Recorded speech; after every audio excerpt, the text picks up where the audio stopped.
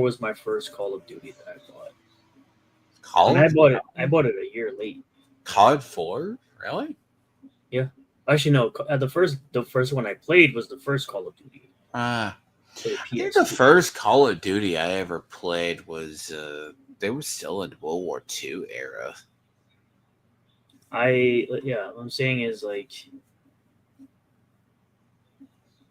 Yeah, no, apparently this TMO6 guy is so wait a second.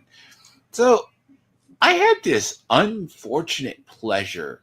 Me and Renowned had his debate in his video with player essence, which apparently is not the own.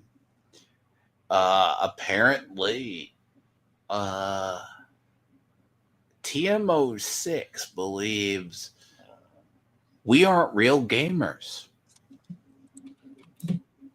correct. But he has damned himself today. I invited him and his little goon squad, but apparently no one. So I just asked Renowned if he wants to, and I gave him all the opportunities in the world, and he just these people play games, dude. They're not real people. They're not serious, you know. I swear they're not serious right now. They're not. Like, I described the behaviors of this TMO6 guy to a friend, and they were horrified. They're like, what? He calls the South and Trump country flyover country, basically. And he's afraid to go out of his liberal bubble.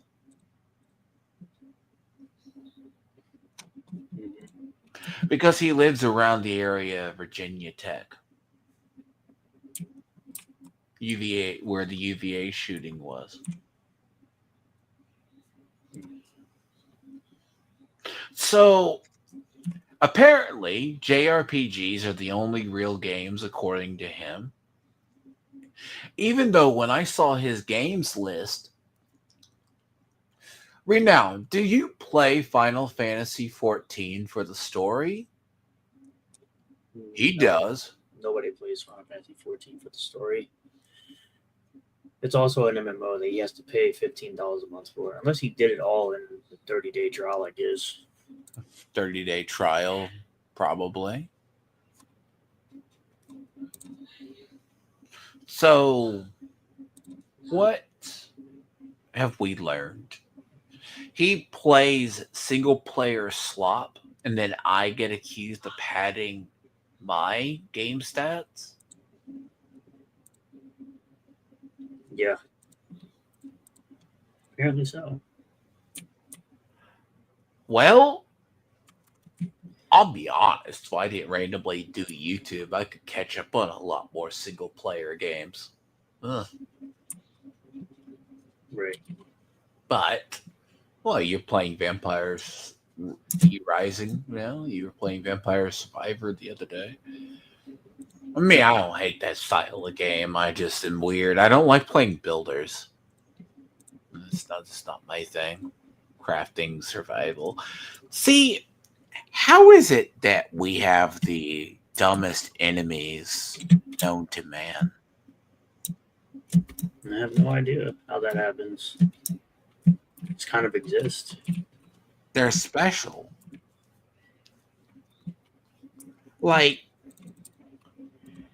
this guy literally told me, apparently he's better than me because he completes more games and he's black. Yeah. I shit you not. Saying you're better than someone based on their race is called being a supremacist.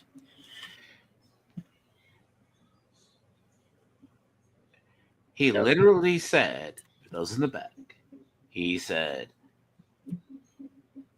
he is better than me because he's completed more games and because he is black. And better looking, apparently. Even though he's black with a receding hairline at 25. Oof. Not the race part, by the way, just to make that clear. Receding Chris, hairline. not the race part. Put the receding hairline at 25. Damn. That's bad genetic lottery, okay? Oh, God. And he's 6'2", apparently, but he's a homemade bitch. And apparently there's so another person that Disparity was playing Baldur's Gate with wasn't going to buy it because he felt he was going to be preached at by Baldur's Gate. I mean Dragon Age. Weird. Perfectly fine. That's fine. You like that game? You can play it. I don't hate you for it. You're allowed. I mean, if you want to play Horizon Zero Dawn, you can play Horizon Zero Dawn. You know? Literally, I picked up I just did during the Steam sale, I just picked up games. You know? I picked up a Steam sale was good. I just had other things, you know? It's not like these people, I don't understand.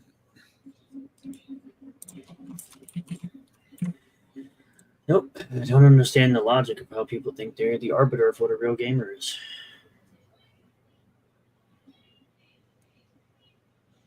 That's how I look at it. Well, I mean, if you surround yourself with a leftist echo chamber, what are we supposed to do? It is what it is.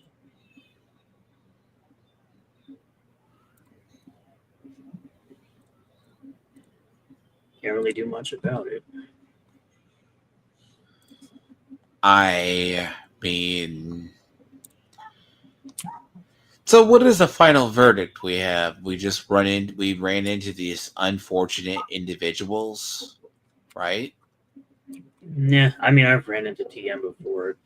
He got mad because I said that fucking. When did you first run into him? Like a long time ago? Yeah, he's been butthurt ever since I said Spider Mid 2 was a flop. You know, that's an interesting game, by the way, because he put his weight behind like Spider-Man 2, Forspoken, Veilguard. I mean, I Yeah, can get a bunch him of in slot Dragon's games. Dog. Well, see, Dragon's Dogma 2, I know why it had issues. I like that game, but it also had the issue of long story short, the RE engine doesn't make good open worlds. If you know what I mean. Renown. Yeah, That's the Devil May Cry engine. yeah. That doesn't make good open worlds. So the thing about what I don't get right is it's kind of like OJ hitting you with like all the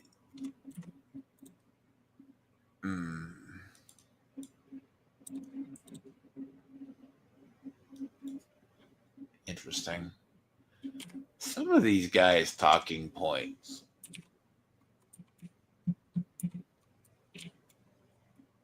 And here's the funny thing. He also says he hates Twitter, but he's on it all the time. Yep. It's typically how it works. Leftists do that too. They say they hate something, they hate Twitter, and they're always on it. Well, traditionally, if we see a blue sky account, we know it's true and bad.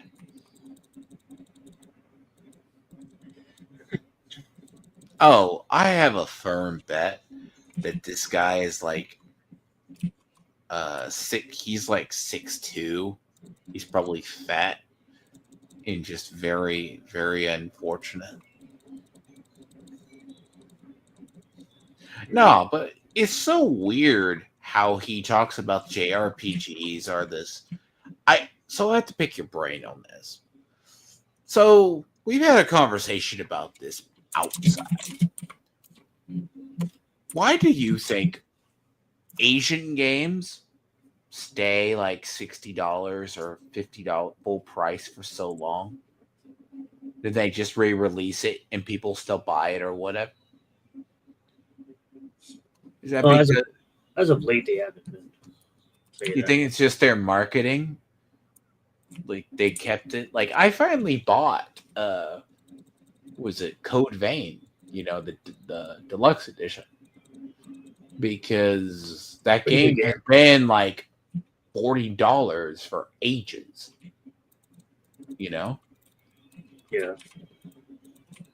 It's like, why is that they keep their games high? See, TMO6 complains that they just re-released the game, right? And it's still high. And I'm like, but us as gamers, aren't we just smart enough to wait on sales? All the time. Just wait on sales. I got V Rising for $12. Yeah, not bad. V Rising's weird. I mean, think about this. These people exist, right? They absolutely exist. I'm not saying it. I'm not going to name names, but man, these people are special. And you know what the worst part about it is? TM's actually a teacher. And he says he likes history and politics and gaming. But how can you be this dumb?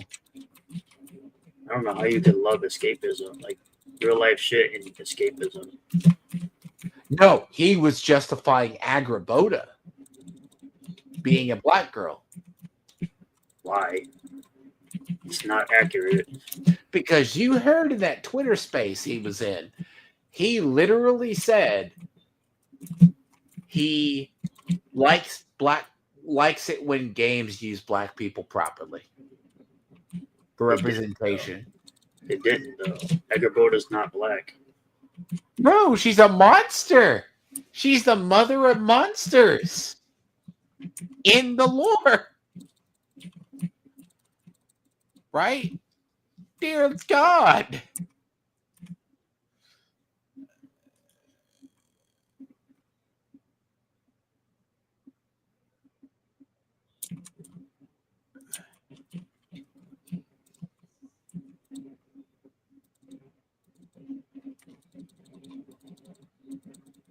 See, apparently this is Goonergate stuff. We're not talking about Goonergate. We're talking about a guy that I specifically said, I'm just looking at it. Like, I can't describe it. I don't play a game to see the real world. Not really. I don't know about you. Not at all. That's probably why I stay away from modern games. You know what I mean? Yeah. I like games that aren't modern day.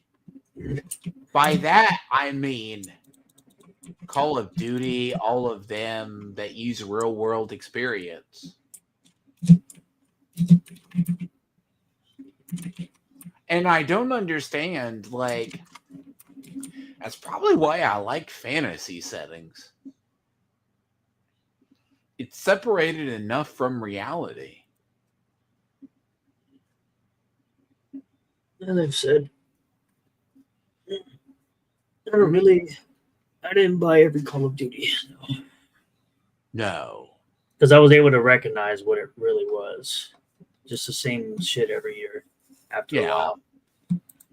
Oh, remember the days we used to have just DLC and expansion packs? Yep. Okay. You know why? Before I forget, though, the whole. Well, you know why we have live service games? Makes the most money. Gaming companies don't want to put out DLC. They don't like expansion packs.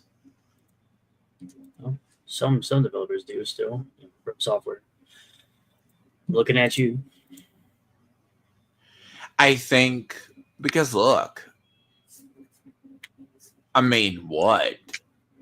They basically do seasonal content that's like mini DLCs on incomplete games half the time. Or it's just additional story. It's kind of like Lazy Way. It's not like a lot of games aren't as bad as Apex Legends. Like Apex Legends is just a shell of a game now. Like that's just a seasonal slot game. That's why I've never done it. League is I would probably put but like when you get a game that introduces a story, at least better, it's at least a lot better than some. I mean, the problem with Destiny 2's thing is you get 6 weeks of enjoyment, but even that, but they did Apathy too long and they didn't have enough content. But like in Division 2, the only thing I hate, they just petered out the damn Manhunt this season. That's why I've not really touched it. I'm waiting till like 5 weeks come out and do it, but there's a Christmas event, so I'm going to have to go over there and do it, but I don't want to miss out the rewards. It's not really FOMO as much as the other. But it comes down to my point is, too, as well.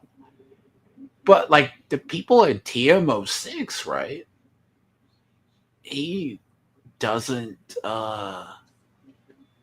it's like flipping the switch. Just, I see over here said, can we go a day without Goonergate? What the fuck's Goonergate, guys? Oh, dumb, stupid. A bunch of people that like beautiful women in games, like. And I said to someone, I'm like, that's a whole topic. These people are more terminally online than us. I'm just tired of my games looking like dog shit, run like dog shit. The characters are bad, and the game can't run well.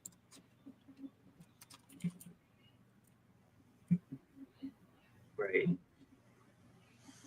So, like I said earlier, there were 56 JRPGs that released this year. There's nobody on this planet that's played every single one of them. And most of them are all re-releases. Or half of them, probably. So, like, nobody talked about even half of these. So, the list, like, okay, so they put Golden Sun on Nintendo Switch Online. Great. I played Golden Sun back when it was on the GBA. Great game. Yeah. But out of all of 1, 2, 3, 4, 5, 6, out of the 6 of these that released in January, the only one that people talked about was Like a Dragon Infinite Wealth. And Nobody that's talked still about the other niche. 5. And that's still niche. If we went to February, the only ones people talked about was Final Fantasy VII Rebirth. Nobody really talked about Persona 3 Reload. Nobody really talked about Grand Blue Fantasy outside of Console Wars. So, are you talking about that Grand Blue Fantasy Fighter? Yeah, Grand Blue Fantasy Relink. Is it a fighting game? No, this one's an RPG. This one's an RPG. Nobody talked about that game outside of Console Wars. Being like, oh, this game is not on Xbox. It's like, cool, it's on PC though, it's not exclusive. Stop trying to use it in a list war. It's not exclusive, it's on PC. It was day and date on PC as well.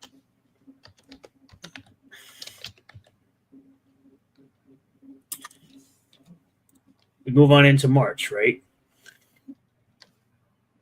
Everyone talked about Dragon's Dogma 2. No one really talked about Unicorn Overlord. Dragon's Dogma 2 got talked about, but then it's that problem with the RE engine. It had some issues. and then it got forgotten about. Yeah, nobody cared about Unicorn Overlord. Everyone claimed it was people that talked about it. The few people that Yeah, talked it's about good. It's said it was a just an good game, odd game. I didn't but hear anything bad about nobody it. really talked about it. It was a fart in the wind. We move on into April. What do we have? A game called Soul Covenant, which was a VR game. Yuden Chronicles 100 Heroes. That was a fart in the wind. Uh, Megaton Musashi. Sega Emerald Beyond. No one talked about that game. Sandland. Front Mission 2 Remake. Adventure Bar Story and Class of Heroes 1 and 2 Complete Edition, which just sounds like a re-release. So, okay, we move into May. Nobody talked about any of these games, except maybe Paper Mario: The Thousand Year Door, which is again a re-release of an old game 20 years ago. We move into June. Nobody talked about Shin Megami Tensei 5. No, that's a fart in the wind. Nobody talked about Baiten Kaios 1 and 2 HD Remaster. Nobody talked about Octopath Traveler 2. You know what everybody's talking about? Shadow of the Erdtree. Got overshadowed all these other games. Nobody cared about all these other games. That's why Shin Megami Tensei 5 was like 20 to 30% off and on sale within a month. Nobody was buying it. Move on into July. No one was talking about any of these games except for Final Fantasy 14's DLC and ZZZ. Nobody cared about the Legend of Heroes. Nobody cared about Jean d'Arc. Nobody cared about Rivera, The Promised Land, or Tokyo Xanadu, or One Piece Odyssey coming out on Switch. No one cared. August. The only thing that people cared about was Visions of Mana, and that studio went under before the game even released. September was Final Fantasy 16 on PC and Reynadis. So 2 games. Fucking October, you had Metaphor. Yeah, people like Metaphor. Metaphor is good, but again, it was a fart in the wind. It was talked about for, you know why it wasn't talked about? Because it was marketed by Xbox. Nobody cared because it was marketed for Xbox. You had Mighty Keith being like, this game's not going to sell well because it's marketed by Xbox. And then nobody talked about Romancing Saga 2. It's a remake of an old game. Ys 10, no one talked about that one. And I'll be very honest.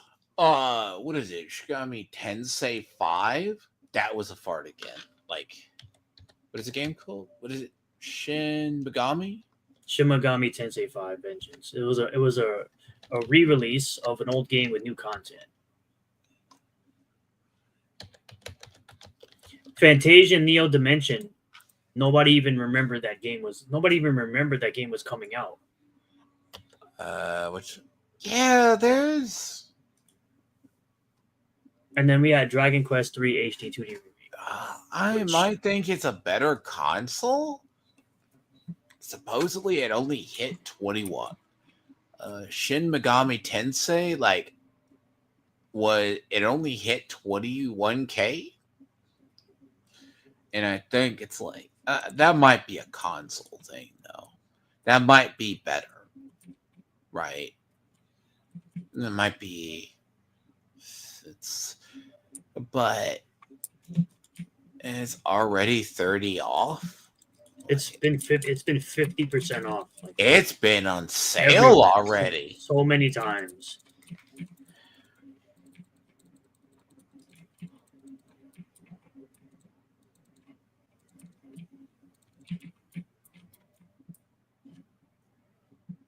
It's been on sale so many times. And then on top of that, Final Fantasy VII Rebirth, I can get that game for $40 on PC right now. It's not even out yet on PC.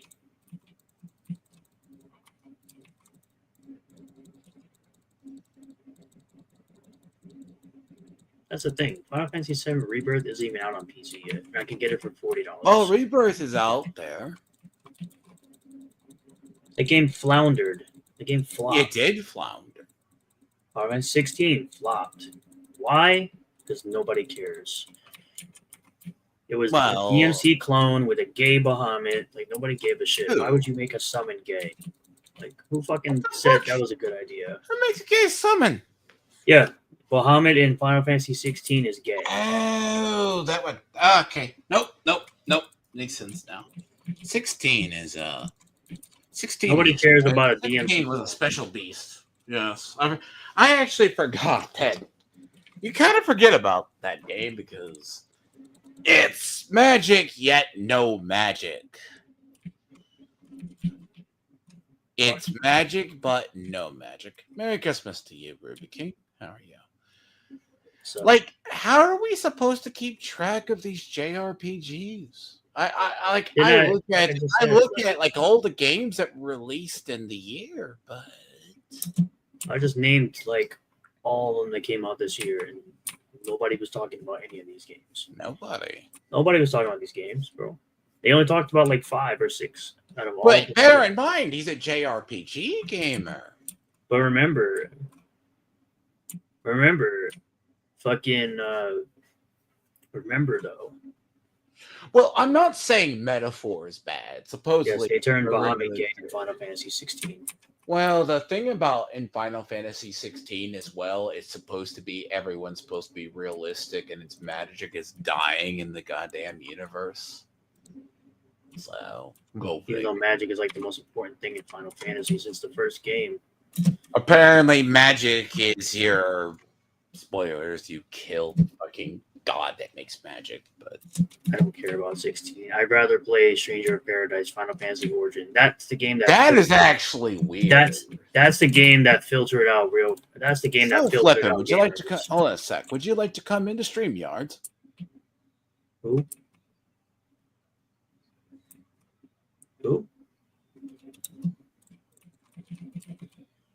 We're live right now. I will send you a link, by the way. Flippin'.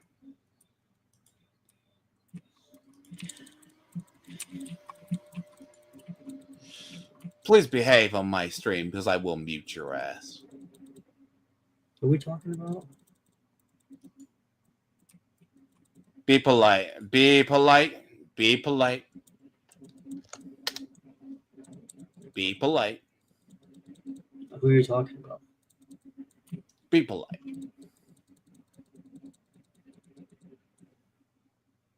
Come along.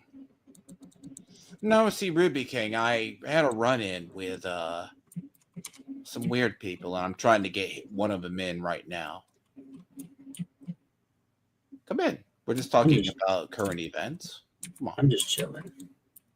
Playing my game. We're just Renown's in here chilling. You can confront him if you wish. I mean, this No, whole thing. he's not talking about him. No, I'm not saying. You think he's talking about him? I don't care. No, I was going to get CM09 or Disparity in here, and apparently he didn't want to come along. I personally don't even care about any of that shit anymore. It's over and done with. I already found. I know. Hold on a second. I already found out the information I wanted to know about these guys. No, I mean, you're welcome. There's a link if you want to come on, Flippin'. You can just come defend your boy TL19, and who's been making an asshole out of himself in the morning, and we're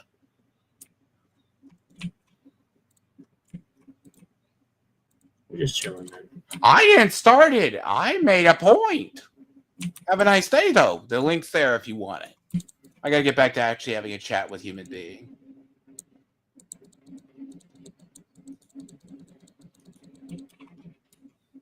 Like I told you before, people make excuses for remakes, right? They're like, "Oh yeah, remakes aren't gonna sell more than brand new games," and I'm like, wait a minute, didn't Resident Evil remake sell more than brand new games in the same series? Like, what excuse do you have now? So, sorry about that. I was sent the guy a link, but he doesn't want to come on. And they all want attention now. See, Ruby. These people are special. We ran into leftist gamers. Now they want attention. It could just be because it's Christmas, honestly. So he has a link. I don't do Twitter Spaces, bro. No, I don't do Twitter Spaces. No. So this guy basically claims to only play JRPGs, and he buys games for slop spaces. I mean, it comes down to the fact of if JRPGs are interesting,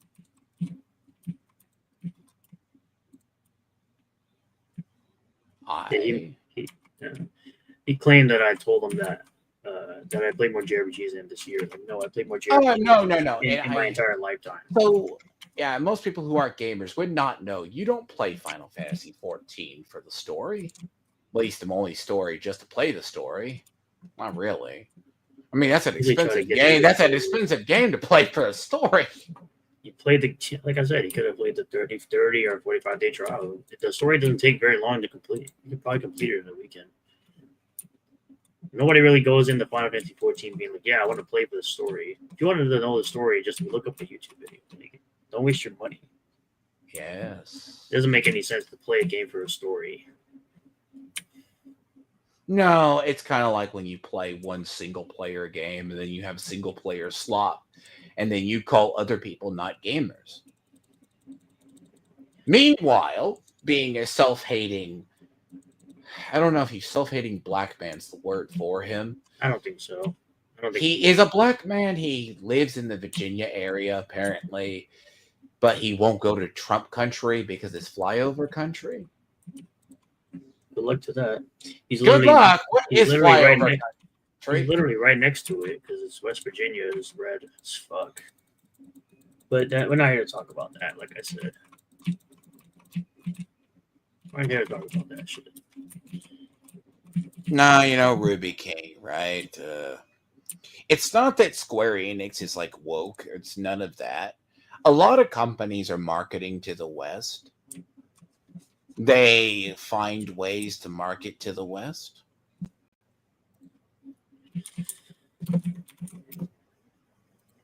And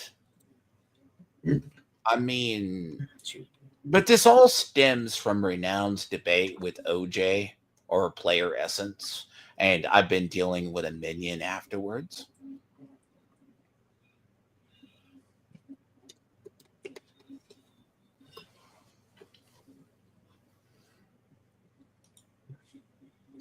Oh, I know all about that ethics department.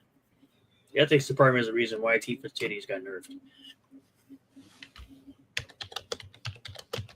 That it's disbanded, by the way. It's already gone. And I'm pretty sure Square Enix took their name off of Sweet Baby Inc.'s website too. So hopefully,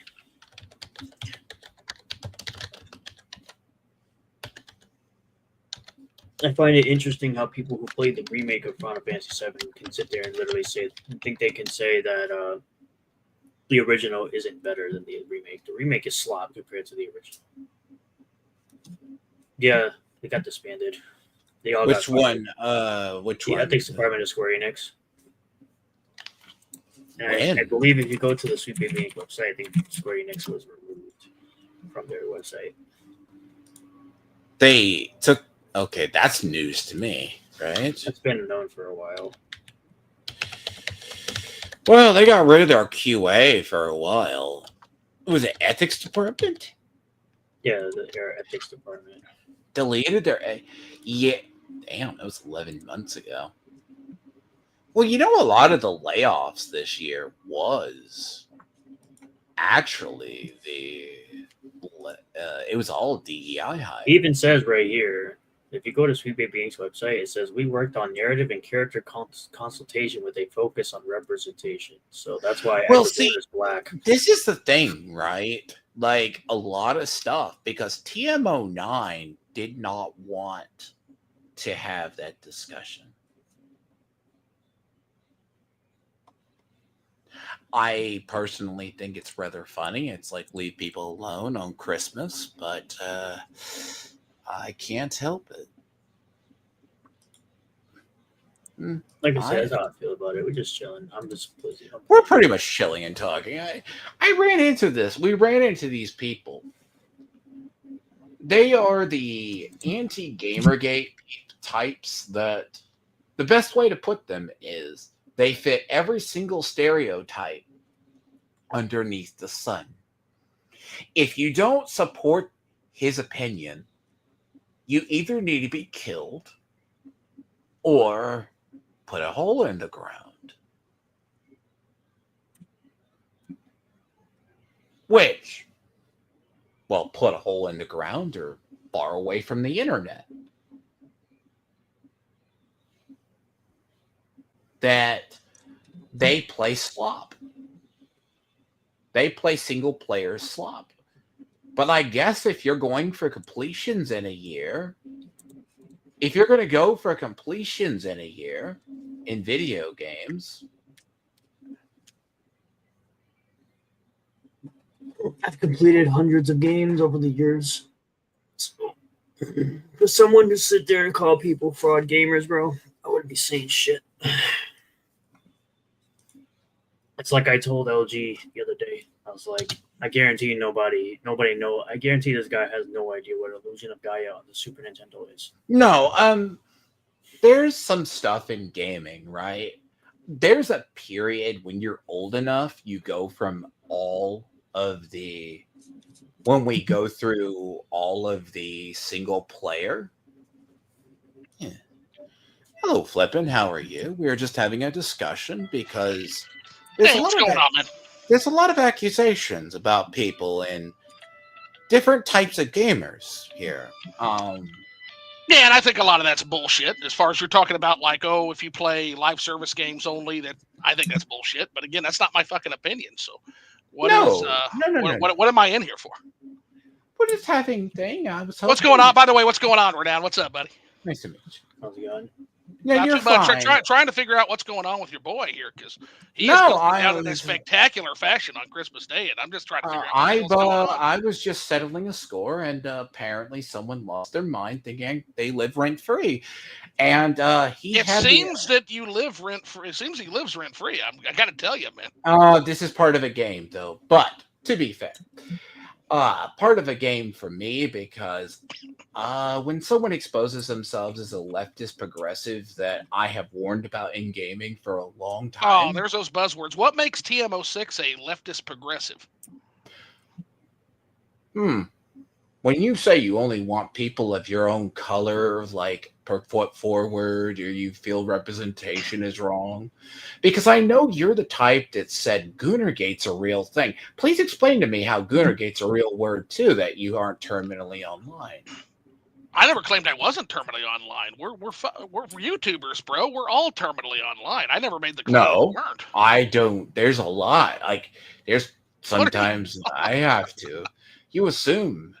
No, I have this thing of if TMO9, right, wants to do stuff, and I was just polite, and I happened to catch something he said about me, and I am. Well, do tell. What did he say? What did he say that causes spectacular Christmas morning fun? I don't know. I do my own stuff. So he basically decided to have his thing. I was just randomly listening to some stuff, and I'm like, oh. I go, cute, adorable. I'm like, you are still moping, coping, and seething. And I'm like, you shouldn't be doing that. And then you have the lovely conversation because we aren't real gamers. When we say, you guys are just sitting there talking about how the Switch probably is only slightly different, and you guys are going to be spending 60 plus. I happen to hear some very interesting stuff. Like, because apparently, correct me if I'm wrong, since I'm not a gamer, I just play on PC. And I never said that. I have other no, this is for your buddy TMO6.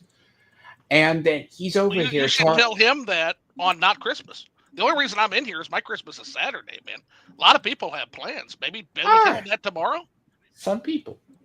Well, to be fair, the civil If you wait till hard. tomorrow, It's hard to have you can talk to TMO6. It's hard to have a civil conversation with someone who's threatened to put you in the ground. So did he threaten to put you in the ground? Yes. So okay, well, why are you talking to somebody who threatened to put you in the ground? Why do you want to talk to that guy? If that's the case, why do you even want to talk to that? No, it's one of those things. He did it like a while, like that, and then he reiterated it. He's just not being human. So okay, when you threaten someone over video games, that's the type of people. And then he goes, people like me and Renown, right? Like, okay. I'm an older person. Like, he's also has his little younger people he wants to talk. Like, we're not gamers. We all have periods where we just like. See, according to some people in your crowd, like you guys. So let me stop you. What is my crowd? You're a Switch crowd person, correct? Nintendo, mainly. Well, here's the thing. So you're gonna laugh. So I claim to be Nintendo. Flipping the Switch started as a project to kind of knock down my Switch backlog and kind of give myself a kick in the ass. Okay, that's you tell you. But what's ended up happening is I've ended up just doing these liquored up lives and playing fucking Morrowind all day. So it's kind of a Morrowind channel that has the appearance of a Switch channel, but I swear to God, I'm gonna get back to the Switch content. It's okay. I don't fault you for that. Yeah. No, I mean Morrowind, fine. I got accused of not playing like Skyrim. I'm like, you know what happened? Like, I started playing too much Fallout. Right. Okay. Too much Fallout. Those things run perpendicular to each other. Right. I guess my point is you can see, and I'm not even trying to say, you can see how somebody can see, like waking up at 6 a.m. in the morning and talking about a struggle session we all had was like 5 days ago, all of a sudden still molding about that. You can understand how that would be perceived as being fucking weird, right? I can understand, but okay. I have him blocked, so granted the dude's been just doing nothing, so I'm like, okay, I'm gonna start a stream. You can either come on, not. I mean, I'm not gonna deal with you in the future. It's just pure and simple. Okay. This is after the same guy who in a Twitter space has said us fake gamers need to be removed by force and shamed and put into a corner.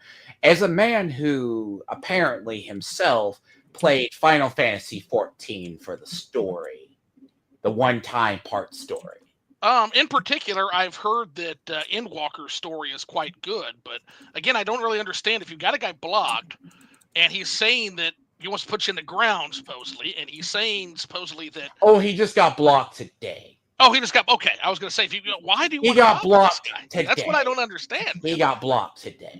Why not talk to people that you perceive as being more reasonable? The thing is, me and Renowned are very reasonable people. Very reasonable. I mean, jury's out on you. I think Renowned's reasonable, yeah. I think when you sit right next to OJ and you don't push back about Krabs gets breast milk, Krabs gets he breast milk. What part of allegedly is not fucking pushing back? What this hallucination is noted, man.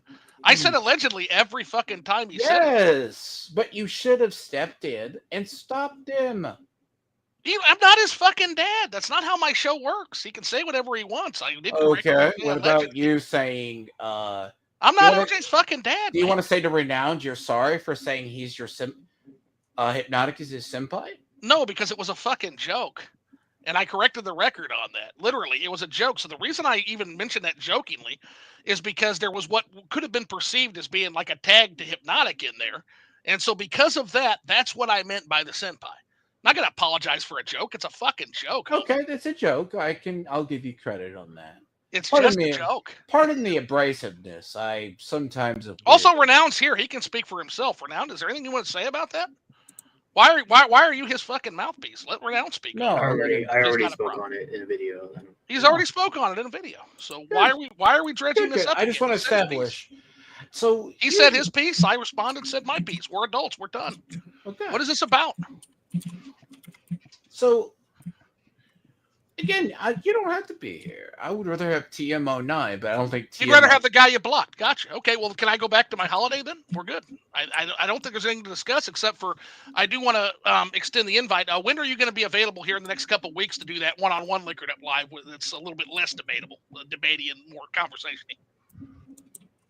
Who are you asking me? He wants to do the Castlevania thing. We'll see. Yeah, Castlevania comics, shit like that. I have to see what's up. No, I want to say. So let's say to you, I have no issues really with you. I mean, if you're I can be an abrasive asshole for sure. If you're anti, so are you, out of curiosity, sure part of the crowd that is anti like Gamergate, or do you just hate the way the industry is running? All the above. I don't think the industry is necessarily in a good place. I don't think that Goonergate, as I like to call it currently, I don't think that's I think that's one aspect to why. I also think there's the rampant greed going on. I think there is some pushback against some Goonergaters about that, and in parts where I align with them. So, for example, I have seen people on that end of things calling out people for rampant monetization or the constant downloads, gambling, loot boxes, shit like that. Right. That's so there are things that I can find common ground with. But what I think is damaging, just because you have to understand my perspective, I was a big proponent. I was an investor in the Nintendo Wii, right? Yes. And I watched what happened when the Wii proposition of expanding the audience was rejected. And I watched almost 300 developer studios get drawn and quartered and lose their jobs and lose their livelihoods and close down. And so now that the game industry is finally catching up to the Wii proposition and saying, hey, you know what? Damn, looks like we probably should have expanded the audience. Now there's this huge pushback on a lot of those areas because of some sex. Basically, I see it as kind of a right-wing response to sex-negative feminism. And those people are shrill and annoying as fuck. I don't agree with sex-negative feminists. But I feel like what started as a pushback against censorship has kind of become a catch-all for a bunch of right-wing canards. And yeah, I have an issue with that, especially considering we're about to go into macroeconomic decline. Things are about to get really fucking spicy. Oh, I have no doubt. There is something so about why do you not want to expand the audience, given that that's the reality that the games industry is facing? I guess would be my question. Okay, I think, and Renowned, you can feel free to chime in as well. I like to hear from both of you. No, one of my things, right? I come from the Arch and Sargon side. Yeah, you mainly Arch. Yeah. I know Carl well. Arch, right? It's pretty normal. We just care if gaming is gaming, right? Arch has some interesting tendencies, but yeah, I'm less familiar. Well, Arch's gaming taste and what he likes is yeah. What he plays on stream. Like, there's people literally buy him games. Unless you buy him a game, he won't play it for whatever. But that's kind of sussy-wussy, isn't it? Here's the thing about him. He is a grand strategist. Well, that's the kind of games he likes. If he's talking about fucking Warhammer, probably Stellaris, other games like that. He loves Stellaris. But when it comes to stuff, it's like, it's not like a grift thing with him. Right. He just won't keep his attention. So he, like, in his downtime, he's mainly a GA player or GS player. Okay. Like Victoria, whatever else, occasionally, whenever someone gives him a game to play. But like, he's gonna be playing Vampire, like, Bloodlines, right? Like, the thing on that, like, when I brought up, like, here's my thing, in Gamergate, like, I had an issue. Well, you got to differentiate, because Gamergate was a very different social gamer movement than what we're currently got right now. Oh yeah, no, it's very different movement. So, in my view, right, I think, as I said in the one Twitter call that probably just TM didn't understand. Yeah. I reiterate this. We kind of had an understanding. My view is a lot of stuff where we perceive as gaming is different. I think a lot when the writers in Hollywood around the 08-09 strike, there was a big opening in a lot of writers, and it stuck into the game industry, right? You did not see, like, when you had new blood come into the gaming industry, is when you started seeing the CRT in the early DEI. Like, I think that came out of the HR departments. Well, and I don't necessarily think you're incorrect in that. But I got to point to what happened. You said 08, 09. What's significant that happened that put all those people, like you said, you have the strike, then you had the economic rundown, You then you had had the all the economic rundown. you had all the game studios starting to close. Yep. And in the ashes of that, the games industry, the executives in the games industry, because that's what I do, not games industry, but executive level management, what they did is they look at that situation and they said, okay, where did we fuck up? Because typically entertainment industries are somewhat immune from that. And they looked at the Wii proposition. They looked at the Nintendo Wii, which did fine even during the economic downturn because of a little game called New Super Mario Brothers Wii. They did fine. What did they do differently than what we did? And the focus on that, again, if you look at that era, that was the era of grimdark. That was the era of we are going to push things to young adult male gamers, which are people, by the way, that are the most significantly impacted by macroeconomic decline. Yeah. And so the games industry, what they said is okay, the lesson we take from this is we have to expand the audience. That's what they set about doing. I think and sometimes they do it badly. And I think that's what a lot of people are grasping onto. And do you think sometimes as gamers or enjoyers of products, this goes back even, I guess, part of sometimes why I'm jaded. I've seen the destruction of Star Wars and Star Trek legitly. Like, I grew up liking both, and I'm like, this is not the Star Trek I recognize, it's... Well, Star Trek comes out of a very... The problem with Star Trek is they're trying to make a golden goose happen again. Yeah. And the whole emphasis of Star Trek came out of a very interesting place with Gene Roddenberry and that whole aspect. And then you had it kind of evolve with Deep Space Nine in terms of taking a more militant aspect to it. I don't think it's possible to recreate these shows over and over and over again and recapture that magic. It's the same thing with fucking Star Wars or Doctor Who or any of these things. No, what do you think of what did you think of them abandoning Enterprise?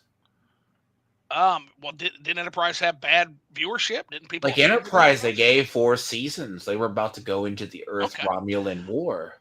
Now, which one was Enterprise again? Because I stopped at Deep Space. Because Deep Space Nine, I didn't see Voyager. I don't think I saw Enterprise. My off point was Deep Space Nine after Captain Sisko. He was kind of my.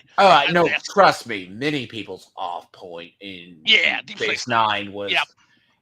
Most people checked out at the Dominion. But it's not because of woke or any of this other stuff. It's because the fucking story writing was not great. It didn't capture the attention. But you got to remember, sometimes you also need to give that time to cook because nobody talks about it anymore.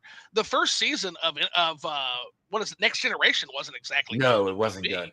No, when I look at like the problem most people where they say DS9 dropped off was the Dominion War. I fucking love the Dominion. The weird part is, it was interesting because the books are more interesting than the show, though. But yeah, I've never read the books, but yeah, the show, I like the Dominion. Enterprise was part of the early revival in the 2000s. Okay, so it was going back to the foundations of the Federation. They were teasing the 29th century with the temporal, or the 27th with the temporal time war. They were eventually, after that got solved, they were going to go into the Earth Romulan War, which is kind of like Apocrypha in Star Trek. You know what I mean? Yeah. It would have been a really interesting thing because at the same time, bear in mind, most captains were signed up to 7 years. 6 or 7 years, pretty easy. But when you get into modern Star Trek, Discovery never grabbed me. I do not know whose ass here thought that was actually a good one. But I don't think many did, which is why it's not with us anymore, right? Oh, dude, but that thing ran for 8 years? Did it? Okay. God, it ran for... Well, see, and again, I'm so tuned out of Star Trek at that point, I don't even know. Oh, yeah. No, I know Picard was, insulting until, the 3rd season, apparently. I haven't had a chance to look for myself, but apparently the 3rd season kind of redeems it, but I don't know. I was disinterested after Deep Space Nine, and I was insulted after Picard.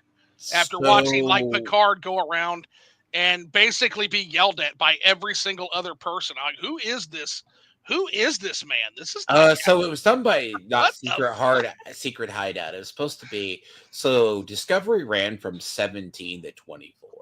right. Now, in reality, right? And I guess they just decanonized it recently, Yeah. and which is that's hilarious. And So it's not even canon now. oh, it got decanonized entirely, and Interesting. Okay. it's they of course the reason why a lot of people in Star Trek, like you would ask why if I hate modern Star Trek, Abrams verse is different because they wouldn't give them the access to the prime timeline. Okay. Well, and the fact that anytime you have like Abrams involved, like you know what you're going to get anyway. It's fucking mystery box storytelling. It's not it's that is one of the most overrated directors in Hollywood. I'm not a huge fan I don't of a know. lot of his Nolan Which is why Star Wars fucking sucks too. Exactly. That's what I'm trying to say. Like Nolan, funny Nolan. You can hammer all this down to bad writing. Again, whether something is woke, whether something is not woke, if the writing is good, it works. If the writing is shit, it doesn't matter how woke or unwoke. I think they went in with an agenda. It goes back to maybe, but you can go in with an agenda, and if the writing's good, people won't care. Like I mean, it's kind of like most everyone. people. I mean, y'all will, but most people, like the normies who aren't even aware this is fucking happening, won't be aware if the writing's good. No, it kind of in Doctor Who, right? So Star Trek's that weird one. Patrick Stewart, what people don't know a lot about the cast of The Next Generation, half of them are lefties. Majority, like I think half went left, major lefty. Like that's pretty par for the course in acting, right? The guy who was like reading Rainbow guy, fell off a damn cliff, apparently. Well, what I'm saying is, like in the creative arts, there tends to be a heavy emphasis toward people. You have always a liberal on the left. You always have a liberal slant. Like, well, yeah, I mean, it's kind of the same thing. It's kind of, if you look at the science behind it, it's because that creativity, that same part of the it's all kind of linked together. Yeah. The idea, but again, this has been the case for the entirety of Hollywood and the creative arts. Why is this a problem now? I think because the writing's bad. Partly the writing, and then what they again. So Hollywood has been left in quote unquote woke for generations. It's just now a problem. Hollywood was red at one point, but the idea is you had. But people watched the movies back then. Okay, yeah, no. What's funny is a lot of people for years, Hollywood was like red, but like. You would find the communists and the other people would, and this was actually came out of McCarthy. Well, also a lot of the people that were accused of being communists, it was McCarthy bullshit. What they actually found out is they tried to influence the industry slowly but surely. But it was like, that's the typical that's the typical Soviet or Chinese method, is to cook something slowly. So that doesn't surprise me. Oh yeah, no. But a lot of the accusations were bullshit. I'm not saying both can be true. Both can absolutely be true. Yeah, no. There was like the idea is they would nudge. They would push. And what's funny is even back then, even though, what was it, the film Once Upon a Time in Hollywood was pretty much how it was in the 20s. Anything by Sergio Leone is going to be brilliant. So no, but you remember it was like the Wild West of just like people. Well, that's what I'm saying. You had better writers, and you had better actors. You had eccentric people. Like to this day, if you ask people who are Perry Mason everyone knew the secret. George Takei and Perry Mason were actually gay. Like, I'm sure, but we're getting off on a rabbit hole here, and I do have some. No, you're good. But I'd be happy to talk to you. Fuck, I could talk all day. No, here's the thing. So what I'm saying is, I'm going to loop this around. Like, so we know at times, like, you could have this and have good writing. But in the modern era, something happened in video games. Like, I remember one of the people who was and I have to pick your thoughts on this. Okay. Because you said yourself, it's the corporate people who went to the formula. That's why we saw battle royales. But there was another thing I saw. So there was people inside Sweet Baby Inc. There was like a person who worked there. I can't for life of me remember her name. Right. It wasn't Kim Millar.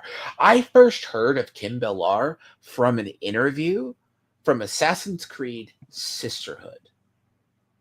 Now, what is Assassin's Creed Sisterhood? When she was a consultant on Syndicate, and she was starting to work on Valhalla from 2020. Okay, those are games that sold, well, I don't know about Syndicate, but I know Valhalla sold well, right? Mediocre, but it wasn't the best. And there's a problem of it wasn't the best Assassin's Creed, but it wasn't. Hold on, just hold that thought real quick, homie. Yeah, I'd see what your sales are. It's one of those ones. It's not good, but it's not bad. We'll find out. Give me 1 second here. I just because I want to make sure we're talking about the right thing with what the fuck we're talking about. So Assassin's Creed 2, I think we can all say that Assassin's Creed Black Flag or Assassin's Creed 2. I think every gamer could agree those are kind of the high water marks. Can we all agree on that in here? 1, 3. 3, okay. Brotherhood and Black Flag, but no. Black Flag was Assassin's Creed 2 sold 9 million copies. Yeah. Assume that it's total sales. I don't care about assumptions. It sold 9 million copies. So, okay, Assassin's Creed 2. Now, where did Assassin's Creed, and what year was Assassin's Creed 2? What year did that come out? So, Assassin's Creed 2 is 2009. So remember that for me, okay? 2009 Assassin's Creed. That's your job here. Remember that date, okay? Yes. Okay, because that's important. I'll tell you why in a second. Assassin's Creed 4 sales. Mm-hmm. Played by 34 million. I don't want the played. I want the sales. 11 million copies in 2014.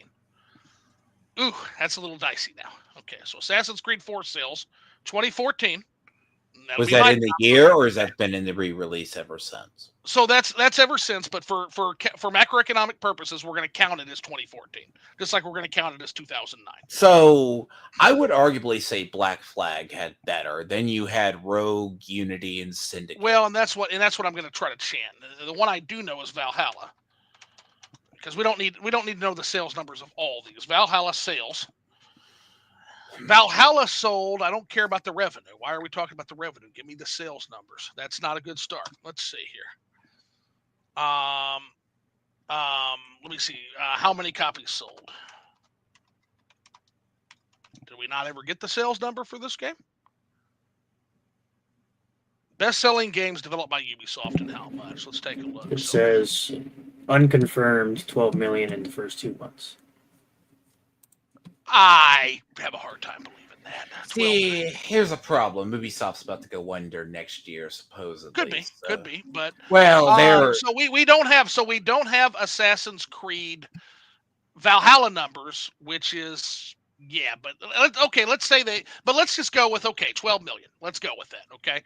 So that and keep in mind the reason investors would say that is they can say, okay, we went from 9 million in 2009, to 11 million in 2014. And what year did Valhalla come out? Valhalla came out 2020. 2020. Ooh, I can already tell you this ain't going to track well for Ubisoft. 2020. It came out. Global population. So population in 2020 was 7.8 billion people. Okay. I remember the numbers being really, really dropping off. Well, that's not a drop off, but it is when I finish what I'm doing here. So basically, the reason they did that is they said, "Hey, it sold. We think it sold 12 million copies. That's an increase from 11 million copies." And of course, I believe them. If they if they said that publicly, I believe them. I would assume because if that came from it would be if it came from the investor call. So right, and so I would hope that's correct. But the reason why that's a goal. That's an investor goal. And the reason I say that is because they didn't factor macroeconomic conditions. They didn't factor the fact that 2009 was the year after the fucking crash. So there was a bad economy in 2009. It was starting to recover, but it wasn't back to square one yet. No. So so a game that launches in 2009 sells 9 million copies. In 2009, by also the global population in 2009. But so global population was 6.8 billion people. So yeah, I can already tell you if you factor in the good economy versus the economy in 2020, which was a bad economy by the way, so you can give that point to Valhalla. It launched in a really bad economy, to be fair. Yes. But at the same time, the pop growth goes from 6.8 billion people to 7.8 billion people. So we added a billion people. So I can already tell you that going from 9 million to 12 million, that's going to be really macroeconomically dicey. It's hard telling if. See, the biggest problem, and this is what I heard from people who played Valhalla, or what I saw from it. If you look at the upper echelons, Yeah, I don't think it topped Assassin's Creed. It certainly didn't top Assassin's Creed 4. It didn't feel like Assassin's Creed. Like, right. You were going away from being this. Yeah, I would say that game was a decline if you factor. You were going away from it. It wasn't the open world. Right. You weren't the assassin. You were like half a Viking half the time. Okay. And you're yeah, I didn't play it, so no, as I said, it's one of those things of Ubisoft would give away the games for free. It's as I told TM. I put quite a bit of time in Valhalla. I got bored of it and stopped. Yeah, that's where you saw Kim Ballard. That's where like she came on board consulting them around Syndicate. Okay. So what's funny about her, and this is why I have to pick your brain on this. Okay. She in the interview in Sisterhood, because it's no secret that I come from the Division community. So the Division community is we get love, but basically due to now what is Assassin's Creed Sisterhood? I've never even heard of that one. It was from the female. I could send it to you. They did the interview years ago. It's her when they talked to Kim Ballard. She basically. Oh, so this isn't This isn't a video game. This is a fan community. This was the female developers on the game. It looks like it's a fan community from what I'm looking at. It was people. I mean, it's likely that there maybe been some developers in the fan. There were. Okay. Were. She had more of a development in Valhalla, but she had other work prior. Now, what's funny, if you go back to Sweet Baby Inc., it goes back to, do you remember the game company, the guy who, Zoe Quinn's boyfriend, who Minecraft? Aaron something or other. Yeah, the Five Guys guy. And then and then they've been using other funds out of Canada to do it. But like Kim Ballard said some surprising things. Like this is before she got really everything about it. Like when you started hearing about her, you go back and you see she's like, well, did you know there was black people who were more important in the not Renaissance era, but the Gilded Age, et cetera, and colonialism using all the what I would call the buzzwords of the think tank left. There are a lot of them. And I'm like, okay. Now, when you get into the modern, you started seeing this get into studios. You can see it with Naughty Dog. Do you remember that the ouster of the woman who did Uncharted? Do you remember that? I don't, but But like there was a shift in the industry, right? You had the well, I mean, and that's what we're talking about. I'm not disagreeing there was a shift. You had the whole I understand why you had the Me Too movement happen. You had I understand why the shift happened. I'm just wondering. I wonder if you guys understand why the shift happened. See, from my perspective, I'm not saying the shift was good or bad. I'm just telling you. No, that's why I want to have this conversation, because someone who does it, because if you look at 2014, no one is saying women were never part of the spaces. I always thought more programmers were male and always more art teams were female. Wait. I mean, you can go back. King's Quest was designed by a female. One of the Mules lead designer. Let me get that pulled up. But you know what I'm talking about. There's always been women in the industry, even when you go into Bungie. But if we're talking about the Me Too movement, like went through gaming and they wanted to clean out the frat boy culture, right? I think, what was it? One of the first major lawsuits, Naughty Dog got hit with one. Riot Games got hit with one. Blizzard got hit with one. Well, it's not necessarily that they got hit. When you say got hit with it, like, it's not necessarily that they just got hit. It's the fact that they were doing really shitty bullshit, man. Oh yeah, no one That's ever why said those they lawsuits were. were brought. So, yeah, maybe if you don't want to be sued, maybe don't be a sexually harassing piece of shit. No, I would never say it. It's still going on. By the way, still going on in Ubisoft today. Gibbs Guillemot literally oversaw. Oh yeah, no, the Ubisoft. And what's funny is Ubisoft still going on.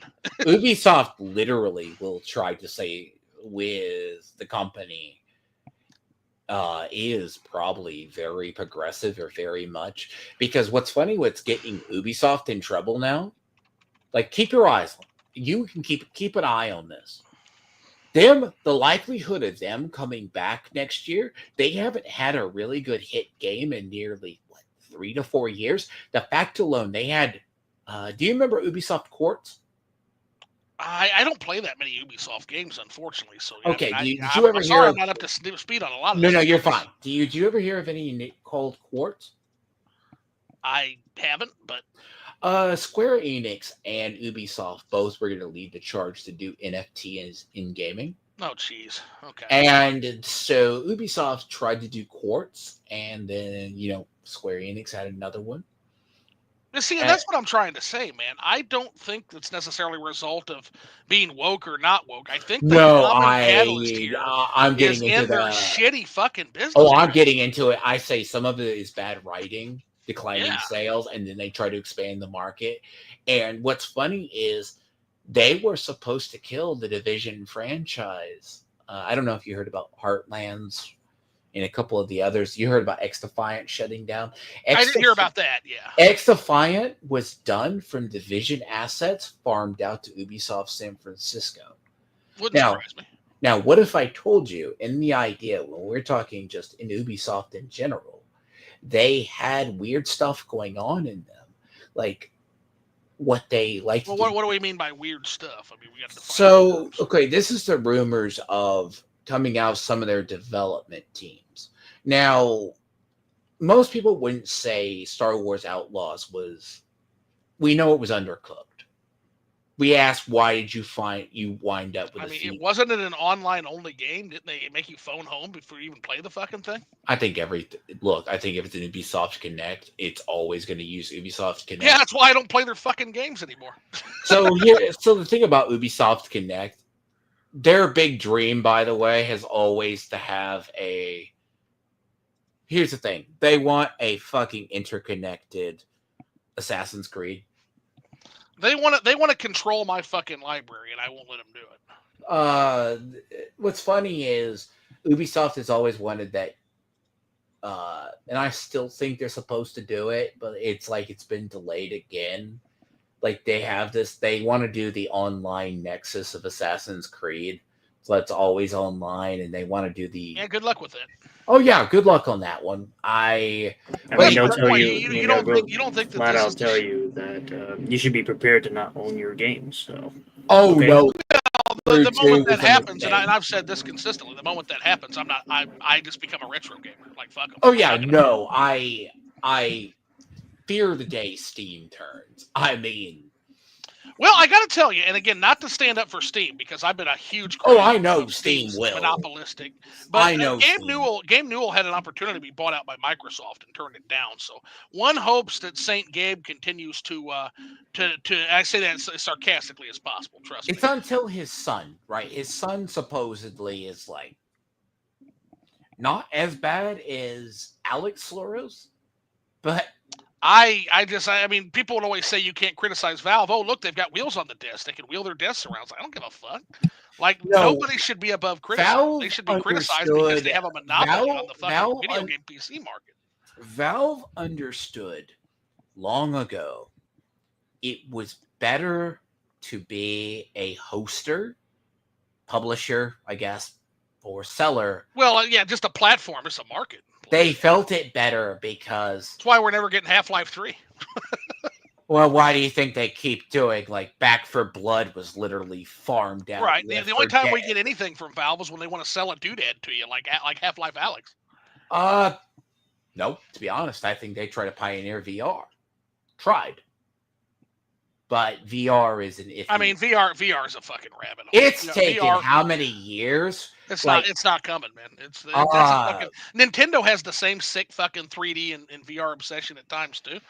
And it's one of these things, like I said the whole time, it's like Nintendo has a sick 3D obsession. They keep trying to ram fucking 3D into a 2D franchise that nobody fucking wants it in, which is Mario.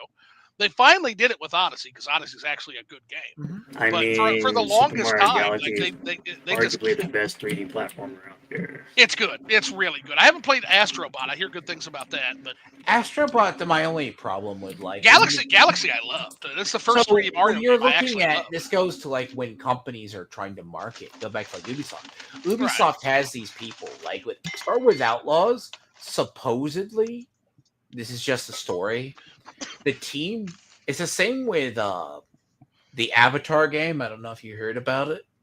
That game was in development as far back. Is that the strategy game? Avatar was that survival game. Pandora's Wilds of Pandora or whatever. Wilds of Pandora. Yeah, I remember that one. That one, and that released to like a fart, because it's like, how could Ubisoft screw up an Avatar game, a pirate game, and a Star Wars game in a year? Made, right. Like, the funny thing is, when we first heard about Avatar, we actually thought that was Division 2. Okay. That's how far back it was been in development. It goes back because they started developing Division 2 after Last Stand. We were guinea pigs for 3 years. So basically, so again, I'm trying to get us on track here, because again, I am running short of time. So I want to say too. So you brought up Sweet Baby Inc., and so I just want to throw a proposition. I think a lot of these people here, you have these people who got into Ubisoft. They've been there subtly. Now you get into Syndicate. Now some stuff is more subtle.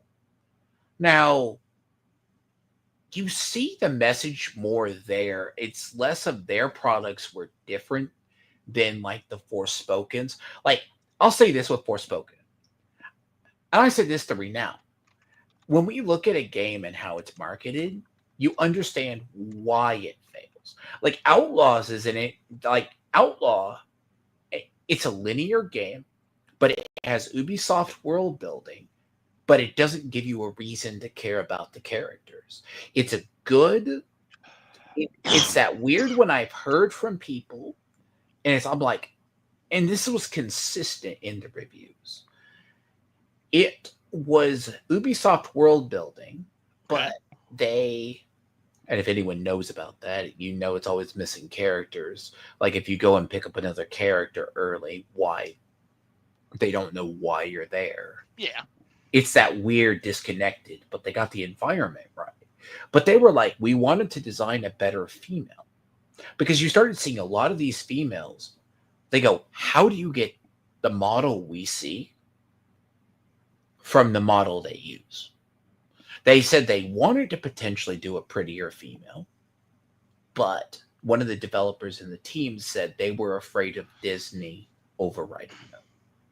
I mean, that sounds like everybody's just passing the blame to me as far as for why the decision was made, which is weird. Like, if you're going to have a decision, to make a decision, stand behind your fucking decision. In the trailer, I will be honest with you. Well, but hold on real quick now, man, because that's what I want. That's kind of what I want to kind of cut right to the bone here and say that, you got the Sweet Baby Inc. You're talking about the infiltration or whatnot by Sweet Baby Inc., the supposed infiltration. There's more than that. But I get it. But there's the different consultancy firms that push what you consider to be a social justice agenda, right? So keep in mind that if you look at the vast majority of writers, the vast majority of people are not good writers. Would you agree with that? That's not a skill set that most people. I think writers have this tendency to be only as good as what it inspires them. Well, yeah, and by the way, I don't disagree with that. Like, look at, for example, Herman Melville got on a fucking whaling boat 3 goddamn times in the 1800s. Now, do you know how dangerous that was? Most people got on the whaling boat, got their fucking fortune, and went and found other shit to do. They were done after one trip on a whaling boat. Herman Melville did it 3 times to write Moby Dick. Yeah. So I do agree that and it's okay. I think we're on the same page so far, which is okay. So you've got these inspiration. You've got people that are inspired and interesting people writing interesting things. Now, outside of the woke, leave the woke outside of it for now. Do you think the average person who works at a video game writing consultancy firm is the caliber of person that would get on a whaling vessel 3 times in order to write a good story? Or is it probably a creative writing major who sat in a classroom and writes brain farts all day? It was probably a person who came from a university. That's what I'm saying. It's So kind of like outside of the leftist politics, like that's what I'm saying. They're bad writers, man. I think They're just bad writers. It's kind of like, have you heard the story about how they developed South of Midnight? No, but I mean, again, at the heart of the matter is I don't think it's necessarily because it's left wing or right wing. I think you can have good left wing stories. I think you can have good right wing stories. No I one think doubts. the writing is creative writing, classroom 101 writing.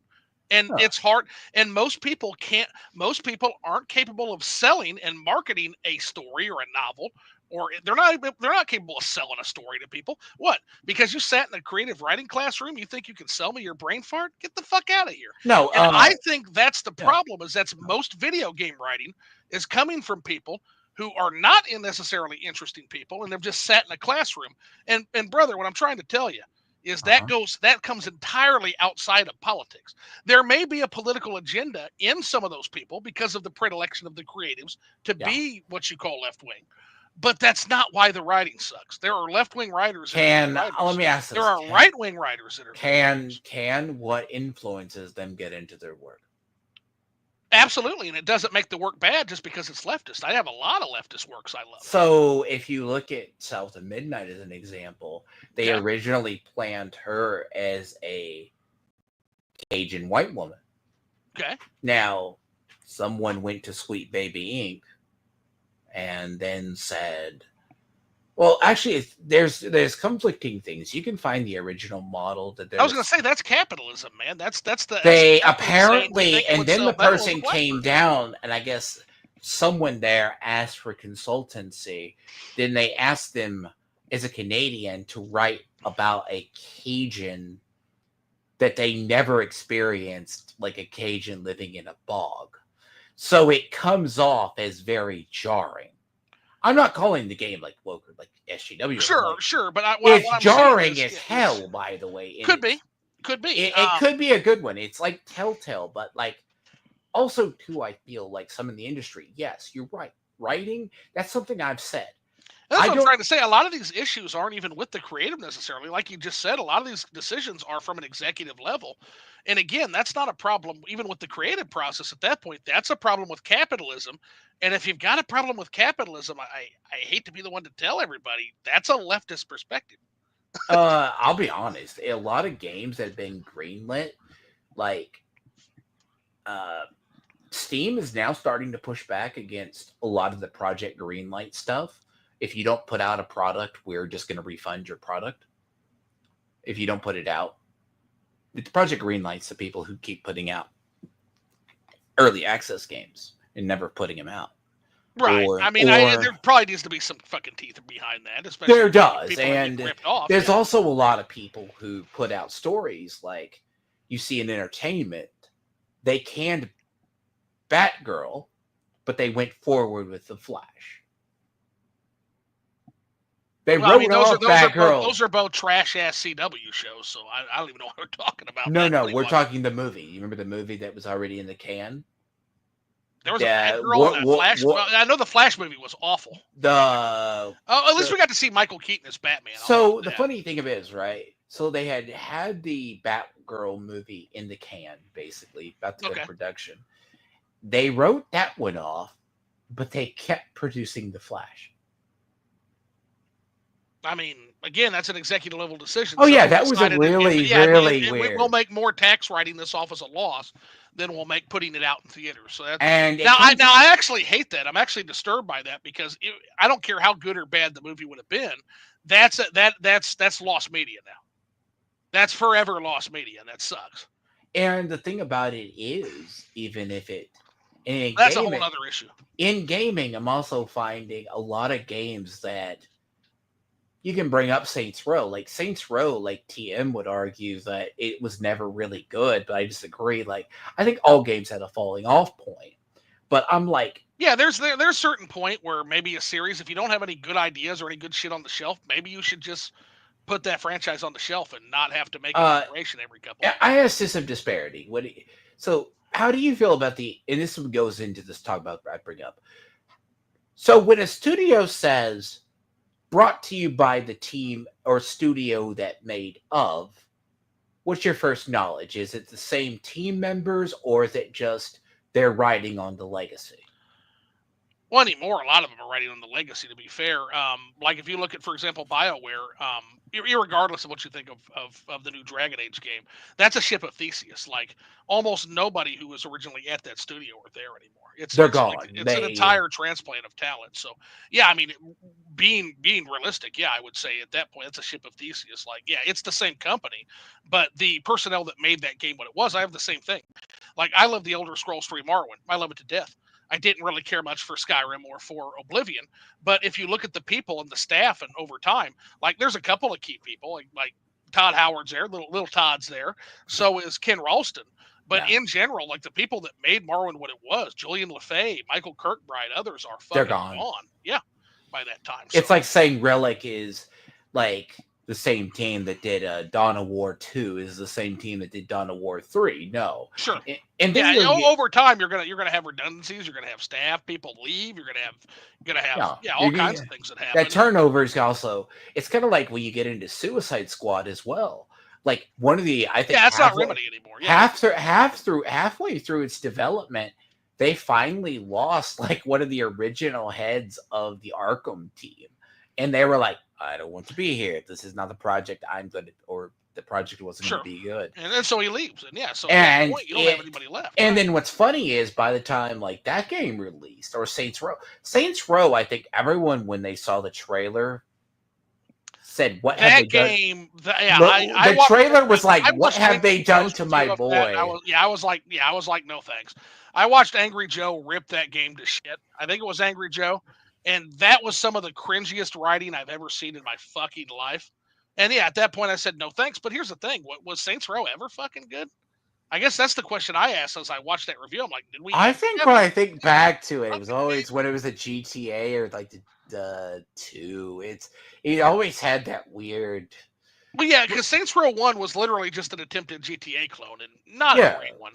GTA, now in Saints Row 2, which I played, that's the last one I played, that's where they decided to say, hey, the clone thing isn't working. Let's just take GTA, already a parody, and let's make of American city life. Let's take GTA and let's be a parody of GTA, which is already a parody. So it's a parody of a parody, and it takes it to like fucking 11. And that seems to have worked for them, at least. That's actually, it worked for them for a couple, and then you have Get Out of Hell. It was the memes. Right. And of course, I guess every franchise drops off. It's kind of like when I look at a game, like some people will say, why? Like, I was looking at the sales for Steam, and I'm like, Borderlands is on sale. I'm like, right. Then I think about it, and I'm just like, this always feels, I guess when it goes 90 off or something, but I'm like, right. The only reason I never started Borderlands was because it always felt like a knockoff of Fallout. Wanted to be Fallout, but not Fallout. I'm like, ugh. I'm like, I know 4 is coming out, but I'm like, right. Like, anyway, homie, it's been fun chatting with you guys. I got a hard stop, so no, you're good, and thank you for your understanding. I'm sorry, but you're getting what I'm saying. Like, I think the writing, like, before I let you go too, like, so yeah, I don't think. I don't know what the fuck studio bad decision? I think you just agreed with me on pretty much everything. So, no, yeah. No. The question though I have on you is like, do you think with Veilguard and like upcoming, like with Bloodlines 2, they both are announced. They're not going to have DLC for it. And I don't know how much you know about Bloodlines 2 and its complicated development. Is that the vampire sequel? Yes, that's a long-awaited Masquerade sequel. Good luck with that. That's why. They have already said. That said, I've already said that one time. Let me tell you. Let me caution myself. When Baldur's Gate 3 was announced, before I knew shit about Sven Vink and Larian Studios, I wish I would have read more about Sven Vink and Larian Studios because I could have pegged it as being a hit from the beginning because he wouldn't shut the fuck up about Ultima 7, one of the greatest goddamn games of all time. Yeah. But when I first heard Baldur's Gate 3 was coming, I said, yeah, fucking good luck with that, homie. And look how that turned out. So, never say never, but yeah, the skepticism, anytime you're dealing with a legendary series like that, yeah, skepticism. Well, see, the thing is, Larian planned out solid and play tested it with a solid Act 1 and insane. game. But the problem with Vampire Masquerade, it's being announced that it will have no DLC out the gate. So whatever's in the game at the start, Well, in it will Baldur's have Gate 3 support. doesn't, but Baldur's Gate 3 had it planned, but then Hasbro decided to basically be fucking dickheads, fire the entire like Dungeons and Dragons team, and Sven Vink's like, well, I guess we're done working on this because that team is part of the reason why this game That's still that had to do with the downside. I play Magic the Gathering, so I kind of know about WotC. Right. Well, Sven Vink was very harsh on Hasbro for that decision. So here's the thing. That was a casualty of the downside. They have been doing free updates for Baldur's Gate 3. So keep that in mind. Free updates, sure, but there was much more planned. My understanding from Sven Vink said they had a lot of shit planned, but they had to axe it because they didn't have the expertise from the Dungeons and Dragons. We are getting 12 new, I think it's like 12 new classes next year. But I mean, there was story. I mean, the heavy duty like story expansions planned is what I think Sven Vink was saying. But remember, keep your eye out on the Ubisoft thing as well as Paradox is just going to drop Vampire next year. That is no DLC plan, no nothing, because they said it's too complicated. Yeah, it's a bad sign if you're saying. I mean, that's not why you don't do. Veilguard had that too. Yeah, if the excuse for not doing DLC now, if you want to tell me, hey, we're like Sven Vink said, hey, we had planned it, but you know what? It's just as well you're getting a complete game anyway, and we're happy with what we're giving you. That's one thing. If that's your reasoning, if your reasoning is it's too complicated, like motherfucker, you developed the game. What do you mean it's too complicated? You already developed the main game. It's a fucking expansion. What are you talking about?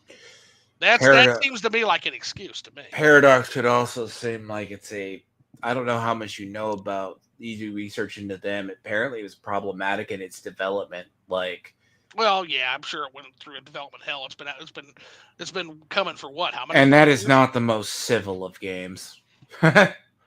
Sure, but anyway, I gotta go, guys. Yes, you take care. Yes. Yeah. Hey, what do I call you? Yeah, your no name. Your just call me Tiamat. Tiamat. Good talking to you. Renowned. Good having a few words with you. He's just been chilling. He's there. That's because I'm playing V Rising right now. Hey, playing games. There's nothing wrong with that. So I'm gonna get back to it. Take care, guys. Yes. See you soon. How do I get the fuck out of here? Can you kick me? Because I don't know how to get out of here. Just click leave studio. Leave studio? Are you on Movable? Oh, or okay. you just cool. Leave? I'm on. No, I found it. All right. Take care, guys. Yes. Yeah. Thank you. Clearing the air is fine. No, but right now you're getting what I'm saying about some of the game development, right? Yeah, of course. But many people don't know Ubisoft. Oh, it's a blood moon. Okay. Sorry. So Ubisoft, right? See, that's what people don't know. They are announcing with Masquerade support to fix the game, but there will be no DLC. Because the first Masquerade was very problematic, to say the least.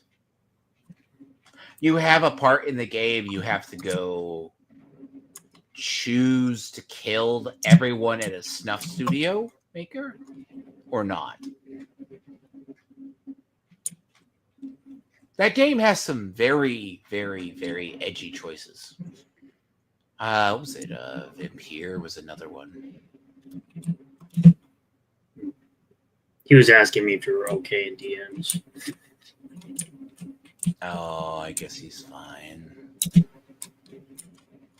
TM is the biggest problem I've been having is like TM is this whole. He said you were melting. He said you're melting down. Who? This was really before we had this conversation, of course. Oh. See, we could be civil. I'm not melting down. See, here's the thing, right? Once you usually clear the air. See, TM is a different guy. He's very negative in terms. I saw Lost Kmart was in here earlier. That's one of the disparity screw jobs. He can go play War. I'm awake and if I sleep, no, I'm a vampire.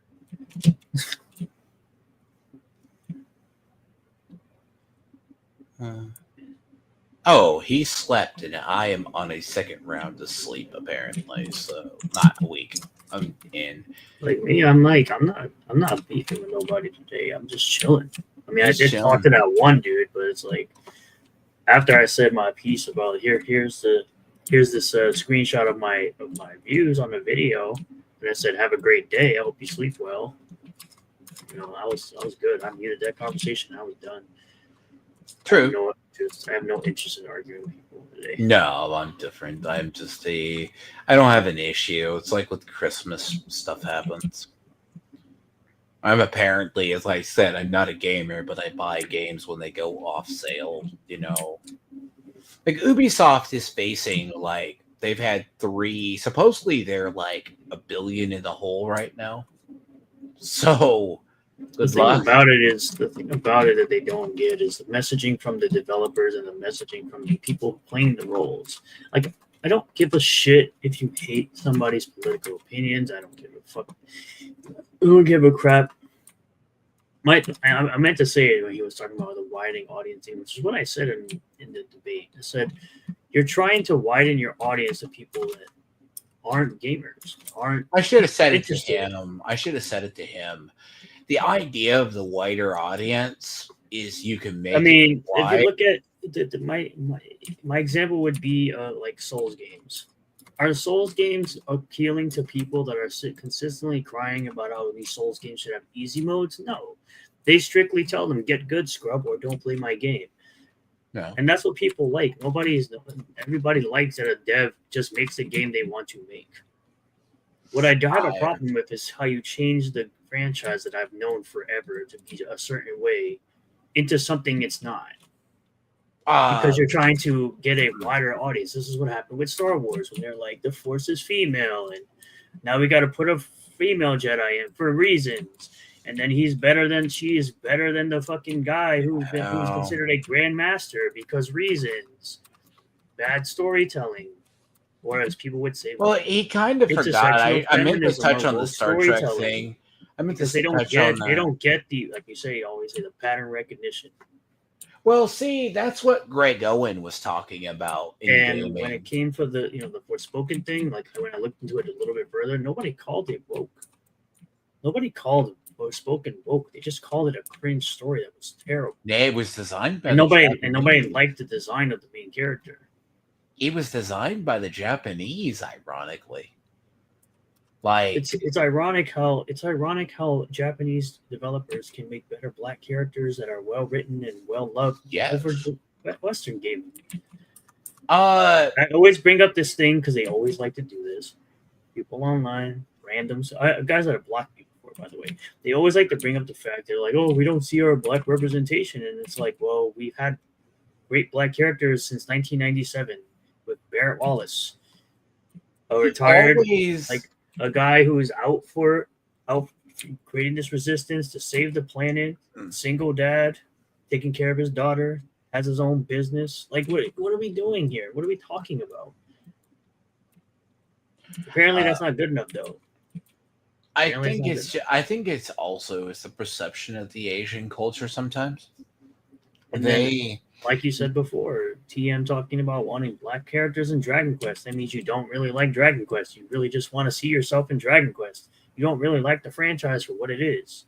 We were discussing before, right? Looking for that, then go find a game that has that. Don't try to. Games are escapism for us. Insert it into a fucking franchise that's been around forever, since the NES, since it was around prior to even being translated, because it was never like the original first couple of Dragon Quest games were never even translated when they first came out. They were Japanese only.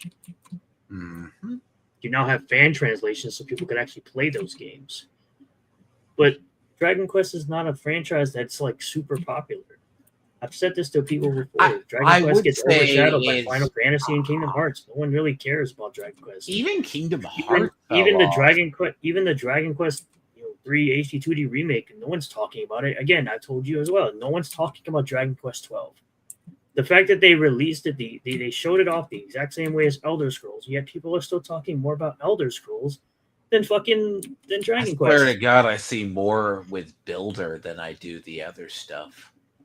nobody seems to care. Nobody seems to recognize that they showed off Dragon Quest 12 with a title screen, with just a title. They didn't show any gameplay. They didn't even show a trailer. They just showed a title, and that was it. It's been a fart in the wind since it's been shown, and nobody's talking about Dragon Quest. Nobody's excited to talk about Dragon Quest 12. They're more excited to talk about a bunch of remakes for old games. And like I told you before, for someone to say that, oh well, you can't compare sales of a new entry to a remake, it's like, well, I guess I can, because Resident Evil 2 remake sold 13 million copies, more copies than Resident Evil 7 and Resident Evil 8. So there's no excuse as to why an old game that's been remade can't outsell a current newer entry. I mean, I don't know if you heard a lot Sounds of like an excuse to me. So there was games like they're talking about some serious retro games coming out next year. Like it shocks me, like Double Dragon Revive. That's like coming out in October of next year. Fatal Fury City of Wolves is April. It's so funny how I've heard a lot of stuff like they say we hate or we wouldn't like, but I look at like I don't understand why people supposedly there was some weird people trying to do outrage bait on Virtual Fighters. We know nothing about that game, but it's Virtual Fighter.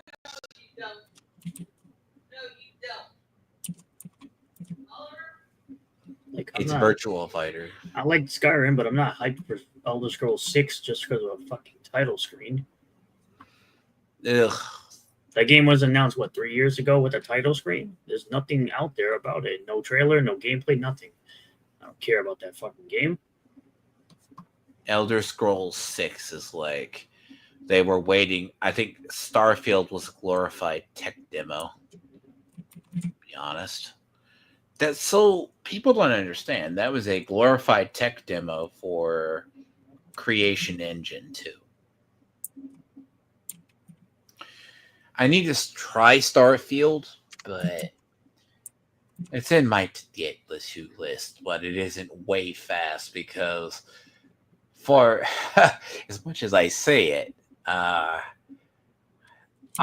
like my games moddable, and that game supposedly is not moddable. So I have no idea, but it will be. It's that realm that I need to get around to that game. But like I would probably get lost in the ship builder, to be honest. But it does lack the fun. But that part of the thing is that game was, I think, with Microsoft buying Bethesda, they're working on one game at once.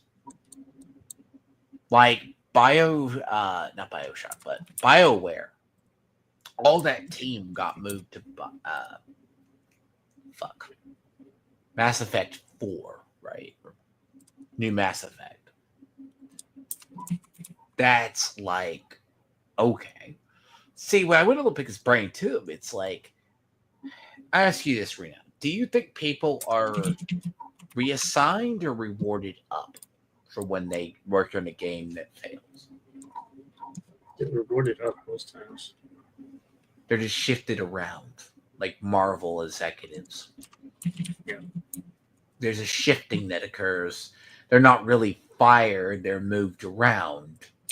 Bungie has been doing this for a very long time, especially you saw it in Destiny 2. One of the most disastrous seasons prior to Lightfall was Season of the Seraph or Season of Plunder. It was one of the biggest drop-off rates going into Season of Seraph.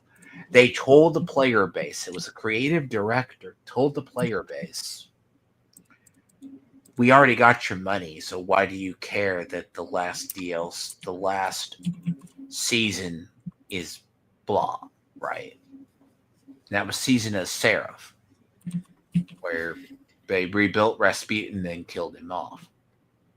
Now, take that for what it's worth. Also, by the way, at least Kingdom Hearts 4 got a gameplay trailer when they announced it. Yeah, City of Wolves, Fatal Fury is probably good. But it says I tried to tell TM, and I don't think TM got it, was for me to care about a single player game, you need to have a good story. You can nail a gameplay, but I don't.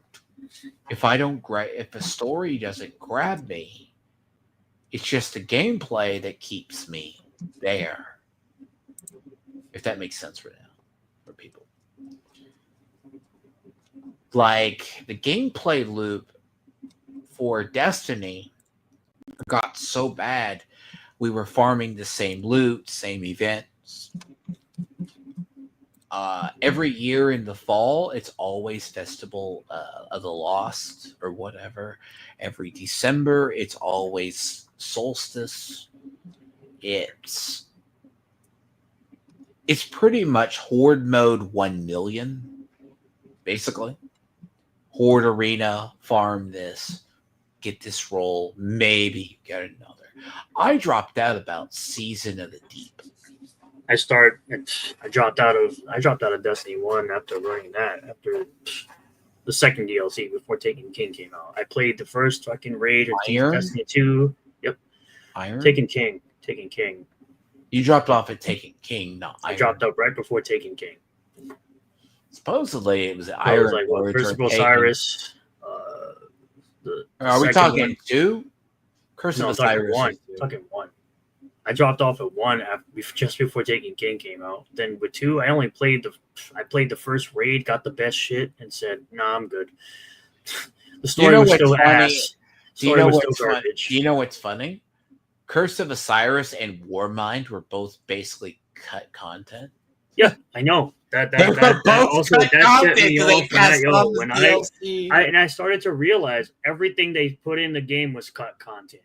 Everything was a piece of cut content because there was no download size for anything. It was all unlocks. It's like you just paid for an unlock. You paid to unlock content that's already in the fucking game. Until they do the current, like, what's funny is supposedly the mobile game isn't bad. I don't care. But Bungie of New can crash and burn. I don't care. Oh no, the apathy in the player base. That's kind of like why I get told I play live service, but like I know playing Diablo 4 is just like playing Diablo 2 and Diablo 3 together. Diablo 3 is kept alive by seasonal content. Like there is a distinct talent to be able to run pits 120 through 50. Okay? That is not for the faint of heart. I will probably go back in and grind up to 300 so I never in my life have to get 300 Paragon level ever, because I'm playing through Path of Exile right now to level Path of Exile 2. So it's Diablo 2 and I'm in Cruel. For me to level, it's like 60 million XP at 50. And we get no XP unless we play in the higher area. And we are missing half of our class stuff. I got through the campaign on the Witch. Yeah, it's early access. It might as well be a single player ARPG at this point. Every character has about 50 hours. Like, I deleted some characters and restarted a few. And as I said, I sit at 190 something hours in that. Like, and it's been the game, and I don't even want.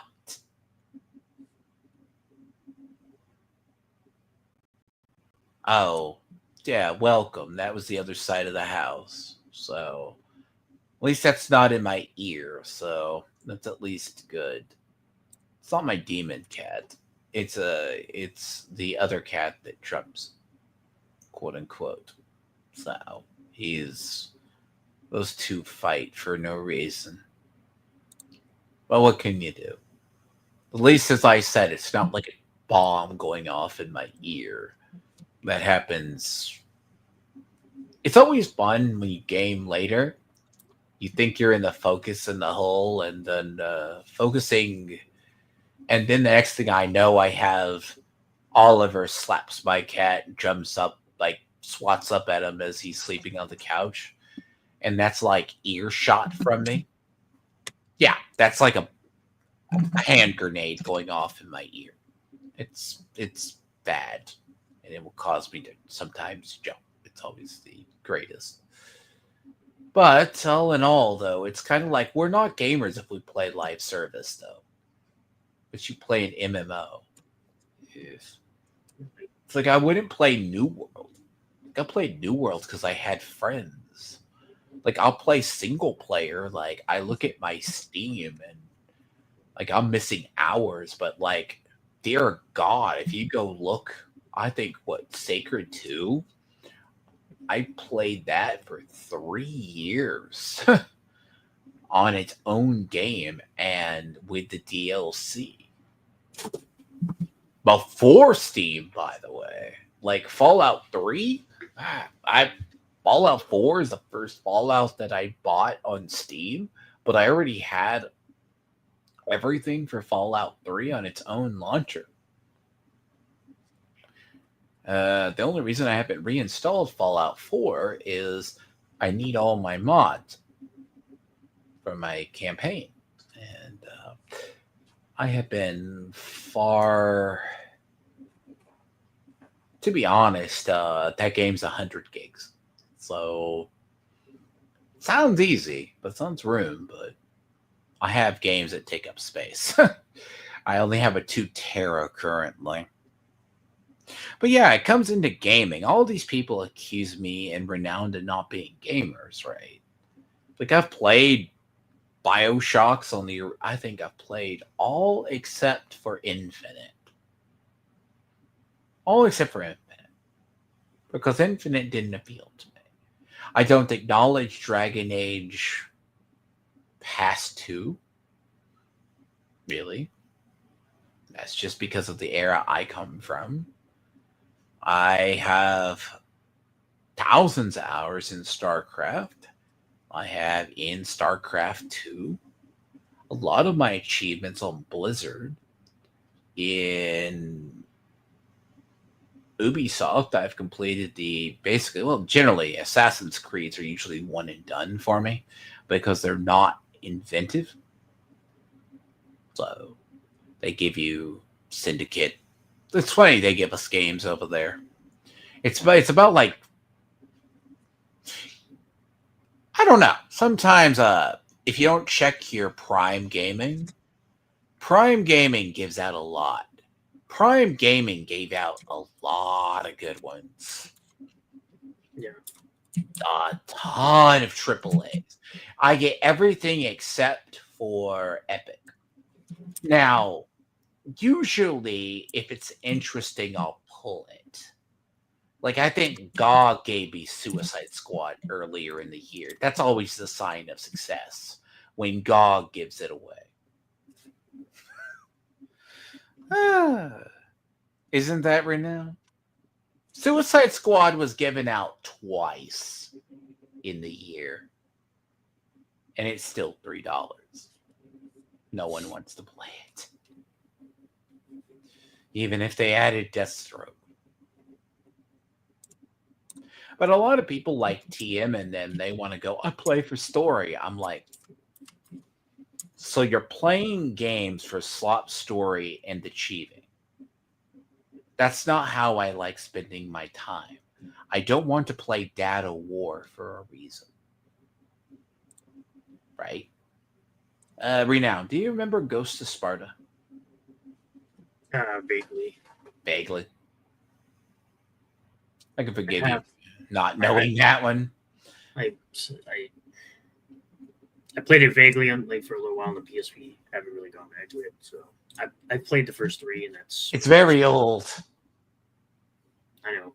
I have it on PS3. It's the forgotten God of War. Like Ghost of Sparta, it's like why I think that's how he turns white, basically, in that one, or like it's one of the ones. Like he gets the ashes of when he killed an entire village. So it's like there's like parts in there, right? Like God of War.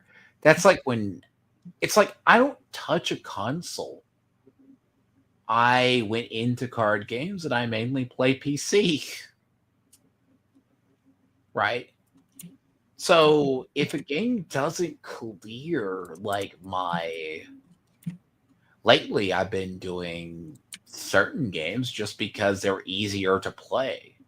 They're either better stream games for me without being stream games. Some games are easier to stream than others. I mean, people like Path does well for me. But the problem with Path is Path of Exile 2, you hit a wall. And when you hit a wall, you're there for 2 hours. Like, I had to ask somebody in the chat to come help me with the native queen. That was literally a roadblock for my story. And she's halfway through a map, and I would have to re-clear that map again. It wasn't I couldn't kill her. It's just she's time dependent, and my class, whilst undergeared, it doesn't go well. Right? It just is one of those games. If you're not a mobility class in a canned arena, you're dead. You are deader than dead. Like, I have so many deaths from the last day. It was bad. Now, in reality, it's not about a getting good thing. Like, I died at Diori once, right? Or I've had the others. It's getting, that's not the problem. Don't make it easier. Just make mechanics less cringe for a lot of bosses. AoE spams combined with chucking spears that are poisonous across inside of a rectangle murder you. That's the problem. And then she's phased. So if you damage her, she will literally go fire off her fire circles, her chaos magic circles, and the venom spears. Multiple times. I got stuck there for 2 hours the other morning. Then I completed out, which is Act 3. There's apparently 3 more acts, but like my witch is well on her way of it's that realm of we struggle and get good. It's not Souls-like, but it is, and it's not funner with friends. Certain boss fights are not funner with friends because it's not double the fun makes everything easier. It makes everything harder. But then again, if you go off what TM himself said, if it's not Dragon Warrior or JRPG that you can play for a story, I can't play through it anymore. Well, suck it up, Buttercup, if the game is hard. Me, I just hate my deaths in certain games because it has the problem. I hate unjust deaths. If I'm standing on a dot, I deserve to die. Right? If dots are damage over time. If I'm standing on a dot, I should be dead. Hello, Moom. How are you? So yeah, Path of Exile 2, I'm going to have a full review of it. Is it worth 30? Yes. That game has some special parts to it. It's frustrating. But I'll say this, though. The random get good bosses break my soul. But the random get good bosses that are just there for DPS checks, that's not a good mechanic. But then again, it's like people from Disparity's crew, they're not going to try it. And to be fair, you got to play 10 levels of a character to make sure you like it. You know, that's ugh. That's why when I play certain games, like I don't hate Path 2, it's better than Path 1. But it's easy to make a mistake. But then again, a lot of these people like TM, they won't touch a game like that because they don't like games that make you get good. Right? And a lot of times it's something I was doing wrong where I'm gear bottlenecked. I'm going to be honest with you. But the Queen fight is just awful. It's a timing thing. And my class ain't mobile. Just saying. I mean, it also gets really buggy too. I'm on minions, so. Yeah, that's a game. It's a special beauty part. And the question, do I want to play through Act 3 on every character? Even though I can get better gear. And I am very uncertain. I got to get through Cruel first, and then I'll decide. But yeah, no, there's no way in a season you can ask me to regrind that. No. That's why I say it's basically an action RPG with like 60 hours per character. And then your end game is maps. And if you die, you lose XP. So have fun. I was correct about the end game. But then again, I don't expect people who they think of it as live service, which is going to be kept alive by seasons, which is fine. But I have a whole feeling they're going to have to do a lot of tuning. But yeah, no, I've been on the action RPG kick far too much. I'm probably going to have to go Brain Dead Games next year. I'm going to go Brain Dead Games. Because Division 2, I'm going to have to restart. Oh, that's another game. It's a good one. But at the same time, there's a Christmas event. I've been trying to diversify my games. Hey, but you never know. It's always making time, but I have to make time for Kingdom Come Deliverance 2. Which I will be playing Kingdom Come Deliverance 1. Whether that's going to be on stream or off stream, I'm not sure. At this rate. But I probably am going to start that next month. But that's my plan on that one. I'm like, if you don't make time, you never have the time. Path of Exile 2 is definitely but a lot of people who say they play JRPGs usually have no idea about certain games other than that. JRPGs aren't difficult, by the way. They're not that hard. No, I would not call Wukong Souls-like either. It's cool. It's closer to Neo. Oh my god. What? Oh, Neo, I never played that. So. What happened to you? Oh. No, I thought you said near. You said Neo. Neo. It's closer to Neo. Never played it, so. Um, I know it's on PC. no, that's one of those games that's in there to play. I just got to make time for it. And when I dump into a game, I'm usually doing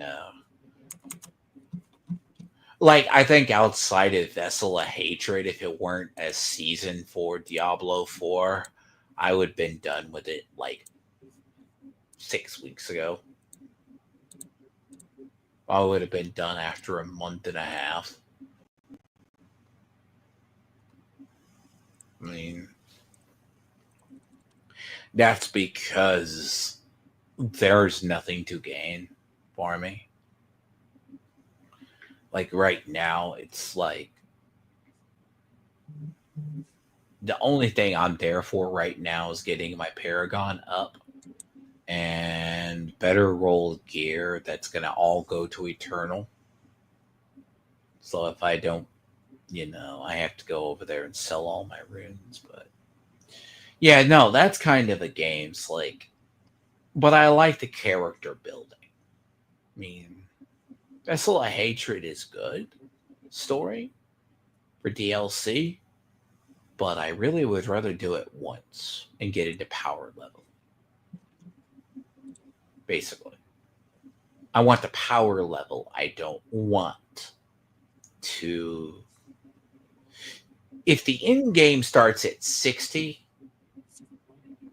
why suffer through a story?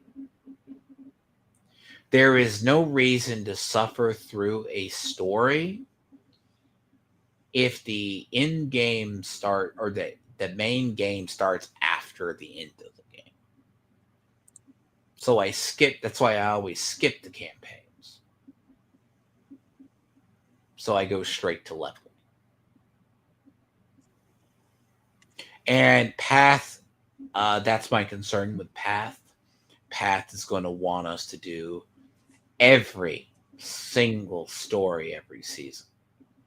And I ain't doing that 6 times. No. There's just no reason. But Path usually does that. But as again, I don't expect a lot of these people who play JRPGs and other stuff to understand that kind of. Like, you can say what you want about a live service industry, games, but I don't play a Fortnite in that for a reason. I don't play Overwatch 2. Like, Marvel's, like, here's the funny thing. Like, Disparity and his crew, right? They play live service. I don't fault them for that. You can like multiverses. And it never drew me. It never drew me. Battle Royales never drew me. I mean, but that's why I'm weird, like in games that I like. It's like I wanted Flintlock Siege at Dawn to be good. But it just turned out to be when I saw the combat, it turned me off. Even though they lost SBI halfway through the development. Did you know that, by the way? Right now? Why Flintlock Siege at Dawn, they kicked Kimbalar and Sweet Baby Ink off halfway through. Did not know that, actually. They kicked. That was a game like Zao. Oh, Flintlock. Yeah. It was like the Zao game. Zao got the bad wrath of being connected to Sweet Baby Ink. Flintlock Siege at Dawn is a very interesting combat loop. The character I find abrasive, but the gameplay loop didn't sell me. And I had been waiting for that game for like 2 years from its announcement. It's literally a flintlock pistol, a rifle, and meleeing stuff with a tomahawk. And doing mobility with a magical box. Yeah, that's the... Yeah, your gameplay ain't selling me. So, that doesn't sell me on gameplay. It's kind of like Intergalactic. I hope that it isn't as bad, but like I have a feeling that combat, the character looks, it's the, what did you say earlier? It's like perception. We are trained as gamers to perceive. It's a perception. It's a perception of judgment. We know as soon as we see something to be cautious. See, right now, it's the perception. We know the hallmark signs. Whether it's like he was playing Vampire Survivor. Vampire Survivor is just a bullet hell game. How far did you get before you died? 30 minutes. 30 That's minutes? that's as far as the game allows. 30. Yeah, once it hits 30 minutes, death comes and instant kills you. Nice. And then you have the upgrade still. It's an interesting game. It's like an addicting little game too. It's basically a horde game. How long can you survive? Yeah. What they did was these DLCs they added more content, even more replayability to it. Yeah. With their adventure mode. What's the adventure mode? So basically, what I've seen, it has like these missions in different worlds, like. And like I only have the Contra world right now, but they have missions, and you go do the missions to unlock more characters. Like I know with the Castlevania, the old Castlevania thing, you actually can go in there and fight bosses that are from the Castlevania world in the style of Castlevania Symphony of the Night, which is awesome. Yeah, that's actually good. I didn't know that. I just thought it was a survive with a bullet hell. Yeah, it could be like that. I mean, that's just like the horde mode stuff in gameplay. You level up, the longer you survive, the harder the enemies get, and the longer you survive, the more enemies come. So if you're not, if you don't have all your upgrades, you're pretty much dead. Then you can carry it over sometimes.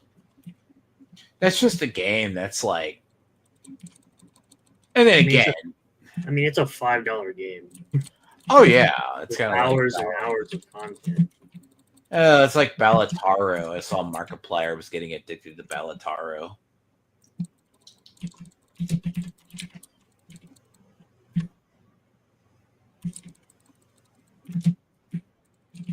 Yes.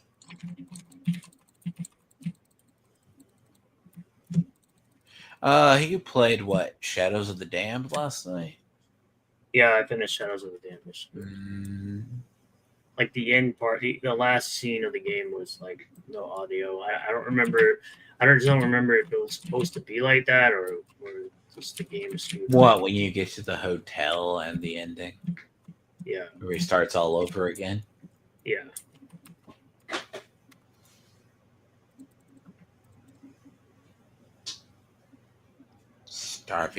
Non-starving animals. You think you feed them before, but they are still hungry. No, the whole thing, right, with TM has basically threatened us. And it's kind of like, I'm not going to talk about him that much, bro. He's just depressing. It's like you can't come to us and tell us we don't game. Just because we don't play the same games. That's like me telling you, like, as a comic book reader, I think, it struck me. I remember when TM talked to LG. He goes, how would you feel if I disrespected your comic book or something you liked? LG just said, okay, shrugged his shoulders and moved along. So you got BTFO basically. I'm like,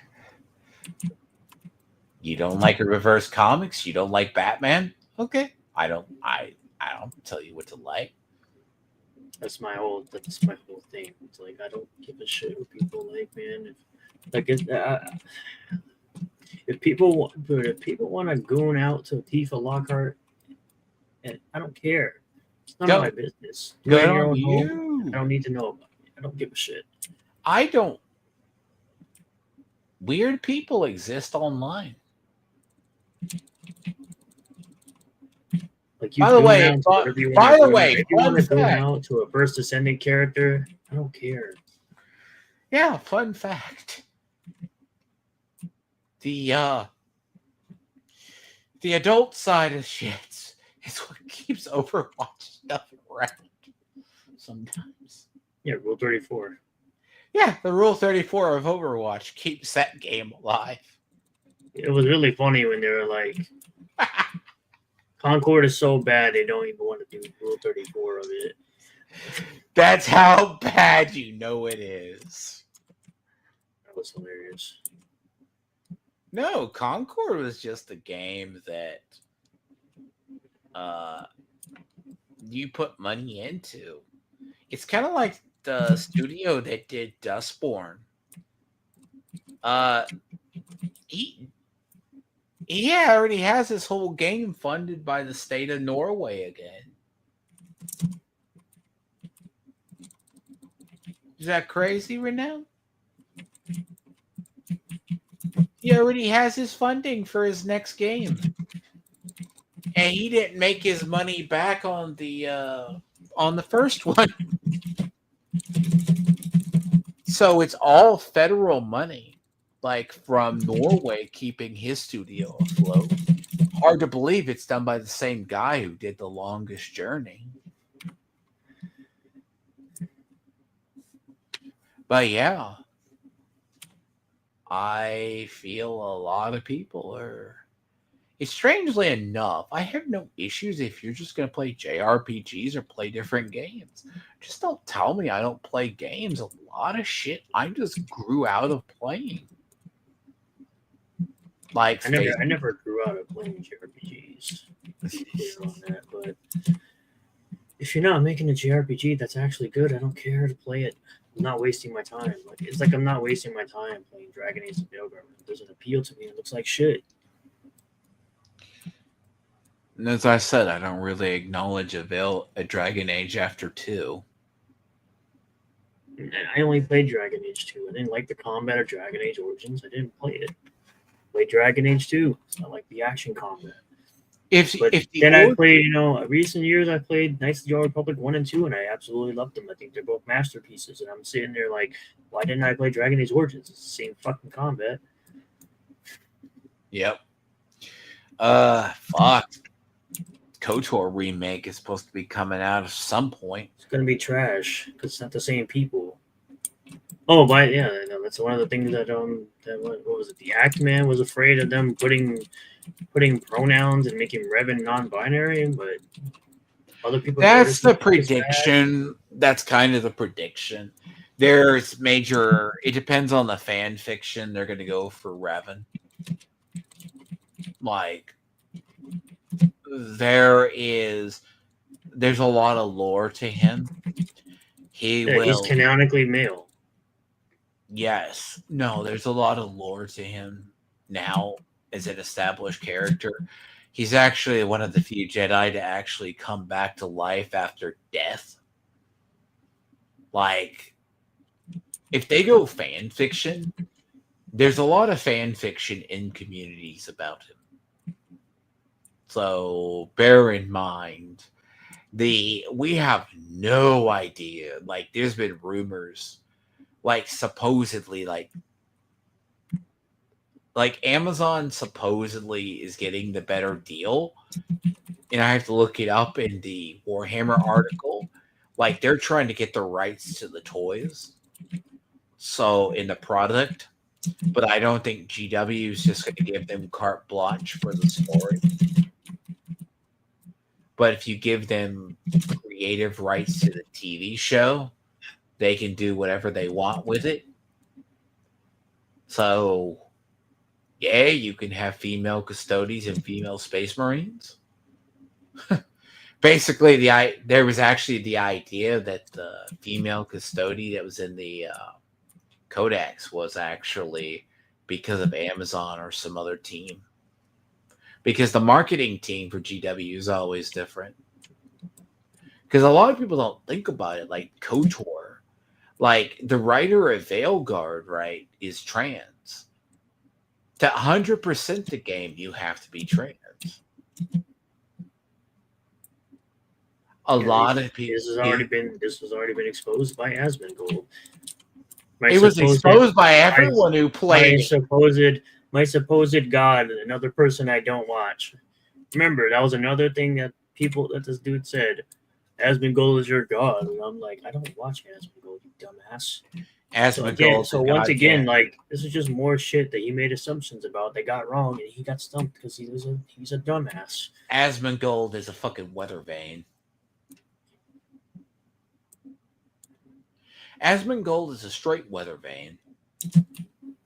Flag in the wind. He has base takes, and then he has other takes that are bad. Like, he has certain takes that are good, then he has takes that are just absolute shit. I call it the Austin independent liberal streak he has in him. That's the area he's about from. Those people are special by the furthest stretch of the imagination. I think, like, thanks for remembering that shit. I was like, wait a minute. This guy said Asmongold was my god too. That was funny. Yeah, Asmongold's your god. Hypnotic's your god. I mean, Hypnotic's my senpai, and Asmongold's I my understand god. It's a joke, okay?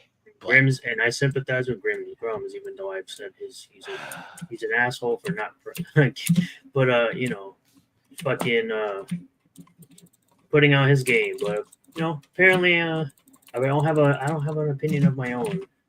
No, that's what I get accused of. If a game doesn't appeal to me, look, if you don't grab me at a trailer, right, I'm not playing it. Or watching it. If you don't grab me in the first 2 hours, I'm not playing it. That's how I do it. No, like, yeah. People say Saints Row 4 is terrible. I disagree. I like Saints Row 4. That game is really fun. I understand it's not like the old games, but it's still fun. There's a bunch of fun factor in it. Like,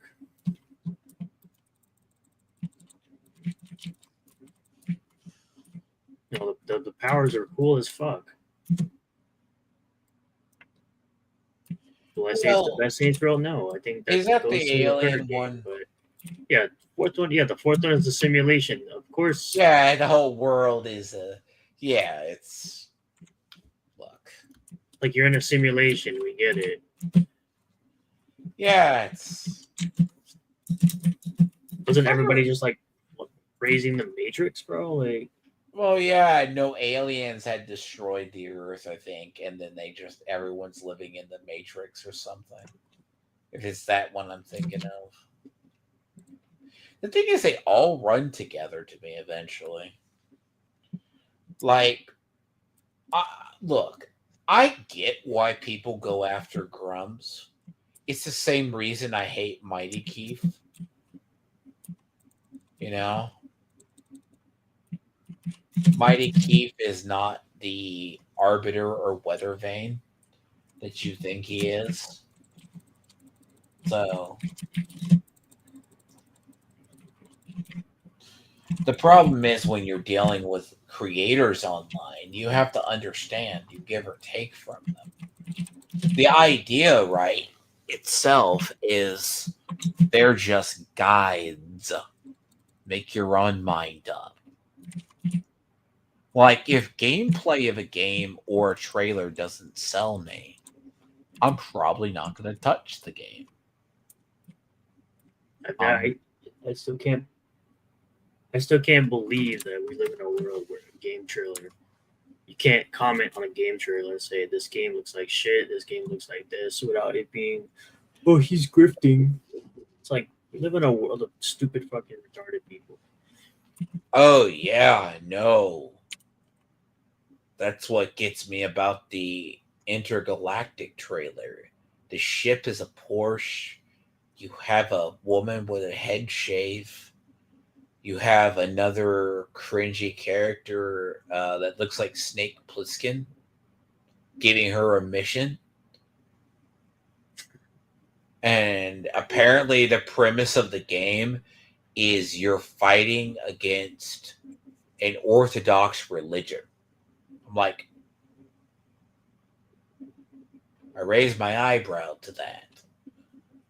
And you got to remember, just based on that, I got to raise a question because it's done by Neil Druckmann. His storytelling is slop. Why would yeah, it's give me Amy Hennig back when we had good Naughty Dog games. Because you notice everything that came up from Neil Druckmann was slop.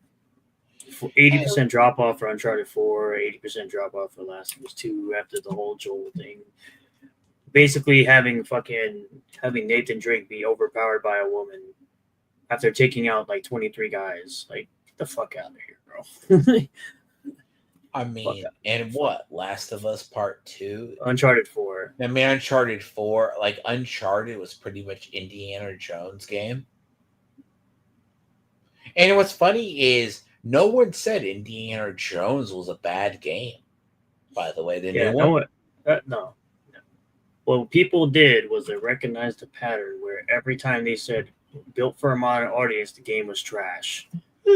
And the one time where someone says it's modern audience and it's not, and it's actually a good game, they're like McGrifters. I'm just like, no, they recognized the pattern and said the here's the thing. Do I think the game is worth $70?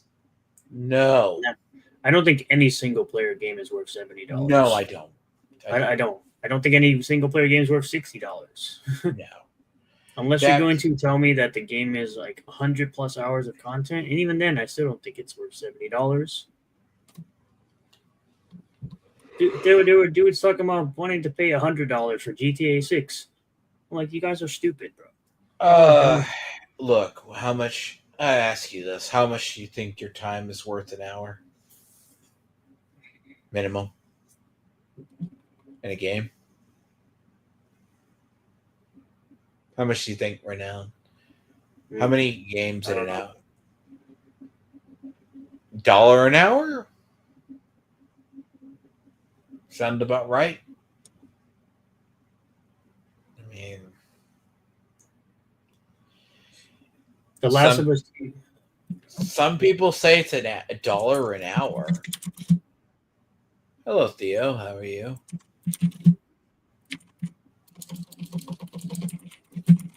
Hello, Stray Beans. Well, of course you like it, Stray Beans. Of course. It's like people like Kojima's writing. I don't really. It's not hard. It's not hard to take a video game and just put it on screen. It's already written. You don't have to write much. It's already written. I think the problem with it's why Halo was so shit. It's already written and you still fucked it up. You know what's funny about Last of Us? But I can say because I watched the Last of Us TV show, it was good because it was basically just the fucking game beat for beat. That's all it was. Yeah, you had except the difference where they took the gay couple thing and turned it into one episode. Yeah, that's episode 3. Well, we're not to the Abby part yet, though. So. We all know why I was scared. I'm not scared to debate anybody. I'm a grown-ass man and I can accept L's, but I didn't take one, so that's cool. I never took an L, so it's all good. What I did was expose an idiot who basically had I showed that he has confirmation bias against someone he has a hate boner for, clearly. And he has hate boners for anyone who's doing better than him in life. It's like I asked He has a hate boner for Smash GT. He has a hate boner for Hypnotic. He couldn't even name the quote-unquote grifters he's crying about on on a consistent basis. Won't have a conversation with them at all. So who really won at the end of the day? I did. Because he's still going around lying about me. So I mean, the stream is still unlisted. So congratulations, the stream is still unlisted 5 days later. Stream is still unlisted. Who really won, me or him? It's really me. Stream's unlisted. OJ has gone back, even in the Twitter space where he showed up.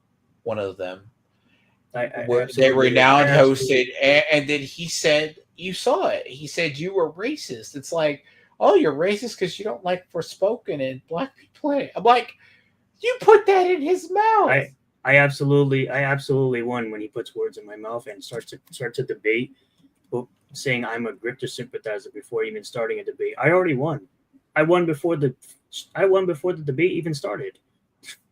He assumed all of my positions. He was wrong on every single one of my positions. So I won at the end of the day. Mm. You had a good laugh at my retardation. Oh, my channel's still fine. My channel still. By the way, channel still gets views. By the way, Edward, he got 1,300 views on that video. I got 1,300 views. You actually did more than I thought you would. Far more. Yep. Yeah. I don't really care if my detractors can have content to laugh at. I'm still doing better than all of you at the end of the day. I actually didn't defend Grums at all. That's why you're retarded, and that's why you're Australian, because you live in a country that loves concentration camps. Don't say that. Because your government loves to put you in a concentration camp. You don't do as you're told. I sent him. Good job. Good job, communist country. I liked it. I sent that, and I liked it. Concentration camps as a joke for the vaccinated, and Edward, who lives in the country, kind of spaced it out that happened in the history. Then they reopened those camps for immigrants. Congratulations. Congratulations, you live in a communist country. I still you live in a country that's willing to still winning at the end of the day. Still getting paid by YouTube, still getting subscribers, still getting views. My biggest detractor literally told him he's a retard. So I won at the end of the day. And I won the debate at the end of the day. Tizo. Oh yes, Tizo telling OJ that he was wrong. Oh, he didn't like that very much. He untagged himself and ran away like a little bit. So. He also untagged. At the end of the day, I won. So yes. Oh, because my video got suppressed. Because my video got hit with limited ads. Congratulations. Not the own you think it is. What do you mean? You did on. He's talking about my intergalactic video that I put out yesterday that got immediately suppressed within like 5 minutes. Got hit with limited ads. And you know how many more views? You know how many more views that has than yours? 200 more than you have. You have 0 views, and you're sitting here crying, getting no pussy on Christmas Day. Congratulations. No. You still get no pussy. You're still sitting here on Christmas Day trying to interrupt a good conversation. So who's winning, me or you? I live rent free in your head, buddy. It's Christmas. I start shit, but I just was like trying to get off my chest the TM shit. I don't have lolcow views. Not according to my analytics. I'm not a lolcow, so that doesn't make any sense. You don't know what a lolcow is. You literally watch lolcows, my guy. You watch fucking EDS. That's a real lolcow. You watch Drunken Peasants. Those are real lolcows. People who don't grow in subscriber base and get nothing out of life. I'm sitting here having a good conversation with Tiamat, playing a game, and I'm gonna go have dinner with family later on. So who's really winning, me or you? Not you. Yeah. Not you, homie. Oh, sorry, I see it. Here you are. Oh, I bet. Oh, LG. I'm ready to go. I'm ready to go kick another guy's ass in this game. Here you go. Sorry. It's one of those days. No, my whole thing with I just wanted to clear the air about the TM09 guy. I can't believe half the stuff I've heard. I have never once defended Grums in my life. I sent the link, LG. Yeah, all good. Like, I've never defended Grums whatsoever. It's Look, hilarious. no. I love the delusions people make up in their head just to make themselves seem like they're correct. I think that's hilarious. Look, Grums, if he's late on a video game, then yeah. Like, This video game has nothing to do with me. I've already said what I said about it. I think he's wrong for not delivering. But also, you can't sit there and say you don't call out other developers to do the same shit. huh? So, I hate rage baiters. I'm not even coping, homie. You're coping right now, watching me stream, having fun. We're just sitting here. I'm playing V Rising, having a good chat. Gonna go eat some food later.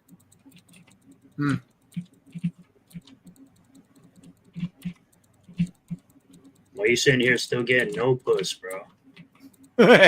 It's cool. Look. Like I get it. I get it. Your wife is again out with her boyfriend getting, that Tyrone dick. I understand. You don't have to get mad at me about it. Oh, that's cruel. I never minimized shit. See, that's where you're wrong. See, what had happened was that he tried to cut me off in the middle of a statement and then try to put words in my mouth. That's what bitches do. Bitches try to put words in my mouth, and that's what he did.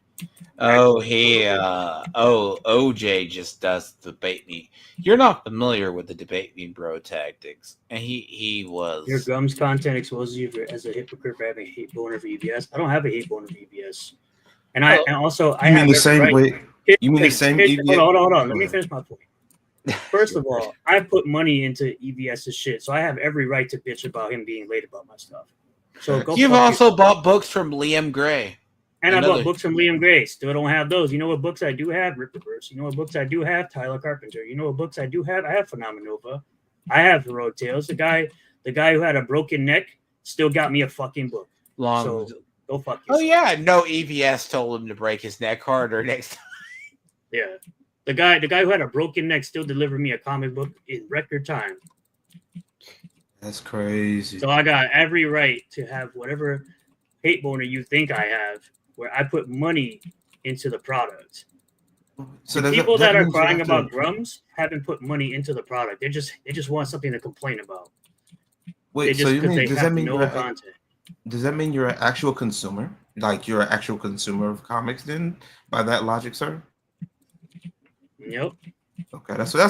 If I stand, TM, help me if I'm wrong here. Did this clown on Twitter not say he was only in this for the drama and the blood sports, not for the actual comics? Edward. Oh, I rest my case. Thank you. I'll be here all week. Yeah.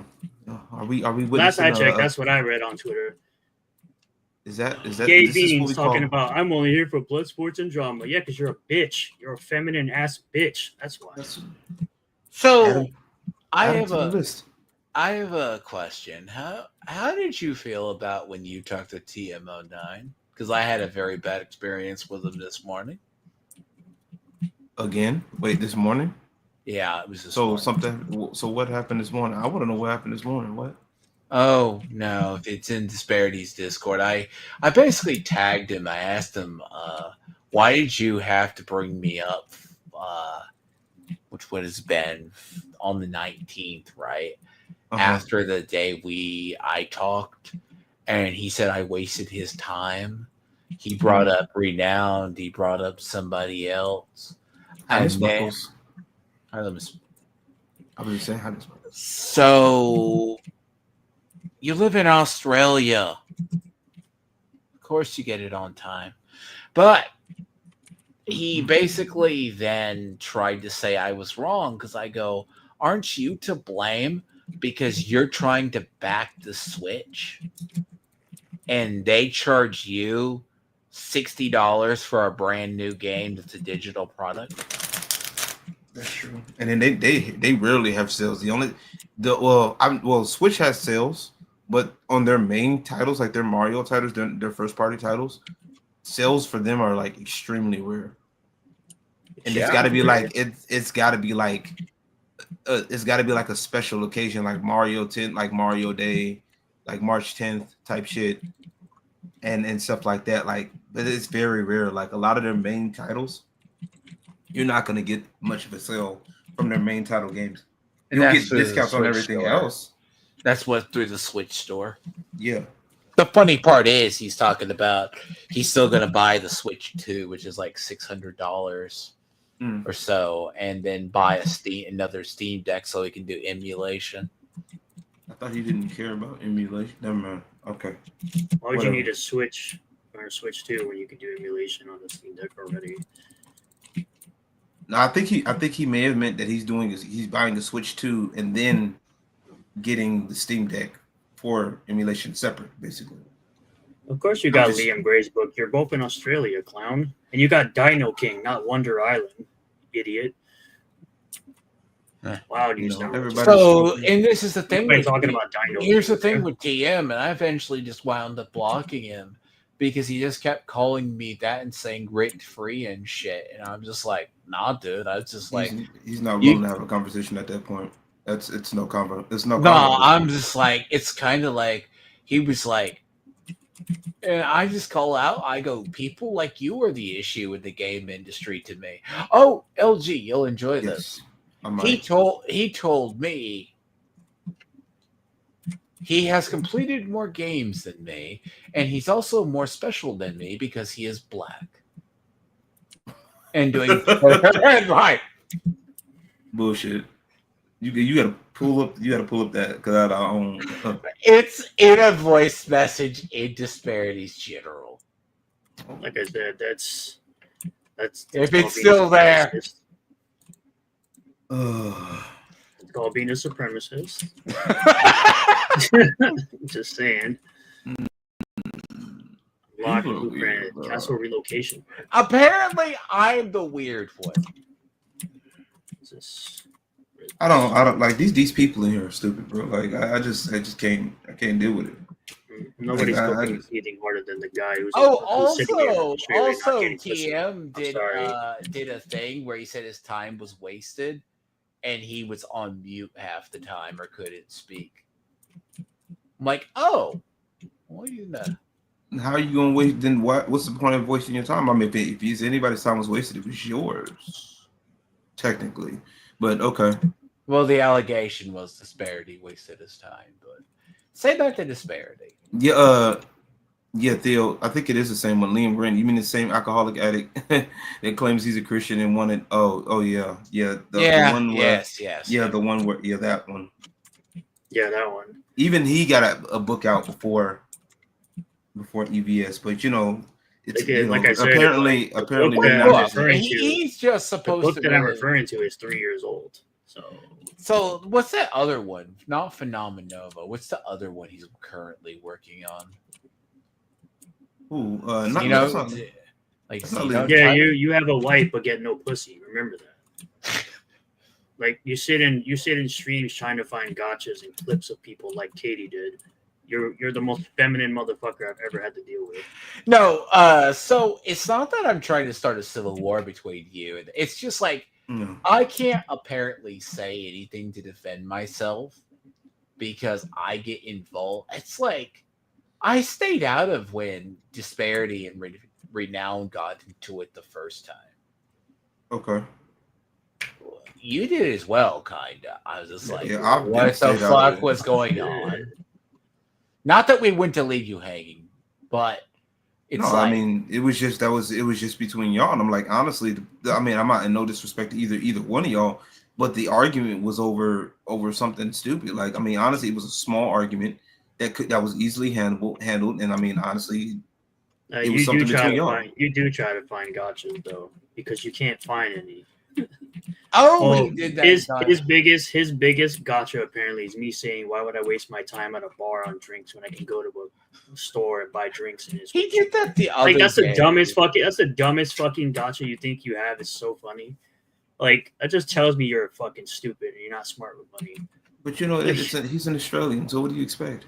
Yeah, their currency ain't worth shit. That's beside. No. I gotta take that back because there's some cool Australians out there. I have a very cool Australian that gives me money on this channel. That's why I say not all Australians are as retarded as Gabe Beans or Edward Doherty, if you mind you, because that's who he really is. Let's be real now. I found a couple. Well, the secret's out, ladies and gentlemen.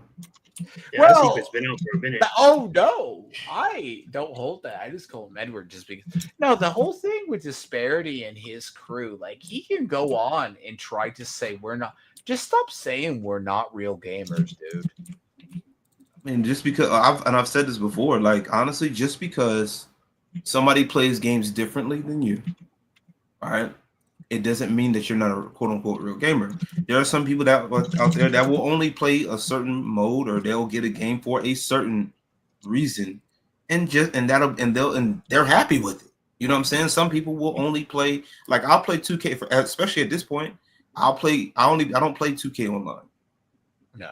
You know what I'm saying? I wouldn't play on online NBA 2K. I don't react. I commentate. So you sound like a dumbass right now. But it doesn't mean that I'm not a 2K player. But let's get there. No, it's certain games. So again, you're it's a failure at life. TM showed me his like what he completed in a year. He bought Final Fantasy 14 for one of the stories. Okay. Or played it. Okay. I'm like, so you're playing slot games for the story to max out your stats, and you have live service games. By that logic, then by his own logic at that point, if we're going by that, and like I said, forgive me, I'm a little groggy in saying this, but like if that's the case, all right, then for him to be sitting up there just padding sets, so by his own logic, he would basically be a consumer at that point. He's essentially being a consumer. You feel what I'm saying? Yeah. So you're buying shit just to fill out the fact, or just to fill out, oh, I'm just gonna sit here and just play all of these games. Well, then by that logic, it could be taken that way. I'm not saying it is. I'm just saying it's a possibility it could be taken that way, because you're buying games for what? Just so you can quote unquote try to complete them, like you're some kind of completionist or whatever. What are you, Gerard? What you gotta? I'm fine. You want to get Romancing Saga, and I'm like, oh, but look at these United Years doing the base game, and I'm like, okay, good on you. That's fine. I mean, actually, I got Romancing Saga 2 on my wish list as well. I mean, but he doesn't understand when I say I haven't started Skyrim because I play a shit ton of Fallout that runs parallel. That's fair, because you play games with a lot of hours in it, so like, and you actually take your time to play the game. So I mean, for you it would make sense, because how you play is you invest your time into that. Oh, so, yeah, you guys see how long I'm in something.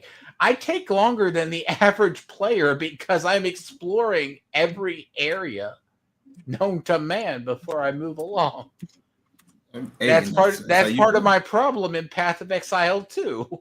I like to explore all parts of the map before I fucking move along. Fair. That's fair. But, I mean, and that's how you play. That's how you play. You feel me?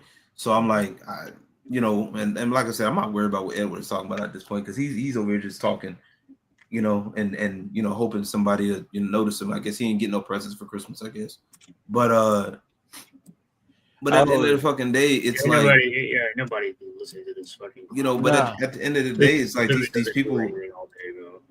At the end of the day, like these people that are, that's the thing with gaming, because gaming has always been diverse. Even if people just play like a little bit of a game and move on, or you know what I'm saying, or people play a game, once a year or at a certain time of year. That's their thing. That's their thing. Gaming has always been that diverse to the point of, anybody can play. You have people that are hardcore gamers, like fighting gamers. You know what I'm saying? You have people that are just, fucking filthy casuals. It is what it is. You know what I'm saying? And that's, there's nothing wrong. There's nothing wrong with that. You feel me? So at the end of the fucking day, these people, honestly, that whole conversation with fucking OJ, like I said, I think it was fucking stupid. The only person that had the debate was somebody else that was a part of the debate that's still up. Honestly, I think what you should have did right now, possibly you should have had your own end of the recording as well. Oh, I got it. It's called the Tiamat. That's what it's called. Not a Tiamat, But but no, like honestly, I think you should have. I think honestly, personally, you should have for jokes your aside, own. right? I downloaded the stream, so in case he tried to pull it down or change it. Oh, okay, fair enough. Okay, I didn't know that, but no, I just didn't. So that's why I said like for him to go around and talking about some fucking fuck shit that didn't even happen. Right. Twisting my words, calling me this. By the way, saying some very strange things about how my friends are from middle school. That was a weird one for me. Yes, he did. Yeah. In But fact, nobody said that. And nobody, that's the crazy part. Nobody batted an eye at that. Nobody was like, no, that's a little weird, don't you think? Edward thought I was making this up, and I heard the clip I heard it in you heard it. Space, We went in the over Twitter it. space, bro. Like the dude is very low IQ, like I've said before. He claimed that I said to him that he's trying to gain clout off me when I specifically said, no, you're trying to gain clout off bigger channels. So according to your logic, I'm a bigger channel than you. So which is incorrect because technically he's a way bigger channel than you, but yeah, I said keep trying to gain clout off bigger channels. Bigger channels, I meant the people he surrounds himself with. Like he tries Dreamcast to get like guy and fucking no. Like, the funny part. Let me say this: the funny part about him is when I looked into his channel and I listened to like the one like a day later, he's trying to rage bait for the Switch 2. Dude is it's not rage bait, it's just clickbait, bro. It's clickbaiting. Sorry, it's flat out clickbait. It's like the Switch 2 hasn't even been announced yet. You keep talking about leaks and specs and bullshit. It's like, my guy, you do the same shit. Right, you do the same thing that you claim. Everybody on YouTube does clickbait, bro. It's welcome to YouTube. Who cares? So there's a difference. Whoa. We got it. Yeah. No, we got to make this the difference. So I want to say everybody doesn't do clickbait. I know. Oh, I know. It's not clickbait in the sense of like, oh, we're trying to get people to like that type of clickbait in a negative connotation. It is to get people to talk about it. You know what I'm saying? To get people to talk about the videos because those titles get something gets attention. Does that make sense? You know what I mean? All right, Theo. Miss Sparkles, Miss Sparkles, we're not worried about it. He didn't say anything. He didn't really say anything straight. So he just what he did said straight was he's a fucking hypocrite because you're not going to sit there and call out one developer and not another. Me, I call out every single comic person that's leading this shit because you should owe your customer what they bought. You should give the customer what they fucking paid for. So this fucking shit with fucking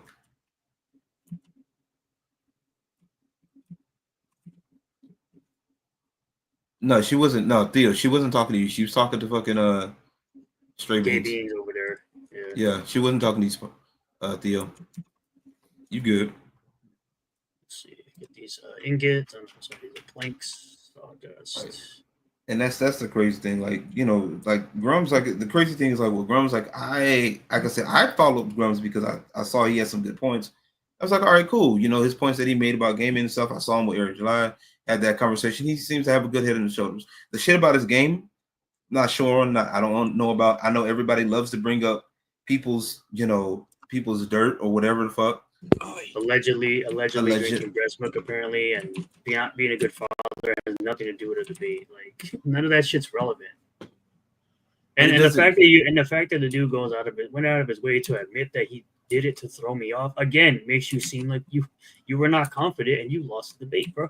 Like I said, the dude lost as soon as he put Grifter Sympathizer in the fucking title. He already lost because he's already sitting there assuming my positions. When you have an actual debate, you don't go ahead and assume the position of the other person you're debating. You ask the person their positions at the start. You don't assume. So you already lost regardless. That's like what I did with the. I didn't defend Grums. This is why you're stupid, Gay Beans. It's like why I Australian. I understand you have an Australian education and you're retarded. You don't know what exposed or hypocrite means. I get it. But I didn't defend Grums, you idiot. I specifically said, when someone asked me if I care about Grum's project, I said Grum should give his project, give it the paying customers what they paid for, get his work done. That's what I said. But of course, you're retarded and you're just going to spin anything you hear about me because you have such an actual hate boner for me, even though you're apparently married and straight and have kids. But you come off with some very gay and feminine energy, from what I can tell. Holy shit, bro. And which is funny because that's actually kind of verifiable because there'd be times where Edward did say that Astrobot shouldn't have got Game of the Year. That is actually kind of a normal take. That is the correct take, though. I mean that's fine. I mean that's different. But what I'm saying is from what I've seen, because I've been in your streams. Okay, I've lurked in your streams. I know you have. Okay, I've lurked in your streams when I can. And I've seen literally between Stray Beans, fucking who else? Fucking Ruby King and Cynic. Like I said, Cynic has the most sense out of all of them. Right? He's okay. You can disagree with me, whatever. But as of right now, Cynic has the most sense. Okay, he's the most level-headed out the bunch. Okay. Now but Stray Beans, I've seen him all the time, and he'll bring up renown. He'll keep trying to peck at Tiamat. I'm like, bro, come on now. It's never that serious. Look, he wanted to come on one day. He wanted to come on one day and derail it, like Discord, talk about the Superman trailer. I wasn't in the mood. I'm in the middle of playing Path of Exile, which if I turn my head, I'm obliterated. Right. So, it's a wonderful experience. Sparkles is crazy. Sparkles, energy's a bad thing. Yeah, that's funny. No, not for you. Not from you, Miss Sparkles. Not from you. Not from actual women. Not from actual women. I'm sorry. We expect that from you, Miss Sparkles. Okay. We don't expect it from people like allegedly like. I just don't. I always find it. All right, gay beans. What does it change? Nothing.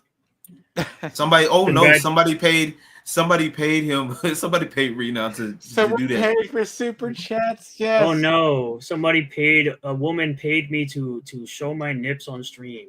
Wow, a fantastic. How long ago was that? How long? 2 years ago, bro. 3 years ago, probably. Oh no! Congratulations. Did it affect my channel negatively? Nope. It garnered more attention to me because you keep on sharing it like a bunch of gay boys. No, again, who's the one being gay? The one fucking sharing it or the one doing it? Like the one sharing it, but that boy, he probably got it on his hard drive, bro. He probably got it, yeah, right. Like he probably got it on his phone. He probably shows his wife, like, yeah. He's like, wife, why don't you have nipples like this? These look way better than yours. It's like, wait, I did not want to hear. I did not want to hear that. Come on, man. Come on, bro. We just having a conversation. It's a fat neckbeard catfishing me. Okay, sure. Mm-hmm. Okay. Oh, do you have proof of this, or are you just making shit up like always? If you're making shit up like always, you need to learn how to shut up. So yeah, actually, the one sharing it is gayer. You've already had a whole conversation right here. The person that did it and left and was gone, and y'all kept holding on to it. The rest of y'all they're still holding on to it 2 years ago. They how they discovered it because they went out and sought it. They were trying to find an owner or a gotcha, like I said previously that this guy does. Looks to find an owner or gotcha. Oh my god, bro. Just imagine. We're gonna get him with this one. Imagine flashing your nipples. Imagine, it's funny. I guarantee if a woman did that, they would be like, "Oh yeah, that's amazing." Oh, that's funny. I mean, that shit, bro. I actually thought that's how Tony was getting some of his thank you clips that got him copyright struck, or got his stuff. Miss Sparkle said she wants. I think it was way worse for a certain Mexican to fucking show his face and notice that he has teeth running away from him and he has to catch. But you know what I'm saying? Like, well, damn. At least I can say I have a full set of teeth. Like I can't say the same about other people. Like I have a full set of teeth. I'm sorry. You know what it is? Is it hot in here or is it just me? Lord have mercy. LG, did you LG? Did Yes, you? they gave me a video. He's- It's not a gotcha when it's out there publicly that you can find. Hey, Like that's not a LG, gotcha. did you see This is why you're the, stupid. This is Did why you I think see you're the dumb. Matt Barr tweet where he did the the character? picture. Yeah, the picture of him chasing his teeth. Yeah, I don't know, Miss Sparkles. I'm about to get back to you on the price on that, Miss Sparkles. I don't know. What I thought was Thank funny you. about that, I Gotta was do mine. scrolling through Twitter that actually caused me to laugh.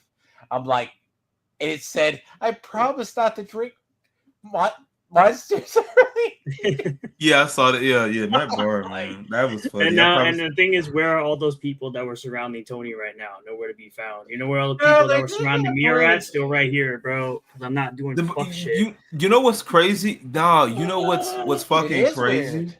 You know what's crazy? I'm gonna tell you how odd this is, right? The timing of this, right? So when I did that video of showing what he looked like, and then on top of that, he wanted to run his mouth talking about he would get with Valentina.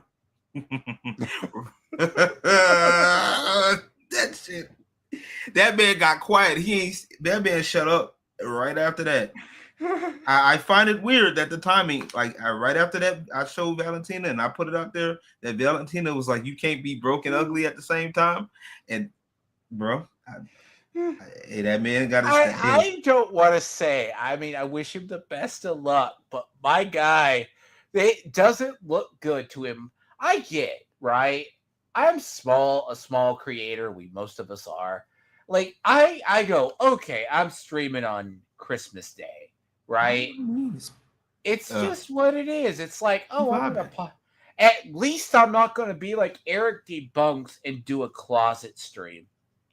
Oof. That shows my fucking sneakers in my hipster shit all over the place. Fuck. Coalition. The Just remember, guys, you gotta remember what this all comes back to, right?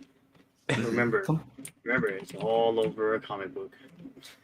You know what? I mean, right. Now, you know what? That is crazy. All of this, literally, you're absolutely right. Right. All of this is because we enjoy the Rippaverse. That's crazy. This is crazy. Well, two of us do. You know what I'm saying? Tiamat is not necessarily a fan. I support Eric July. He supports Eric July, not necessarily. He's not really a fan of the Rippaverse. That's fine. That's cool, right? Yes. And that's fine. That's respectable.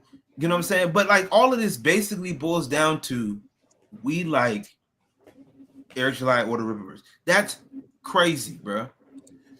Yes. Like this is literally the same tactic that these people would use. Like this is like something that females would use. You know what I'm saying? Like no disrespect to Miss Sparkles in the building.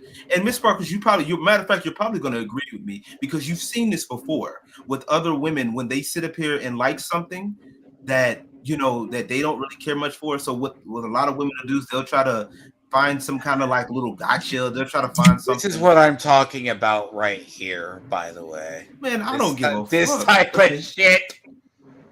Okay, and like no, it's over. It's over a comic book. It's all it's ever been. It's all it ever will be. It is over all a comic. It's over. It's over a comic book. Like y'all literally went through my videos of me talking about me not. You know why? You know why I know it's over just a comic book because LG doesn't even get in the trenches like I do. No, he downloaded your Patreon. He just does a passerby thing where he's like, yeah, these people are ridiculous. This is why they're ridiculous. And then he moves on to the next topic. Like me, I go trench deep into this shit. And they're going after him for nothing. Trying to find old videos and do nonsense. Yes, that's how I know it's just over a comic. Yes, now we are supposed to.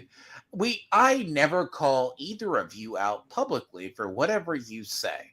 Apparently, they don't understand. I will say, I was one of the first people to say, what did you do during that debate? I was like one of the first person to say, you're not the West spoken person. You shouldn't. Yeah. Oh, yeah. He did. And you weren't mad at me about that. I was nope. Like, you are not the West spoken person. I am not a debater. So yeah. No. I don't need to accept any blame. No, accept your blame because you stepped out of there and it's your fault that people. This is what stray beans sounds like. This is how we know this is female behavior. Okay, you need to accept responsibility for the fact that you like Eric July's comic book that you're covering for Grums. It's your fault that you like books that are delivered on time. It's your fault for like, man, shut the fuck. That's why we laugh at your stupid ass. That's why I say the shit I say, and I'm out the motherfucking way. That Stray Bean sticks around here. Stray Bean sticks around here. That the only reason why Stray Bean sticks around here and not my channel is because I already done took care of him with mine. I don't ban him. I find him entertaining. No, he's not entertaining. I'm sorry. And if you've been around YouTube long enough, you understand those people. I know how bad his. I know how bad these people aren't entertaining. They're not really entertaining. I know, but I'm just saying that's why I told you the first time. I'm like, bro, get him out of here, because honestly. I'd rather, you know what? I'd rather have a quote unquote dead chat. Dead channel. They have him here. I'd rather have a quote unquote dead chat, right? Than some people that are just coming out here spewing the same stupid shit. Everything that he said has been recycled. It's been debunked already. We've already clarified multiple times. You know what I'm saying? We've clarified multiple times what it was. Okay. Apparently that's why I took care of him super quick. And then he makes more accounts like a fucking loser, bro. Like I said, you know what I don't do? They can say I'm boring. Hold on. You know what I don't do? What's that? You know what I don't do? I don't go to channels and watch them if I don't like them. I don't care if they're talking about me. You know how I find out about shit being said about me? Because people clip them. I don't do that shit. I don't go out of my way to do that. I do my own shit. I make my videos, I do my live streams, and I move on in life. Yep. They're just mad because fucking EVS gets exposed on a consistent basis for his shitty practices and his hypocrisy, and they don't like that shit. It's fine, bro. You can just say that. And I'm like, and the funny part about it is EVS is still doing it. Still. Trashcast. No, he just rebranded. Well, he's doing the holiday kumbaya shit right now. Apparently. Ain't nobody, man. That shit ain't gonna last. That shit ain't gonna last to the new year. At least if it lasted to the new year, I'll be fucking shocked. You know what's really gonna get him some good content when fucking on Friday when he reveals all the shit he's doing for 2025 and beyond for 30 minutes. That's gonna be the best content EVS will have all year, because he'll get to sit there and cry about all the shit he's not doing. And then, because the crazy, and what always blows my mind, is that EVS literally could have been a part of the Rippaverse. Like that's the part that.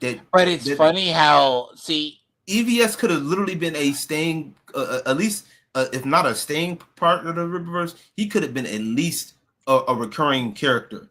He could have probably been a recurring cover. Could have been a book. Yeah. Yep. He could easily been a book. And Niobe, and I'm sorry, Niobe still sucks at Tekken. That nigga is straight 2 pints of ass.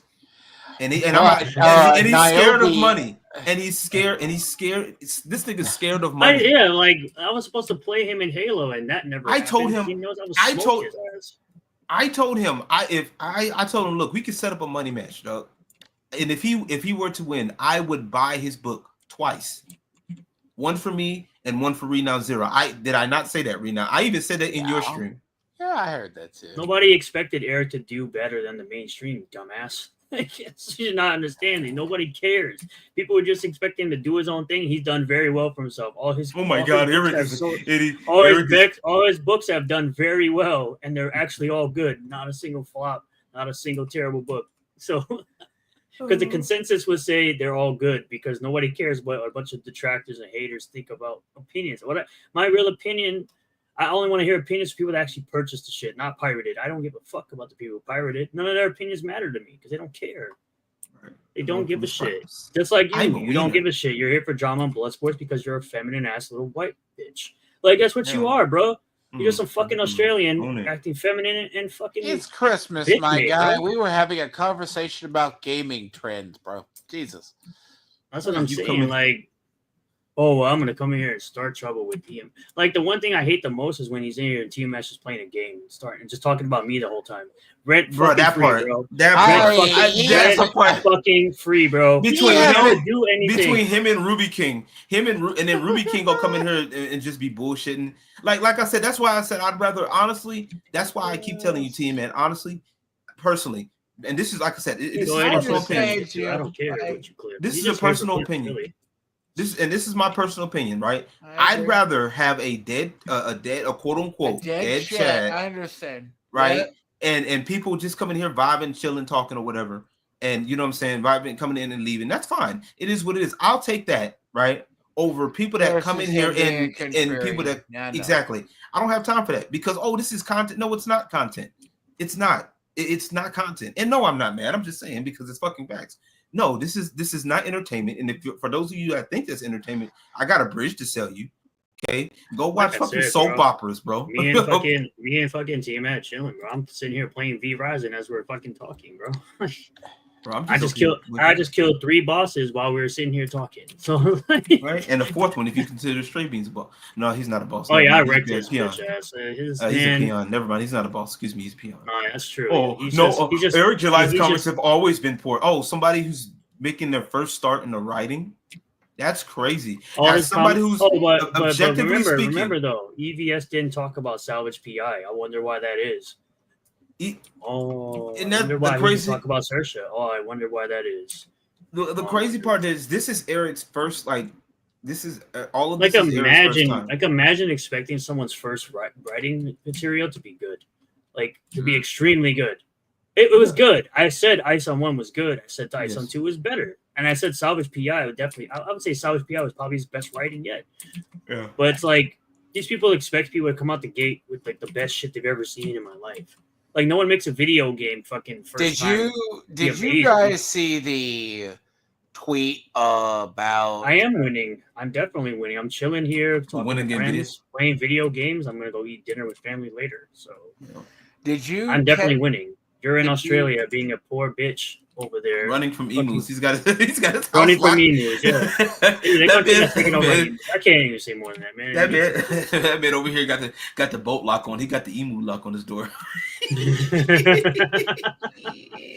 That man got an emu. They got special emu locks in Australia. Damn. That's crazy, man. The Australians ain't been the same since. Well, congratulations. Congratulations. Everyone has an asshole just like everyone has an opinion. Nobody cares. No, that's just cruel and unusual. No, you know what's sad, by the way? Like, I was thinking, did you see the old saying, though? The old saying is opinions are like assholes. Everyone has one. So did you see the tweet about EVS he couldn't draw a choker around the neck? Huh. Was he really trying to draw a Melanie Mac or something? Oh shit. No, apparently it was like the art that Wiggle Wiggle won or something like that.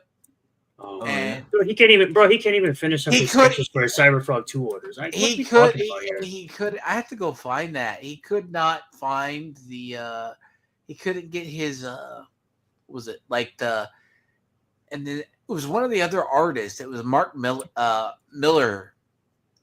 Mike S. Miller, who took EVS's sketch and made the eyes not be cross-eyed because he was thinking about Frog Tony too much when he drew that face. Oh Christ. My god, that's crazy. And then he fixed the choker that was off as well.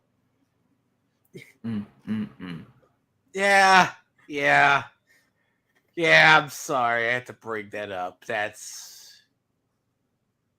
crazy. What do you mean? It's kind of funny. It's crazy. Look, it's all Christmas, and we're just I just love cracking on jokes on retarded. I saw that art. Go ahead, clip it, and send it to Tony too. I don't give a fuck. I saw that art on what was it? Not him running to go. Go run to Tony. That's crazy. Go and tattle with it to another man. Oh no. Oh no. Did you see what they said? Here's $7 of my broke money. Here. I am not trying to. I never. It was just a one time. No, it wasn't. Shut up. You got caught multiple times, bro. It's always just one time. It's always we're gonna shift the goalposts. Just shut up, bro. Just admit it. Whatever you want, bro. You can't tell them to shift the goalposts. None of your clips, none of anybody's clips has done anything negatively to damage my channel. Not a fucking. He tried to say what about a thermos that was like doing shit. Okay, I'm like, bruh. What are you fucking on about? We already talked about that sketch. I made money on that sketch. Congratulations. what retard spent $700 on that is fucking gay. I'm sorry. It must be really gay for me. No, Miss Sparkles. Oh, ma'am. Oh, no, ma'am. You know what this is? Shit. No, the funny No, thing ma'am, about Miss Sparkles. the funny thing You didn't about even say please. Hold on, Miss Sparkles didn't even say please. Hold on. What do you think this is? Oh shit, the sun is rising. I gotta get back in my coffin and fucking sleep till nighttime. Oh shit, I was about to say, what the fuck are you talking about? I forgot you were talking about a video game. I was gonna say, wait, what? Nigga? My game, bro. Readouts of vampire confirmed. Wait a minute, hold on. Oh shit. Say, bro, it's I haven't gotten access to roofs yet, so I can't like put a roof on this thing, this building I made yet. So all these clips have exposed me as a lolcow. The clips have concretely hurt your reputation. Amongst who? Wait. What amongst who? Amongst people that already had a bad idea. A bunch of people that already hated me. Congratulations, my subscriber base is still growing. My views are still growing. Nobody still like, getting money for my channel. It's like that doesn't. Again, lolcows don't grow. I'm just telling you that now. Actually, lolcows can grow, but like there isn't a modern lolcow though. So EBS isn't growing. DP hasn't grown in 4 fucking years. Actually, and they stopped talking about me because there's nothing interesting. I will say, I don't really care. Oh no! We can get Edward to go on lolcow for women. Oh. Well, no. First of all, he's got to talk to Miss Sparkles first, so he can get proper feminine energy training. Because right now, the bitch energy Miss Sparkles, would you kindly, Miss Sparkles, would you kindly help our friend here? Teach him how to properly be a woman. You know, that man is lost. Give him the heel. Give him the heels too. He has to exude feminine energy because his wife's all fucking Tyrone. That's the problem. There's no feminine energy around him, so he has to exude it himself. It's the funniest thing ever, bro. Like not his. Oh well, y'all better leave that man's wife alone. No, even everybody, people are desperate back in. It didn't expose me to anything. Only retarded people think that I got exposed, bro. I literally made a video commentating on that fucking thing, and I got 1,300 views and 2 new subscribers. Like, get the fuck out of here, bro. And then I made a video talking about. Exposed to what? A bunch of people that I'm apparently the low hanging fruit that he can only get because the real content creators that talk about the woke shit, they don't want to talk to this motherfucker because he's fucking pointless. He's irrelevant. He's just a fucking 10 cuck. I'm the best. Bro, he literally has in his bio, I'm the best Nintendo Switch and RPG YouTube channel. No, you're not. You're not. They're way better Nintendo Switch. Like, why would I go to YouTube? There's a Nintendo Life. Nintendo Life is a good Nintendo Switch channel. Nintendo Life. Why would I go to OJ for fucking RPG and Nintendo Switch? I have a question. I'll ask on this, by the way. Would you take anyone seriously that tried to grift off? I'm pretty sure all 3 of us know about Dreamcast guy. We know about who Dreamcast guy is. Right? I'm aware of him. We all know he's either a grifter or just weird. Okay. Like, that dude's been around the while. Again, like, because retards in Australia, like, you don't do shit on YouTube. That's 2 more subscribers than you've ever had, for one. Secondly, my video from yesterday got suppressed and hit with limited ads. When shit gets hit with limited ads, your video doesn't go into the algorithm, you dumbass. It doesn't go again, why am I discussing YouTube speak with retards who don't know YouTube, bro? Like, I don't get this. Who don't care about YouTube? Let me put it like this: most of these people they're just consumers at the end of the day, dude. Yeah, you spend more time on them than I do, because I don't. Like I said, that's why Stray Beans is or Edward is not on my channel. Okay, he talks on yours, or he makes multiple accounts on yours right now, or he hangs around here at TMAT. Don't know shit about YouTube, bro. Because Tiamat is the only one that really gives him attention, really, to be honest with you. To be fair, I will have to kind of realize he's there. Like, she said, I got 2 children out of him, and that's all I needed. Just, flat out child support. Damn, not you being used for child support. Probably his mom. His fucking wife probably works, and he doesn't. That's the problem. Oh shit! Damn, not him being a stay-at-home dad. After that shit. She's like, when I'm ready to leave, she's like, when I'm ready to leave, I'm gonna fucking just get that child support from nothing. Yeah, nothing minus nothing. You know, zero. She's like, I'm gonna zero. I'm gonna take the house if you have one.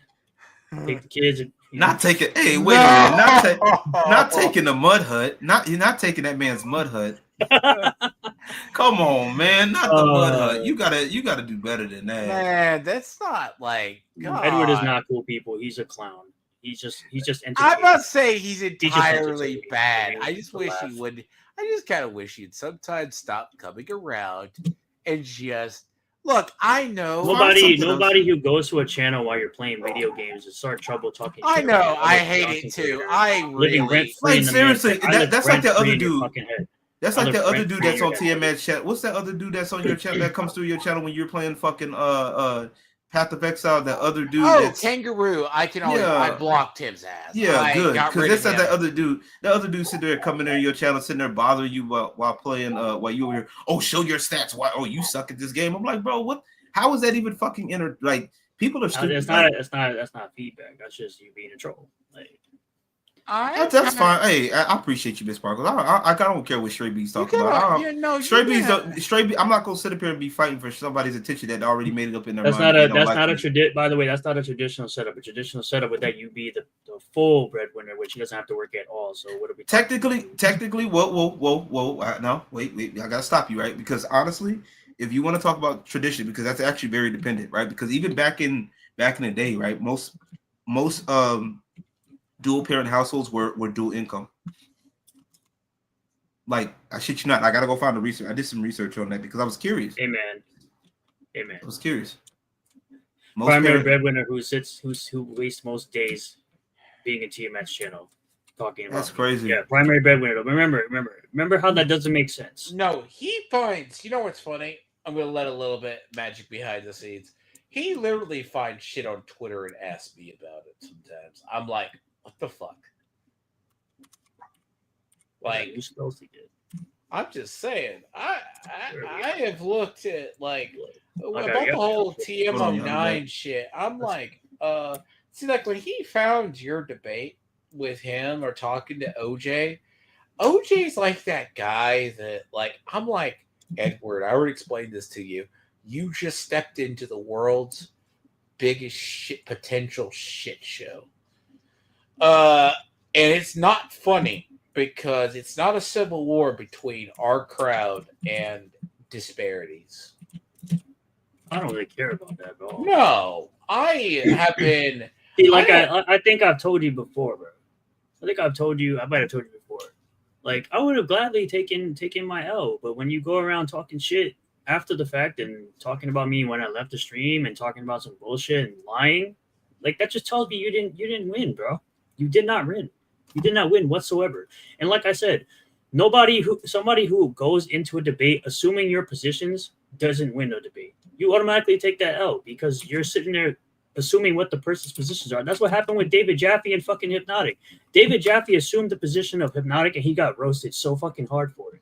So, by the way, if people want control, it's free on Epic right now. It was also free at one point on Prime with the Ultimate Edition one time. So yeah, I already played Control. I played it on Game Pass. It was a really good game. So I highly recommend it. Where's Bucket's material? No, it's so weird, right? Look, see, you gotta like understand, right? See, Ruby, the only thing I think you do is you just need to stop like doing. You just need to stop doing the whole CG adjacent shit. Like it looks weird when you're the attack dog for EBS. Like all people and EBS don't even know. God, that is the worst hang around orbiter crew perception wise. I have never seen a more fucking weirder. No, you're fine. Like Cynic, all these others. That is the worst orbiter crew that I have ever seen out of any community. Those people are insane to me.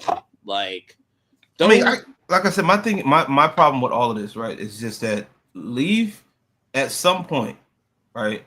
This is what low what people say low energy, all that low vibrational bullshit. Okay, whatever, right? If that is your content, right? Your content is mostly talking about Low other effort, people, low energy, low just effort, low energy, low vibration. You're sitting around talking about other people. Okay, for what?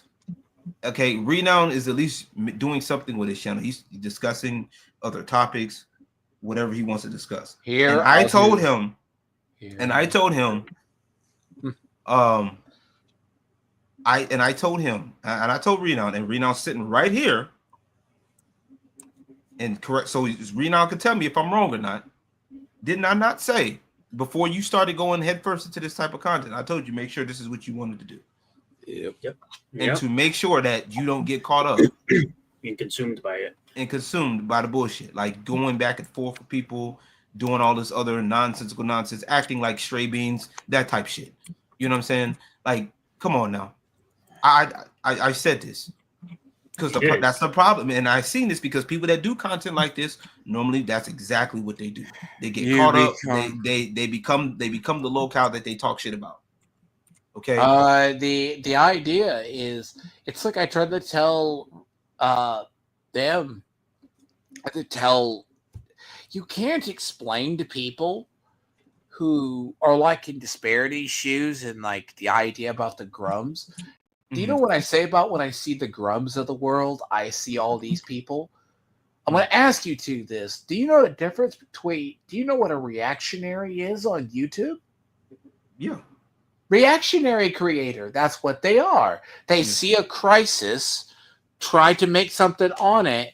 It may not be their main content, but they will fucking talk about it. And that's all. I mean, that's the problem with reactionaries is that it becomes that. You know what I'm saying? Like the biggest example is look at what Frog Tony's channel became.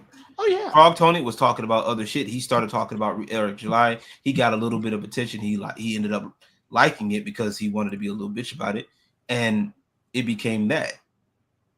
And now it just came back to bite him in the ass. No, you know, and it's not that I can't keep up with the shit. I choose not to because like why would I continue to keep going back and forth repeating the same talking points that every video or every live stream? Why would I do that? It makes no sense. I have other things that I would rather do that I work on. Literally, I actually do actual content. Renowned has had. You just dropped a video or something. That showed up on my feed this morning. Theo, I check your DMs on whatchamacallit, Discord, by the way. Oh, see a link. I sent them. I sent it to him already. Oh, the link. Yeah. You know what I'm saying? So, no, I actually am putting out content that's actually somewhat. You put out like something earlier. I saw it. I kind of like watched it. Yeah, it was that weird morning. Yeah. It was. I was like, oh, and you are working on content. So yeah, and I'm also working on my own project. So, and then I'm also working on something for members only and for fans, like people that are fans of my work or people that want to be a part of the community. So that way you guys get to see shit first. Renowned seeing it. I'm actually working on stuff. Matter of fact, that reminds me, I gotta upload the other thing that I started today. So that's gonna be for members only, and I'm working on stuff on the website. I'm not always sitting around here. Even if I'm sitting in here in TMS stream or hanging with Renowned, I'm actually doing stuff. Like, you are. You know what we're usually doing? We're chatting. When we're just chatting by ourselves, we're not talking about EVS and shit. We're talking about gaming or just random bullshit. Right. That's what we do. Like they were the other day having a conversation about emulator wars. Look, I'll do you one better. Like, oh, fuck. Like, not gamers, guys. No. Yeah, but my channel shows me playing video games not only with me, but also with other friends. Like I played with Reno Zero. I guess I'm not a gamer. You're doing that Terraria series, aren't you? Yeah, I'm working on Terraria. I got to talk with old boy Kazone. He's right now he's going through a little bit of seasonal depression at the moment. Holidays hit different for everybody, so I understand. Yeah. I'm talking to him. Talk with him a little bit. And I've been busy because they actually, like I said, my job scheduled me to work a little bit more this week. So, and I'm also going to be, getting some stuff ready for our jobs meeting in a couple of days. I'm sorry. I have to make the joke. They want that ho, ho, ho money. Yeah, hey, yep, do it. Ironically enough, last night we ended up working last night, and it was slow. I expected it to be slow, but the funny thing was we literally only had 3 girls last night. It was fucking hilarious. I was like somebody because I think Master Hobo was like he said look for the ho ho hos, and I was like that's crazy. We only had 3 girls show up last night. It was funny. And the crazy thing is we should have had more because there was people that actually came in that wanted to see. Hey, that's it. You know. Yeah, I make that joke because I know that's funny. It's like, gotta make that Christmas money. Yeah. Hey, some people gotta make that Christmas money. It be like this sometimes. I get more views on videos that are not about Air July. You dumbass. That's actually true, by the way. Which is this was actually true. It's weird enough, but it is. I get more views on videos not talking about Air July. Also, I talk about Ripperverse. I like the Ripperverse. I can talk about Ripperverse. This is why you are a retard. I mean, the idea of, as I asked the Flip the Switch guy, like, about curious about the industry, I'll ask you guys, like, so where do you feel? Do you feel it's the writing is bad? Or, okay, do you think ideology, Renowned answered this. You're welcome to answer this now. Or Switch actually. Yeah, please. Yeah. So, do you think, because we get accused of being a culture war, right? Mm-hmm. Do you think that the writers, right, clearly are writing what they know? I think it's a multi-layer. Once again, it goes back to what I said before. It's a multi-layer problem. It's not just the writers. You know what I'm saying? It's the writers. It's the people that are the artwork and all of that stuff. I find, and I made it clear on my last stream when I talked about the intergalactic chick. Y'all ever notice how accurate that is to the character? Right, that one's it's actually pretty accurate. Like objectively except for speaking, the hair, by the way. Well, minus the hair. Well, I'm talking face structure, all of that. Right, the hair is not far off, right? Because she normally wears short hair anyway. But I find it odd that her face, her stuff, her structure is completely accurate, whereas Star Wars Outlaws, they fucked her up. Oh yeah, and someone modded it to make her look good. Make it look better. But I'm just saying it's fucked up. Like the Mortal Kombat, they did the same thing. Mortal Kombat 1, they did the same thing, right? They fucked up a lot of the faces, right? Oh. How is it that all of a sudden now with Intergalactic, it's extremely accurate? But here's the thing too, it's also a Neil Druckmann game where she's supposedly going to be fighting against a Universal Church of Truth. And apparently, the shaved head is because she's trying to hide her identity.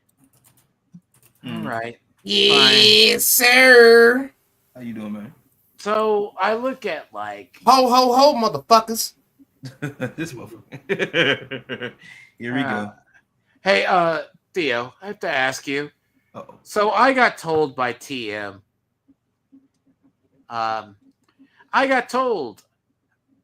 He's completed more games than me.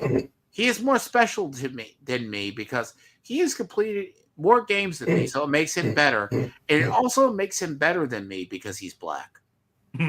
Does he want a cookie? Australia doesn't know. Does he want a cookie? Yo, that's good. I like it. I'm black. I'm gonna just be honest with you. I'm gonna just be honest with you, man. Like, congratulations, you completed. Have you gotten paid from that shit? Have you gotten any type of monetary gain from that shit? Nope. I have. I've gotten plenty of monetary gain from playing games, though. Well, see, that's different, Renown, because you that nigga. I'll bring that in a second. There you go. I'm gonna just say it that way.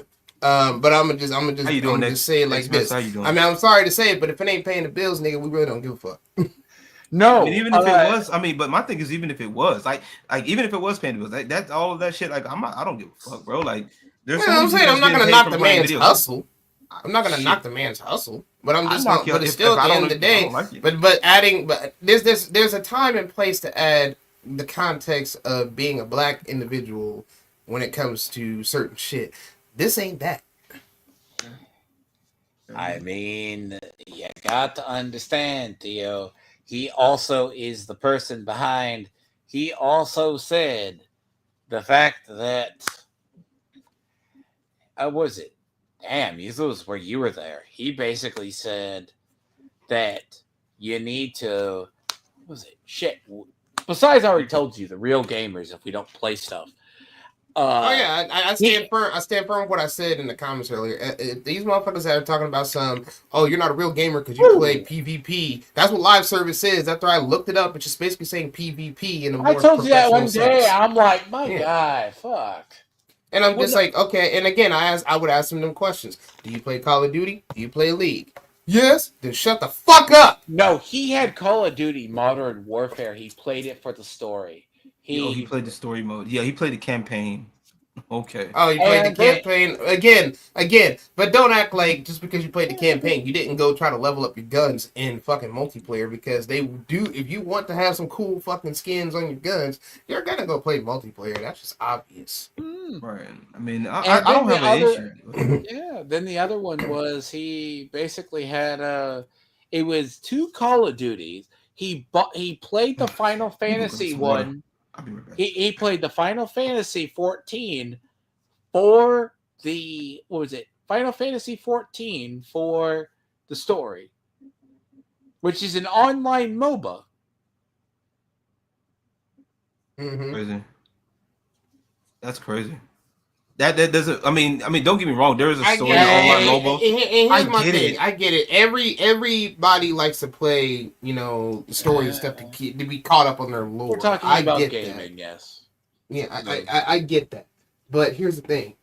I don't act like you haven't touched it. You don't have a favorite. You don't have a favorite live service. This right here, by the way, no one cared.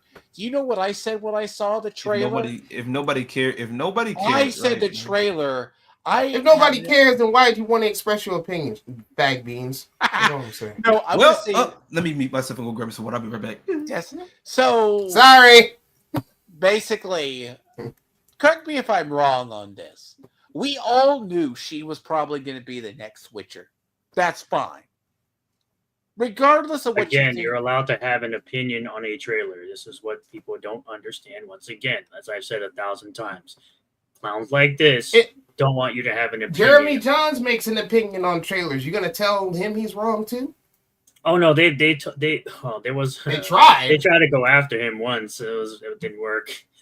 Of course, he's just like, I have an opinion. That's like the you remember that movie he reviewed where they basically like it was like a racist movie, like basically talking about how white folks exercise their white privilege or whatever. That's what they went after. They went after him for having a good opinion, a great opinion on Am I Racist? It's the stupidest thing ever. He's a movie reviewer. He's a movie reviewer. He's a critic. That's like if you try to review American History X. You gonna feel bad for him? You're gonna come after him for that too? It's like when they try to go after Smash JT for apparently doing blackface while fucking reviewing a game. Do you know what's worse, Miss Sparkles? Let me say this. The problem with, and I always said this when it was Tony's people in the hair salon shit. Those people, man, guys go after other guys. It's usually out of envy. But with a bunch of of pocket watchers these days. Yes, that's usually envy or jealousy. But usually when it's a panel of men that I saw on Tony's channel a lot of times, there's a reason we called that a gaggle of women in a hair salon. But it wasn't very similar to the last game because they literally did a statue on it and it doesn't look anything like her. They already did comparisons. Oh no! Is it? And also too, didn't a lot of people get mad about Siri because of her? They changed the story. The engine.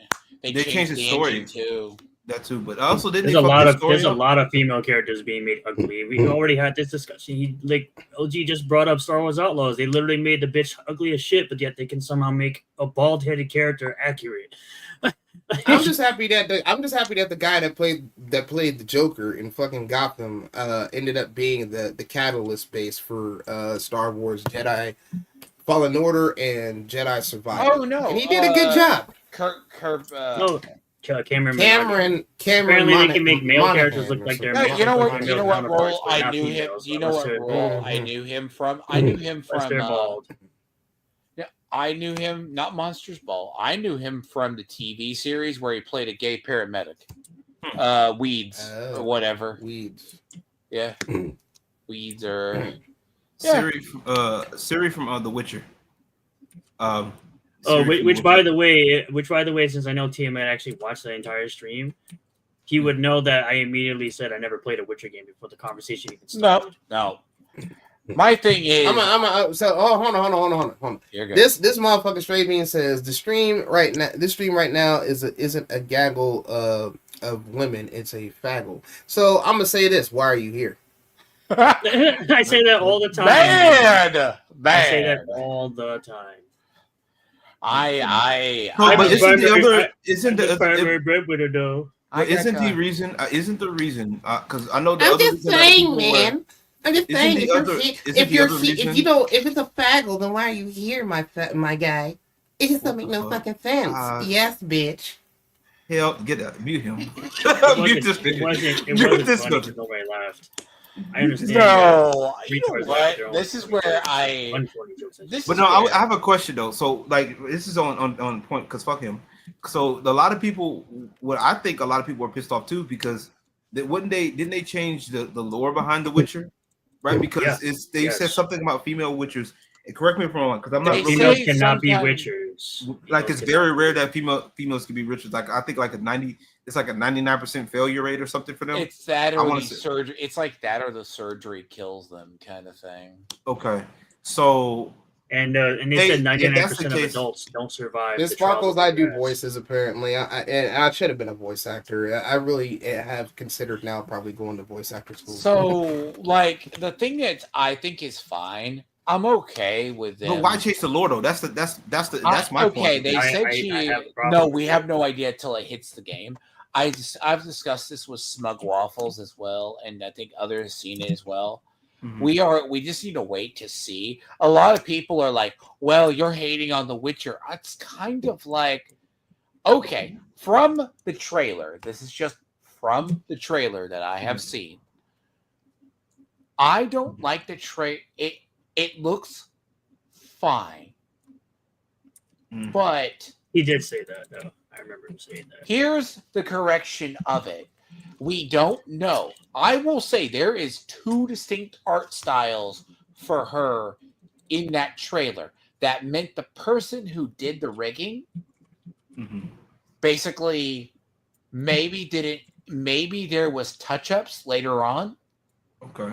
So there's like the point where she looks normal, and then there's that pace like she looks like she has Botox. If that makes sense. Okay. I think that's what you're going to that is like but that is a rigging thing when someone put it together and messed with the rigging of the character for the trailer, the animation, right? Following it?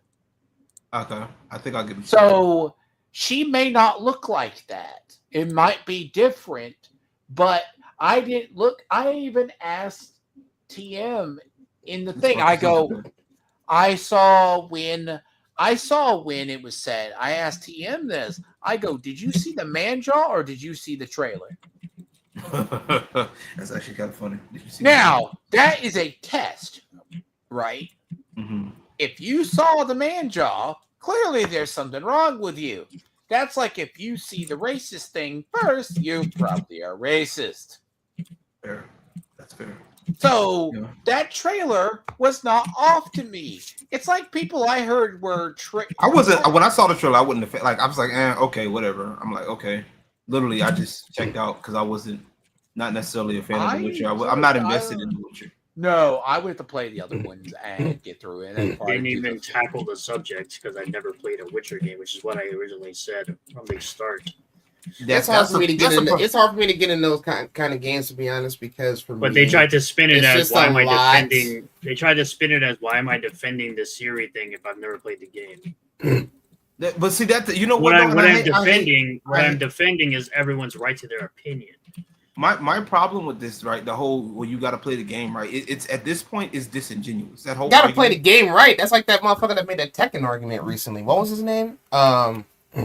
Because I saw LeBrutus make a post about it. Some cat. Hang on, let me pull it up. Because I commented it this morning. Bro, there were people hating. I saw somebody. It's kind of disingenuous point. I saw somebody. What was it? Hang on. Oh, here it is. This guy, Asamu. He said at Crazy Asamu on Twitter. He said, "I will never understand how someone can mash their way to Tekken King, but players who actually try to play the correct way gets hard stuck in lower ranks." What's the correct? My thing is, well, somebody that's a multi-layered problem. So what is the quote unquote correct way?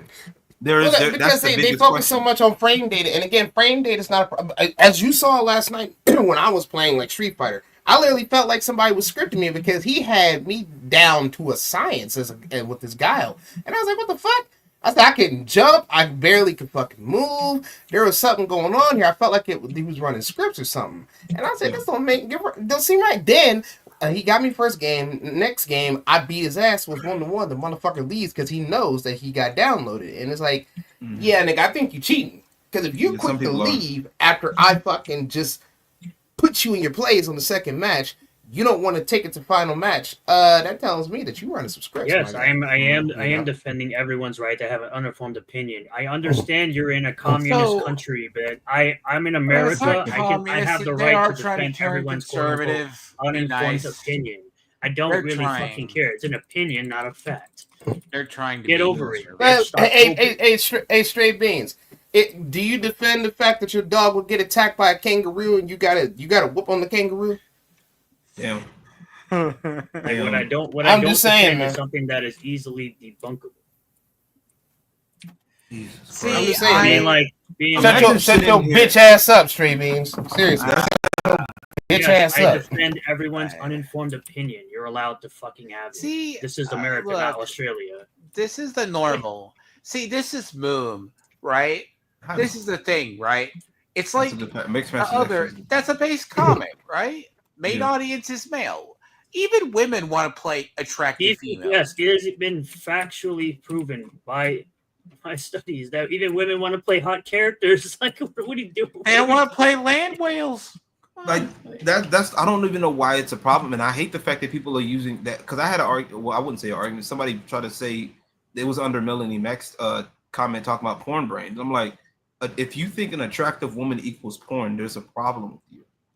Oh, like I think you're. That's like how people got mad about R. Mika slapping her ass before she did her critical art Street Fighter 5. In 5, yeah. I'm like, that was fucking stupid. That's something to her, and even on character, right? To R. Mika, that's nothing. It's nothing sexual. That's just how she get. That's who her. She is. That's just her thing. Brash.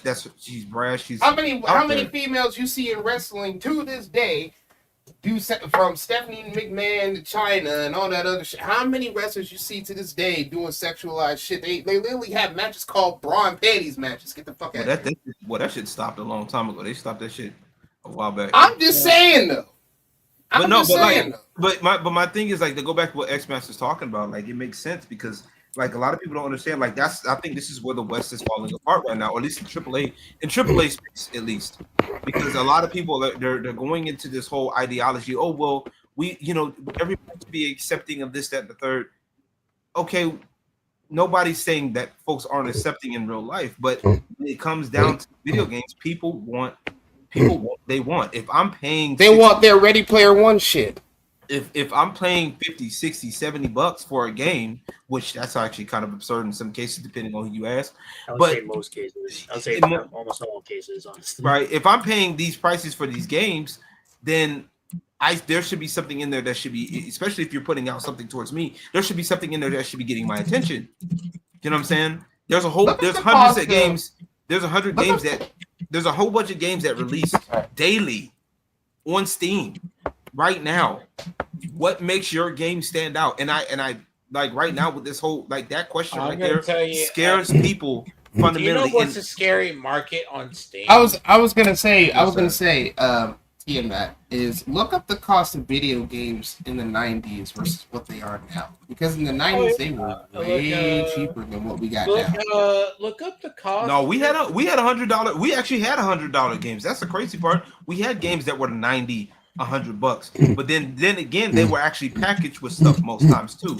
They were that's what I'm saying. That's different though. But the standard cost of a game back then was at least $30 because we had max 40. Do you know what's funny? By the way, think about it. Space Marine 2 was designed as just a couch co-op shooter, and they brought that thing in at about $100 million.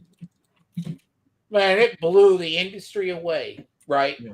All they asked for was a couch. The guy literally brought up an argument about Nintendo Wii. You know how we know what year the Nintendo Wii released? Like around 2008, 2009. Stuck in the 2014s. He's still stuck in 2008. What are we talking about? No. Here's the game that they need to bring back, man. That you can't play these days. Duke Nukem. Oh, you can't play. Yeah, I think the studio that made the last one kind of went belly up. I think. No, I'm saying if they brought that shit back, bro, motherfuckers, you're gonna play Duke Nukem these days. Duke Nukem was a fucking goat. I mean, Duke Nukem was fair. To be fair, honestly, Duke Nukem character-wise is shallow shit. But yeah, it makes sense. Of course it is. But yeah, you wouldn't be made today. I ain't gonna lie to you. I think the last Duke Nukem game was back on 360, but that was kind of a rush job. I think it was. It was. It was in development hell for like 10 years. Yeah, I kind of feel like Serious Sam tried to fill that role. You know what I'm saying? I think honestly, at the end of the day, bro, like when it comes down to these games, man, people like in the West, I'm glad we got like indie games now, because that's really what's going to be the bigger key for going forward. A lot of these people in the AAA studios, they're starting to realize that they don't have as much power, and I think it's something to kind of mirror what Eric July is talking about. So it's not because it's not just happening in comics; it's happening in a lot of places over here. People are realizing that a lot of the so-called old guard, to kind of quote Eric July here, doesn't necessarily have the power that they think they do. You know what I'm saying? And that's something that's, if you're a part of the old guard, it's kind of scary. That's why we got the Alyssa Mercantes and people that defend that shit. They're all up in arms. By the way, guys, if I sound far, by the way, it's because I'm stretching real quick and taking a quick workout. So I don't want anybody to be like, "Hey, why did it sound so far?" Yeah, no, you're good. No, so you should have said that, bro. Everyone in that kind of a debate or a heat of the moment always think it's kind of like TM goes, "Oh, I clipped you out of context. You better chill out and shit." I'm like, "Fuck, dude. I'm the first to admit I'm probably not going to be the most well-spoken if I'm irritated. I will probably, at least I ain't going to." But clipping people, but clipping. But my thing is, but like clipping people out of context. Actually, honestly, it's what's the point? By the way, y'all like my new thermal. Okay. Nice. Merry Christmas. Wakanda forever. How did I know you was gonna do some stupid ass shit like that? All right, get him out of here. That's it. He's out.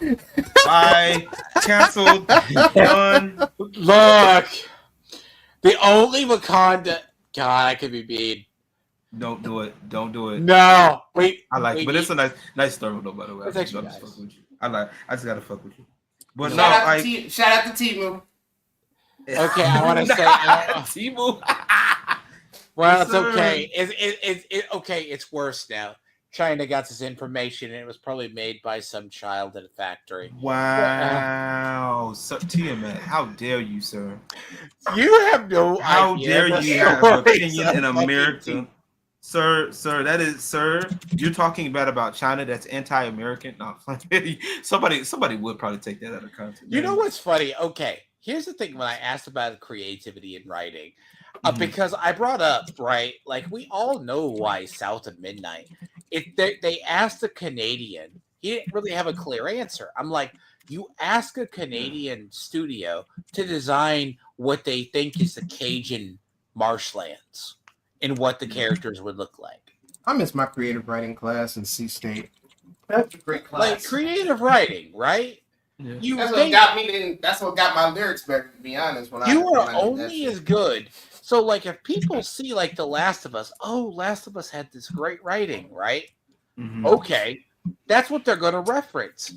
But if you look back and go, as a writer, I'm writing high fantasy, you're going to go back to Lord of the Rings or something else, right? Yeah. Hell, even You're gonna go back to Star Wars for me. I'm talking about the original trilogy and the prequels. The prequels. Everybody has their thoughts on the prequels and their opinions. But to be fair, when we talk like creative writing and creative screenplay, not screenplay, but like on improv based on how they really felt like the characters should be and shit for Star Wars, and yeah, you're gonna go with the original. No, they were the prequels, which is funny, were more political in a way than the other because it was always like a satire. I bet he does, Ted. I bet he does. Wow. Whoa. That's God. Wow. Damn. He wants more. Yeah, that's so cruel. Damn, he has a poster. Not him having a poster of Abby on the wall. God damn. That's crazy. He said he calls he's Abby. over here. It's like I was Jesus. He's been suffering with me through Once more Abbyzilla sex we have no okay. You want to know the cringiest part about the funny part about The Last of Us Part 1, they snuck in that she was gay right in the DLC in the mall scene where her friend got infected. Oh, yep. Oh, okay. Yeah. That's I didn't know. I watched the first. I was watching people play the first Last of Us, and I was like, oh, it was an okay game. And then I just kind of checked out when people were done with it on Twitch. The gameplay in that was pretty good. From what I saw, like how you had to move around and shit, and how you had to hide and deal with not getting caught by infecting motherfuckers and shit like that. I think that's a pretty good gameplay. Like a lot of story. The story itself, I wasn't a fan of, and I'm never and that cringe ass sex scene was just terrible. I'm sorry. Neil Druckmann supposedly mocapped himself onto the boyfriend's body to basically that was a rumor, of course. And the funny part is they try to do their best to deny that. All I'm gonna say is motherfuckers was afraid of titties. I'm gonna stand firm with that. They're afraid of titties. I'm sorry. They didn't want to get no smoke for having titties in the video game. Because kids play. Oh no, yeah, they didn't. They forgot their history, with Jack and Daxter. After all. All I'm gonna say is this. All I'm gonna say is they didn't want to get smoke from parents. Well, our kids play these games. Well, the game's rated M for mature. They can always have the ESRB to back them up. Say the game's rated M for mature. Why are you buying a mature game for a child to play? I am in direct order. That part, no, agreeable. No, you know what's funny about this whole thing? Because, indirect order. That's why all the agrees and disagrees and the contracts and shit before you start the game is effective before you even play part 1 of the game. Okay, I'm kind of weird, right? I find it kind of weird too, and I don't want to that whole thing, especially people who play games. If you think about the characters in the settings, I'll have to bring something back up earlier because that is horrible that I thought about too later on. The Last of Us, it was just survival. I don't know. I draw my lines at weird. Okay, I would probably Talos Principle is on sale on Steam. That's a puzzle game, right? I told Ted this. I go, it looks good. Maybe I want to try and buy it eventually. Because but it's more of a puzzle game than it is anything else. But now, get me in a diehard, just non-puzzle game and puzzle encounter, I'll probably hate it. But the idea in these games is if you're going to have these characters, I just look at it Last of Us looked mid, and then when Last of Us 2 came out, that game was all hell on wheels with Neil Druckmann could basically write a studio. This is why people hate the idea of intergalactic, because as gamers in 2024, we see that side head shave or Like the bald head, we fear we're going to get preached to. Greg Owens, another YouTuber, does like little essayist stuff, and he does really good on like Lindsay Headland, why she's the reason why Acolyte was worse, because management style and all the writing, etc. She basically, it's kind of perception bias or perception expectations. Perception, where we have expectations when we see a side head shave or we see a bald, bi-looking chick that looks like she's gay. It's not that we think it, we just think there's ideology written in and baked in. And more often than not, there oftentimes is, because a lot of times that's what it defaults to. You know what I'm saying? That's what it defaults to. A lot of these people don't. A lot of these people are they don't have anything. They can't make anything worth of, that's actually entertaining. It's always got to be something preachy. And I'm not gonna sit up here and lie to you. If I wanted to be if I wanted to be preachy, I go to church. I'll go to church with my mother on Sunday. Mm-hmm. Hold on. Let me say this real quick. Jada, I love you. G.I. Jane 2, can't wait to see it. What that was a good joke. You know what's sad about that? There is, if they were divorced, they were supposedly broken up for like 5 years. They've been broken up for a minute. And I mean, it's not about but we're not. And also too is also not only is it like, but if it's pattern recognition, it's not necessarily bias. It's pattern recognition. If you come in here, if I'm sitting up here and matter of fact, I think it's Ted. Yeah, Ted. Shout out to Ted. He said, if you keep seeing if you see if 10 things come in, you see red, blue, green, and then the next thing is red, blue, green. It's safe to assume that the next 3 things that you're gonna see is gonna be red, blue, green. It's an assumption, right? So if you see a chick with a bald head or a shaved head or a side shave or whatever, and for the last time, anytime that's came through, it's always been some preachy shit, some androgynous looking bitch. That's what you're gonna think. Next time you see a bitch like that, it's gonna be a thing. And people, they go right into the pattern. They play right into the pattern, and then, I don't understand why these people are assuming this shit. Well, y'all go for the bait every time. Y'all fall into the pattern. Y'all have nothing else to offer. What else are we supposed to think? So it's not pattern recognition. It's called having an opinion. There's a difference. So there is players. I don't understand players as I will say this. So players as I'm sorry, I had to say it. So players are of a game, despite what a Karen says. This is why I think of this is stupid. There's also this thing of, are we grifting on it? Or are we saying it from a gaming perspective? Hold on. No, because what they've devolved grifting into is they think that grifting is, grifting is, you have an opinion that you don't like, and you just so happen to be making. And I've proven that it's easy. They like, it's you have an opinion I don't like, and you're making money on YouTube, so you're grifting. No, that's not the case. You know what I'm saying? It's not my fault that people agree. Like I did a video calling out Melanie Mac. I wasn't expecting. There is no pattern recognition on your. Oh yeah, I love how I love Melanie Mac. I'm sorry, but if you feel some type of way towards Melanie Mac, man, we gonna have to somewhat be rivals on that, because I fucks with her. I made a video talking about where Melanie Mac was talking about the first Ascendant, and her and the quartering. Like, bro, that game is not Gooner bait, like at all. Like the fuck you talking? Be honest. She said it was Gooner bait. Yes, I am making money. You have to look at the video. You have to. It's really none of your business, though. But no one really. But that's. I mean, she has a right. She has a right to her. You're making money on YouTube. She has a right to her opinion. Because you're retarded. And we have a right to call it out. Like, I mean, we have a right to say no. That ain't. Like, to me, how are you gonna sit there and call First Ascendant Gooner bait, but then you over here complaining about fucking them uglifying fucking Lara Croft?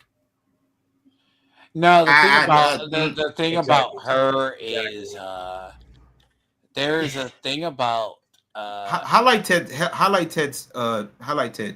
because what Ted says is actually that part. This is the problem, and this is why what Ted says is 100%, and this is why a lot of people are getting mad when they're getting called grifters, because they these people believe in this stuff. They believe in what they, these stuff. Like, I don't agree with, like I said, I don't agree with the whole, if you don't like porn or whatever, that's your business. But just because an attractive woman is on screen, it doesn't make it porn. You know what I'm saying? The same thing with fucking John Delarose got called out for it, because he was sitting there trying to call out the First Descendant as well as some other things. But then his character in his comic is, dressed a certain way. So it becomes a control factor. I mean, I'm a better man than you, Straight Beans, so let's not talk about this right now. Because you're not really a man. You're actually a feminine bitch who's on Twitter. See, I don't like it. Well, would you look at the time? You're a feminine bitch. Like, I'm gonna clip what Renown said, and I'm gonna get a lot of attention. Bitch, that's what feminine, bitter bitches at a hair salon do. That's why you're there with fucking Tony, looking like an absolute bitch, bro. Tony's still doing stupid shit. I saw Ruby King's punk ass in the chat. No, I saw it. It's fine. So, okay, here we are. This is now I want you to see here. Let me shout out to this creator right here. Nigga Ruby King need a whole fucking gun to hand on me with his punk ass. I want you to look at this. This is a very good creator. I found him. Very down to earth. Punk ass, half pint ass. If you look at his titles, right, it's not clickbait. He goes, how DEI luxury of beliefs killed entertainment. This video is very good because he goes over. He actually has a really good series on what went wrong with stuff here. Like, it goes with Star Wars. Right. Now, here, this video is about how DEI, which Edward says doesn't exist, this was done in a vacuum where... It doesn't exist, even though it's a good video, but it goes over the idea of it was done out of luxury when they have... Talking about I have low IQ, but he literally has the IQ now, of that. This is right here, unappealing characteristics, right? This is the one I was talking about. Okay. So, we know, right, this right here. I recommend. See, he's basically saying when there's money, you can just basically splurge. This is why we often say characters look ugly. Right? Mm-hmm. Now, here, this is the video where unappealing characters signal deeper issues, usually. Right. Now. You mean like how, how Erica's always talking about, what was it? You have all these slop movies, and then you'll have that one good movie that'll make over $1 billion to produce more slop bullshit movies afterwards because they have a lot of splurge like that. Yeah, something along those lines. Yeah, I don't go. Yes, I know. I have a great set of tits. I don't go. I don't go more than. Jesus Christ. I don't go more than 4. God damn it! I don't go more than 4. By the way, here is the trailer. I definitely have a higher IQ than you, Gaby. Here's a trailer. This is where, all right. Now, this is where you can't read it. Like, this is, the trailer itself is meant to sell the game, right? Right. Hello, Judo Joe. Thank you. Merry Christmas to you as well, Judo Joe Black. Good to see you. Yes. Happy Kwanzaa to the black people here. Oh, Lord. Get out of it. I'm about to whoop this man. Hey, I'm about to. Y'all, hey, hold on, y'all. We about to jump fucking Tiamat right quick. Sorry, So this is a trailer. Like, I'm not saying this didn't look odd. Okay, it's a broken up planet. Okay, fine. I mean, it doesn't look. Neil Druckmann insulted me when he said, "I got inspired. This is inspired by Cowboy Bebop." I wanted to fucking. People go. They're getting like the Cowboy Bebop vibes. Like it's like the poor ship. And I'm just like, okay. I went as soon as I saw the shaved head. I went to go look up the app. Backwards, by the way. Backwards. The crazy thing is, they didn't even have her hold the fucking clippers right. Somebody brought that up to me when we first saw this. I was like, LG. Yeah. FGC news wise, NYC Furby, aka Arturo Sanchez. I think he got banned. Fucking stupid. Really? So this is it's probably Mugen Lord that mentioned that to you, Robert. Yes. No, somebody mentioned it on Mugen Lord's chat on his thread when he posted the reaction me and him had. I was like, what the fuck, bro? This is bullshit. So I went and looked her up, right? I went and looked the actress up. Wait, pause. Wait. How is it, right? The other woman in the TV looks more feminine than her. It's like someone not by much. Someone called that Snake Plissken, if you know from shit. From New York. Yeah. Snake Plissken. From New York, Escape from LA. But not the Kurt Russell films. Oh shit. Do you not? I think it was Kurt now Russell. You right? can't unsee it, by the way. Damn, I can't now. So the thing is, she looks like a majority like this. I don't find it's the Outlaw Star. She does look like this, but without the hair. Yeah, that's what I'm saying. Like they got her accurate, and that's Ivan. Like I said, Ivan said that in my live stream when I talked about it. It's like her face is accurate. Yes. But then, like I said, Star Wars Outlaw, they fucked her up. Mortal Kombat 1, they fucked the couple of the face models up from that. And I'm like, why is it that you take the time to get her accurate?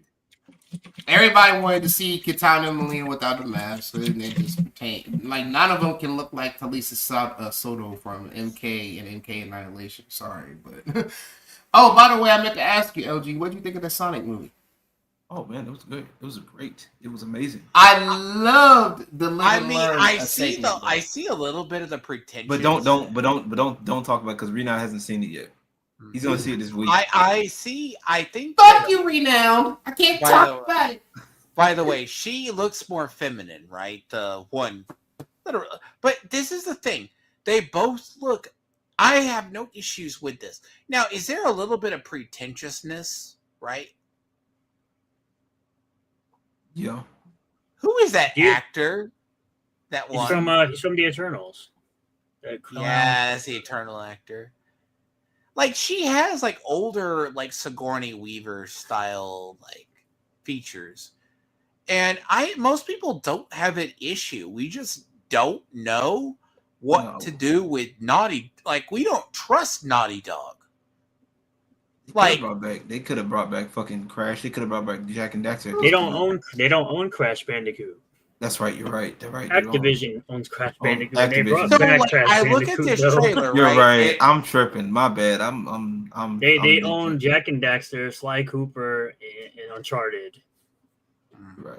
So I look at this trailer and I'm like, okay, a lot product of stuff, placement. The trailer. Product placement, and it doesn't look terrible, but it's okay. The poor spaceship is so fucking. Sorry, that is. You want to know what's really silly? Mm. What does someone liking something that someone else likes have to do with anything?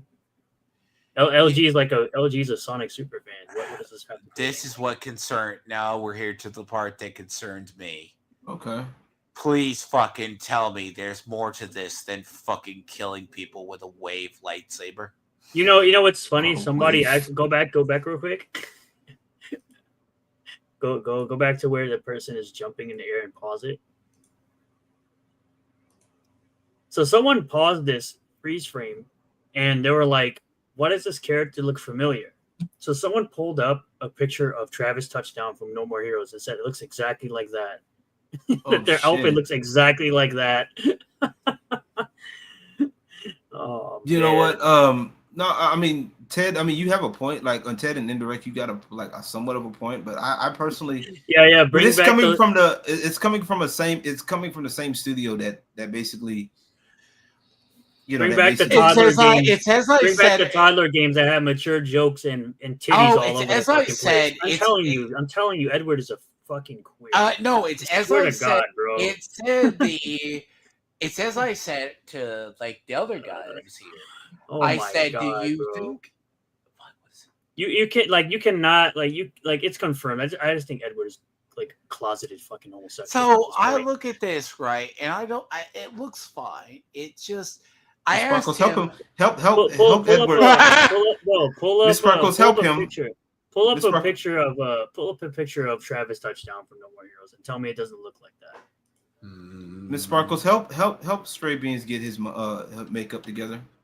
Okay, help him pick out clothes and all of that since he wants to be a bitch so bad. All Sparkles, right, I trust you. Our guy. That's how you know he's never played Jack and Daxter, because holy shit, you know how many mature jokes they had about titties in that fucking game? Holy shit. Right. That game was rated T, wasn't it? Wasn't that game rated T? Yes, it was. Yes, it was. That game had more sex appeal than any like modern game that Naughty Dog has come out with. Yo, wait a minute. Travis touchdown. That's crazy. what the fuck? I honestly would have never thought about that. That's wild. Oh man. What the hell? That's crazy. I would have never thought that. That's No, me neither. Oh my! Yes, they did zoom on the boobs in Jack and Daxter, and this is why I say Edward Doherty, aka Gay Beans, is gay as fuck. Like, he's so fucking gay, bro. Like, pull up scenes from Jack and Daxter, you'll understand what I mean.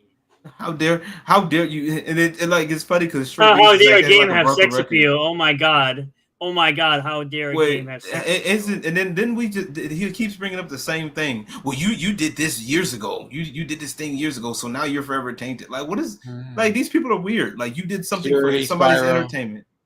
It's gonna be entertaining. Something I look at this. Okay, I ask. So when you see a studio from the developers of, right, or from it, yes, do you think it's the, do you think it's bait, do you think it, because do you realize, like, the other guy? No, OJ wasn't right. OJ's just as gay as you are. OJ just as gay as all right, let me finish my point right now. And you don't worry about him, because that's all he's good. Don't worry about him. I'll deal it. No, so do you see what I'm saying about, is it Legacy Studios that they're writing the legacy, or because they're trying to say, well, it's not the same team members? We all know it's not the fucking same team members that did this. Well, it's writing at that point. It's riding the wave. It's riding the wave of nostalgia. It's riding the wave at that point, because what's supposed to happen when that happens, right? Is from the studios that made XYZ. There is some, either one, it's literally there's still some people there, the same people. There are still some people there too, or the people that may have left, or there's still some kind of love from, like, it's supposed to be, supposedly, and I'm thinking more of a positive. It's supposed to be, this is supposed to be, good. Oh, I remember these games. These games were good. That's what these studios now, they're doing that. They're banking on. Yeah, it's riding the wave of nostalgia bait. That's always what it's been. Well, no, not really, because most of the time it's been, even though it's been the nostalgia bait, but it's also, there's people that was still good. It was still people that were. Still solid shit. Does that make sense? Yes. And here's the funny thing. This is actually what she looks like. Not her. They show it. That's Melanie Mac. That's Melanie Mac, sir. No. So if you go with the actress, she used her in a thumbnail. She looks exactly like that. Exactly. That's why I said. That's why I made that point of the accuracy and shit. See, here's the thing, right? If a trailer sells something, people are going to judge it. I talked about that, Judo. Yeah, Judo. Yeah. Yeah, I talked about Elder Scrolls 6, how I literally just had a title screen 3 years ago. It's the same thing I said about Dragon Quest. That game is not. I don't think that game is, Judo. I don't think that game. I think that game is off for like 20. Miss Sparkles doesn't like Melanie Mac. That's crazy. See, I liked the look of this trailer so far. Like, I didn't think it was terrible. I thought some of the rigging was weird. I think people probably thought that her being a Witcher was weird, but I could have guessed she was going to be the main character. People that played it knew that. Even if people are okay with it. See, the thing is, that's the these guys don't get. People were actually okay with her being the Witcher because they knew it was already being set up. Now we're getting into and this is the part of the trailer where we start getting into why I hate Unreal Engine 5. They can't do people. I hate it. They can't do people right. Do you see how people all look uncanny valley? Even in Unreal 5? Like, the men look okay. It just, there's parts of it And this is the one. I think that's important. I think that's kind of weird. It's like it's funny. The men look okay. The men look good, but the women are interesting. Where's silly? Oh, that's a good question. Ted has a good question. Where's Siri's teleportation? I think they're retconning the favor and making her play. They more may like not keep her powers. So she should. She's supposed to have like elven blood or ancient magic. Like, there's parts in the trailer that I've seen it where it looks like someone, maybe two people, different people, messed with, as I say, the rigging. No one really had issues with this trailer. That's the funny part. Like, only the idiots had issues with this. Like, there's the part. I did know that difference. Yeah, this woman looks weird. Yeah, she's like supposed to be sacrificed or some shit. Yeah, she has that. Her problem is they do that thing. She has that uncanny valley look. There's that uncanny valley. Sorry, y'all. I stepped in real quick. I went to go do this Christmas piano thing real quick. And I do gotta dip out though. I just wanted to bother y'all for bidding say Merry Christmas. I do have to step out because I gotta get ready for. I gotta get ready for. I got work tonight. I was already scheduled on Wednesdays anyway, so the usual.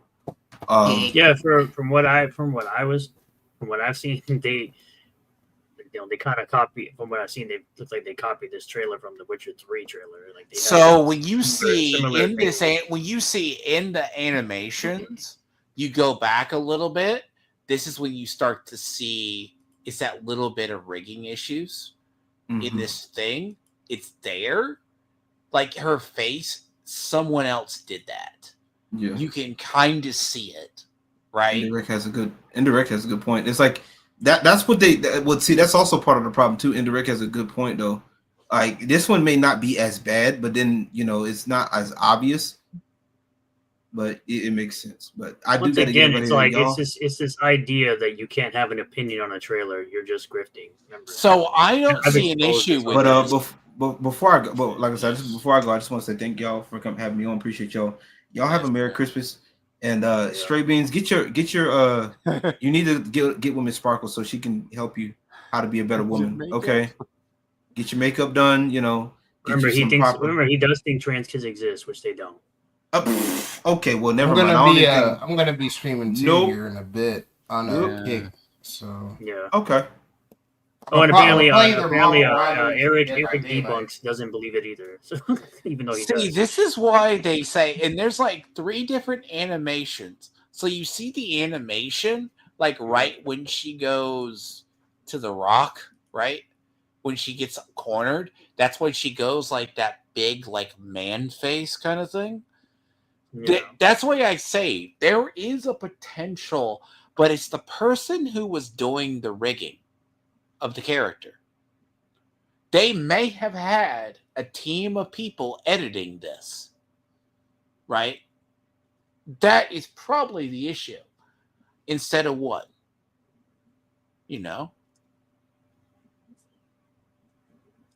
Which it's fine. It doesn't pollute the product. Judo, I think like I said before, people are allowed to be judgmental about what they're looking at. Yeah, I don't think it is. So nobody like to me. What I said about this was, I'll wait for a gameplay. I'd wait for a gameplay. I want to see the gameplay. This is a cinematic trailer that means absolutely fuck all. To be honest, I don't think it was intentional. As I said, I don't think it was intentional. I think it's. Like, even her face is different here. Like, her face looks cleaned up. So, like, it's just minor notices. Like, you see This isn't the game. This is a cinematic trailer. So, this isn't the game at all. Like, it's a cinematic trailer. See, again, dudes can't even tell the difference between a cinematic trailer and gameplay. This isn't gameplay. This is a cinematic trailer. That's hilarious. Dude, this is a cinematic trailer that may not be part of the game. This isn't gameplay. This is a cinematic trailer, dude. Yeah. Oh, if you don't think this game looks good, it's a fucking cinematic trailer, bro. What an idiot! I can judge it all. It's not a gameplay trailer. It's not a gameplay trailer. So, like, when you go back in the engine, it's okay. They did a new engine. It's probably fine. I mean, it's what they do. And Edward, I recommend this channel to you. You might learn something. Right here. No, he can't even tell the difference between an animated CGI trailer and a gameplay. You can't tell the difference between a cinematic trailer. I understand. Oh my god! Oh, that's horrible. Oh man, it's funny. Oh, it's fucking hilarious. I mean, look, Greg Owen's channel, like. If I said I want to watch that channel now. What's it called? Greg Owen.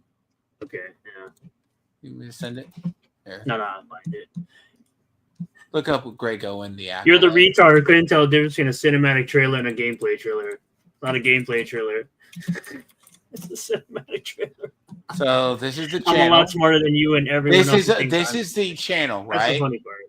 So he basically is just a smaller, like, down to earth guy. He basically has he did a 4-part thing on why the Acolyte failed. Look, this is a so pattern recognition, right? I lose brain cells talking to you. You're retarded. Moving on. Like no. I bet you if you go into his comment section, there's a bunch of people calling him a grifter too. How much you want to bet? I'm curious here. This is interesting. I mean, I don't see merit in I hate Cersei. I think she looks cool, but I am worried about their changing the story. Production companies with that are trained by Marxists.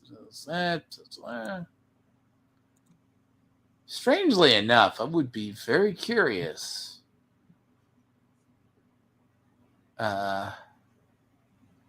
It's one of those things, like, it's... y'all need to give these bum-ass Comicsgate niggas the Ruby King treatment and let them say what they want, then time their ass out for like 5 minutes. Hey, you punished clown. How are you? I'm just saying. No, it's Greg Owen, not Owen. It's a rarity that I'll fucking even reference Ruby King's punk ass, but on this one, I think it's I can always viable. So here's a thing like this, right? He's talking about the 2 trailers. We are just, and this is a video that the guy does good work on his channel. It's basically like we just see the warning signs, right? We're just used to this turning off into our heads. We're just used to this, meaning that we don't trust Neil Druckmann as gamers. We need to see more. Especially when his company tried to strike down YouTube channels for talking about leaks. So the thing is, it's like the Sinead O'Connor. Nobody's scared. I'm not scared of anybody. I exposed OJ for being the absolute clown and hypocrite that he is, because he is. So, what are we talking about here? Somebody said don't include Siri in the list. So he does.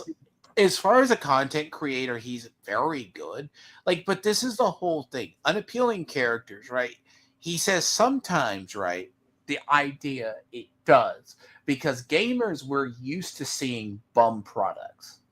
We're used to seeing when they design something, it's bait and switch, right? Because this game gives me it was developed in the Stranger Things era. Do you see how it's like that 80s, what is it, retro futurism, right? What, the trailer? Yeah, like what they do for intergalactic here. right? Yeah, because he claimed that it's fucking inspired by Akira and Cowboy Bebop, which is both disrespectful statements to your trash writing. Fuck out of here with that shit. What, for the video or That's what he specifically said about his game. He said it was inspired by Cowboy Bebop and Akira. I'm just sitting here like, bro, ever disrespect two great animes with this trash. Okay, I'll make a controversial statement. If you released Cowboy Bebop today, it would be mediocre because of the pacing. Yeah. I disagree because you can watch it now and it's still like a masterpiece, basically, to me, in my opinion. See, it's like that retro futurism. It's not that we have issues. We don't trust Neil Druckmann. Right? Yes, nobody trusts Neil Druckmann after, we just don't. After his false marketing with Last of Us 2, striking YouTube channels for leaks, and doing a bait and switch with the marketing. The marketing showed that you were going to be on a journey with Joel and Ellie, and then it ended up being within the first 2 hours, Joel was killed off by a character we didn't give a shit about, and then you had to play as the character. So have you not seen clips of like the thing, Korean right? guy cutting That's up the disc in half, or you seeing fucking PewDiePie playing this game, playing Last of Us 2, literally here's the falling off the cliff purposely because he does not want to play as Abby? It's fucking terrible. Absolutely bad. Nobody cares. This is the thing. It says Intergalactic, the Heretic Prophet is about what happens when you put your faith in different institutions. It played a fanatical devotee in her past role, so she's perfect for this. Yes, because going against the Catholic Church and anything else is nothing new. I agree, Judo. Fucking Neil Druckmann hasn't written something that was actually good. So, fuck that. He hasn't written anything that has appealed to gamers. He fucked up Uncharted 4. That became a flounder after the first week. Last of Us 2 was a flounder after the first week. That's why they had to remaster it like 4 different times and then make a remake of the first game and resell you the same shit over and over again. I mean, I hate to pull the TM09. You have to, but the same people will buy the same slop games, or they just re-released. Remember, this is the same guy who takes advice from Basically, right Anita here Sarkeesian. is in a Why conference. the fuck would I listen to that fucking guy? Anita Sarkeesian doesn't fucking play games, bro. Oh yeah, no, he actually listened to Anita and like afterwards. Yeah, it's one of those things of, yes, I recommend it. Greg Owen does a lot of like, it's one of those things. He does really good stuff. I've looked at it like how Ubisoft destroyed themselves, like Sea of Thieves is another good one. Like, they're going to probably go bankrupt because of that. But it's the thing is I was talking about with Edward, right? Unappealing characters is pattern recognition for gamers. Right? See, X Defiant got shut down. Skull and Bones is doing okay. Like, no, Skull and Bones was put out as a quadruple A game. Oh god, that game is so much potential lost. That game is so much potential just fucking lost. I watched Angry Joe's review on that game because I knew I was never buying that piece of shit. He shitted all over that game for an hour. It was glorious. So the funny thing about that is it went through like 10 rewrites, and then by the time they decided to release the game, it was so cooked, it wasn't even, because it was done out of the same studio that did Beyond Good and Evil 2 that we have heard nothing about. Just so you know. Ubisoft Shanghai is what it was done out of. So, again, I'm pretty sure Edward loved Edward, did you love Velma? I think I've heard you say that before.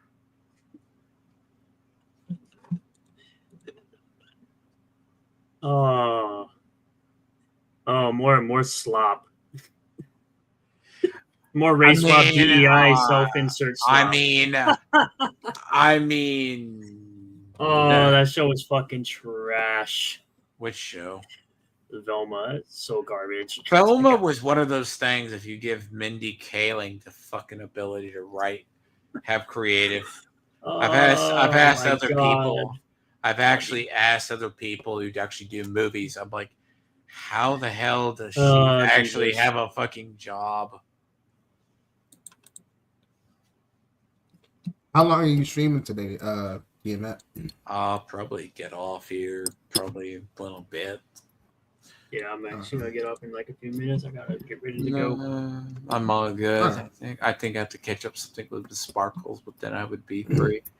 Shout out to Miss Sparkles. She's cool. You know what? It's see, Edward is trying to counterbalance the feminine energy in the chat. Who? I gotta do that. Sorry, Edward. Who's Edward? Stray Beats. Oh, that bum. Yeah.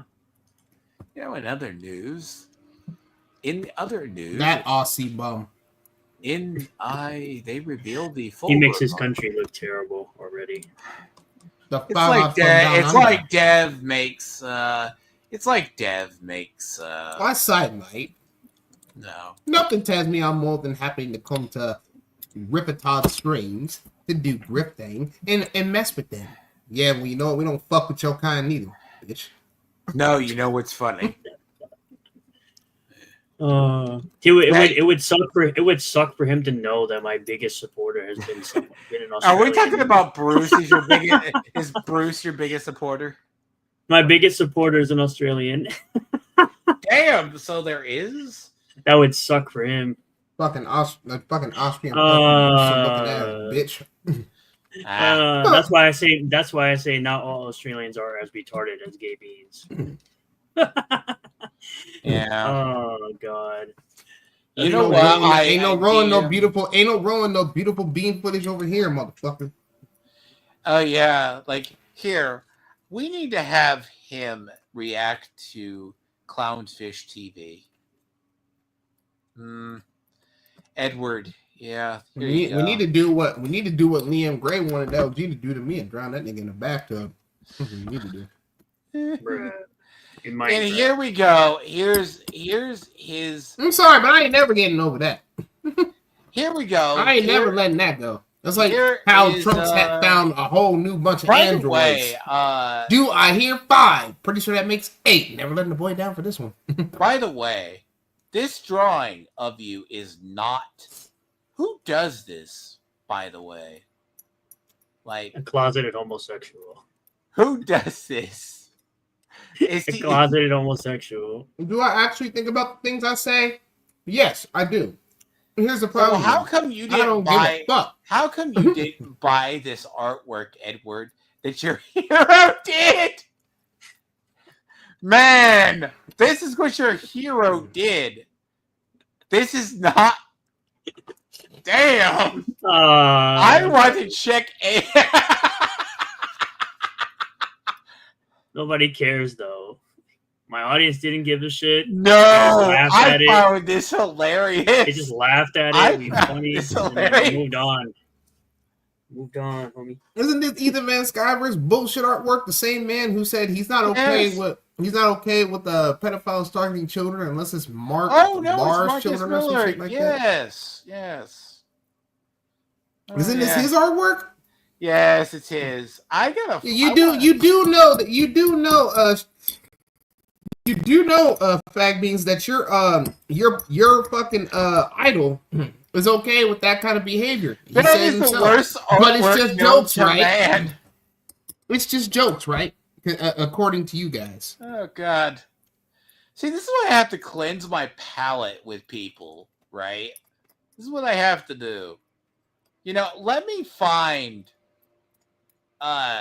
Stray Beans' other favorite person. I bet Stray Beans got Ted. I bet Stray Beans got a whole fucking AI video of him kissing his ex. Y'all seen that shit on Facebook recently? They had this AI shit where motherfuckers acting like they kissing up on their ex and shit now. And I'm like, only a motherfucker like Stray Beans would do some stupid shit like this. Here you go. Here you are. We know that this is Stray Beans' favorite channel.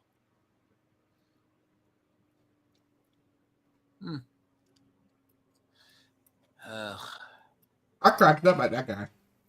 Oh yeah, Hypnotic's sometimes funny. Yes, I find the white. He said he don't give a fuck about this shit, and he'll go to Rumble if shit goes crazy. Which apparently that's where Dr. Disrespect is at now too. He's on Rumble. You gotta understand, my stuff is.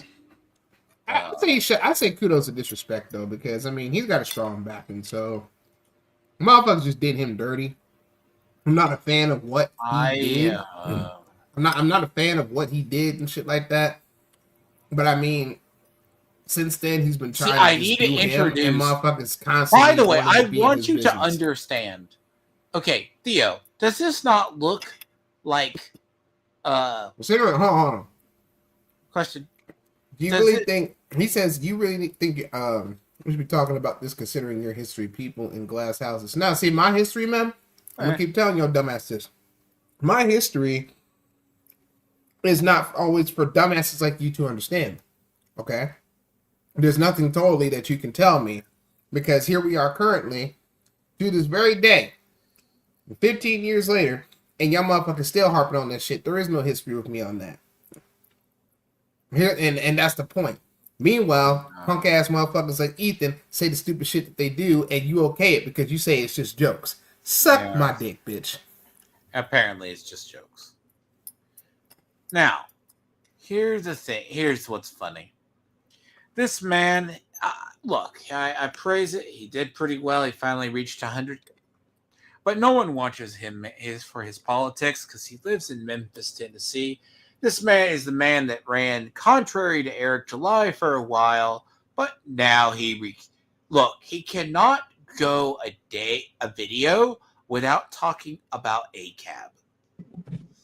And about all kinds of EVS. EVS couldn't possibly capture me perfectly because he doesn't know how I look.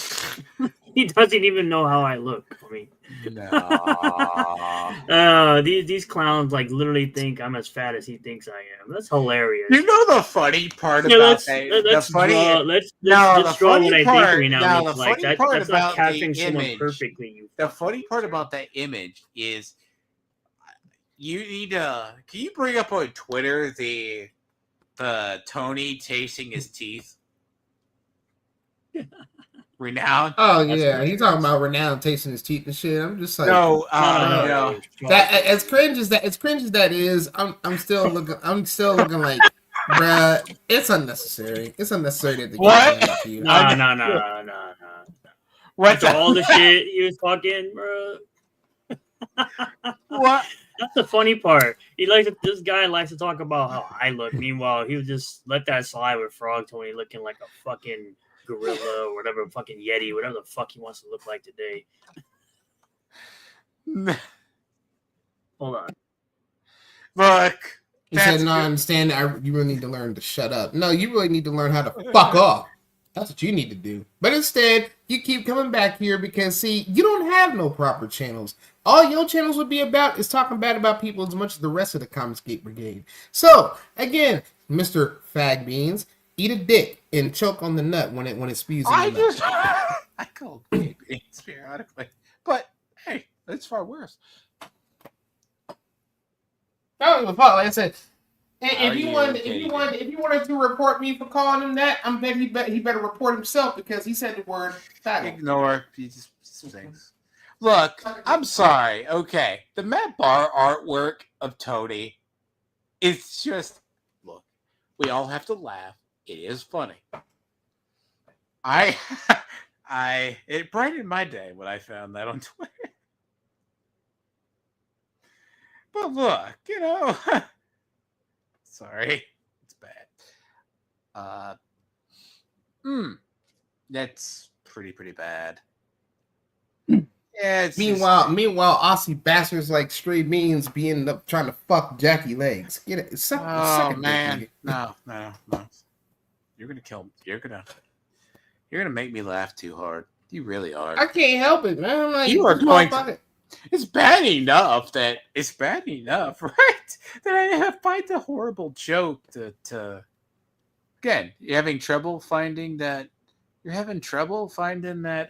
Still starting to sound like low tier God. Good. That means I would get some fucking love in this bitch because low tier God got a strong backing too. Only thing is, I don't dox niggas like low tier God has done. And no, I do say, if you don't like low tier God, don't fuck with the man. Okay? You don't have to get the man canceled and all this other bullshit. Because, like I said, if you don't like him, don't fuck with him. In the same token, yes, I don't like Ruby King, and I don't fuck with Ruby King. Look, but here's the thing: Ruby King has done a lot of fucked up shit that he needed to be kicked out for, and he still needs to be kicked out. All you comic skate niggas needed to be kicked out. Okay, here's the thing: people can support. People support who they support. Look, exactly. Stuff ages like fine wine. If you support Ethan, good on you. Just don't be shocked if you catch immediately strays from people who. It would have sounded better if he didn't stutter.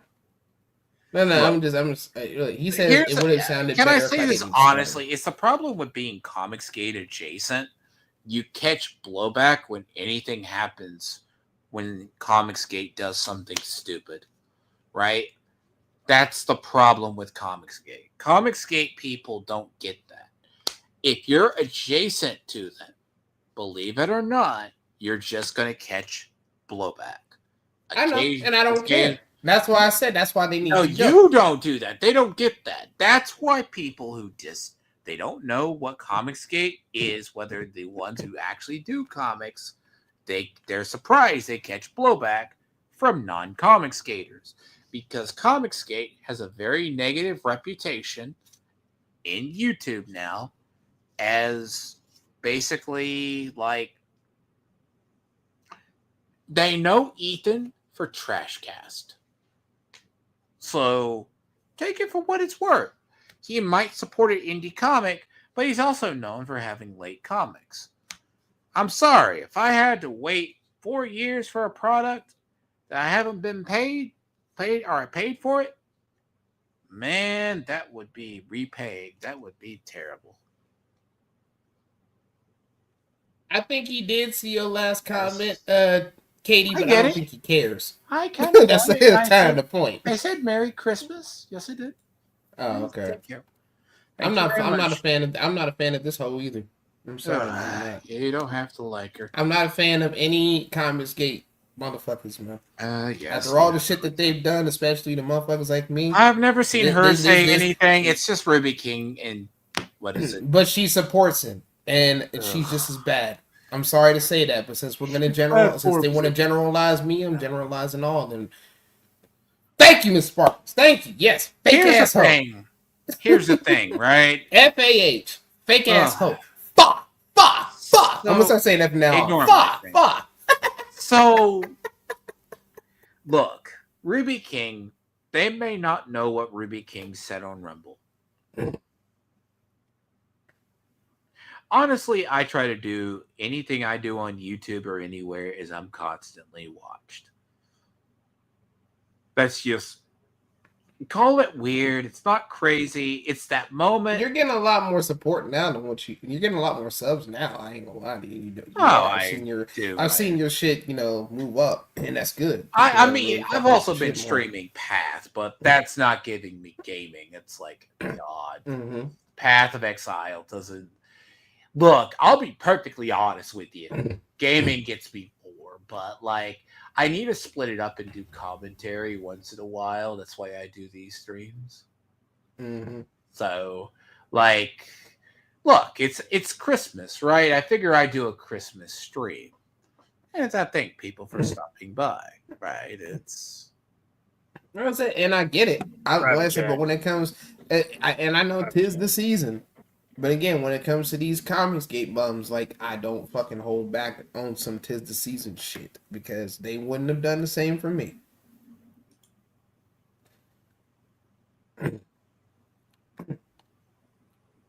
There's no I in season, Goomba.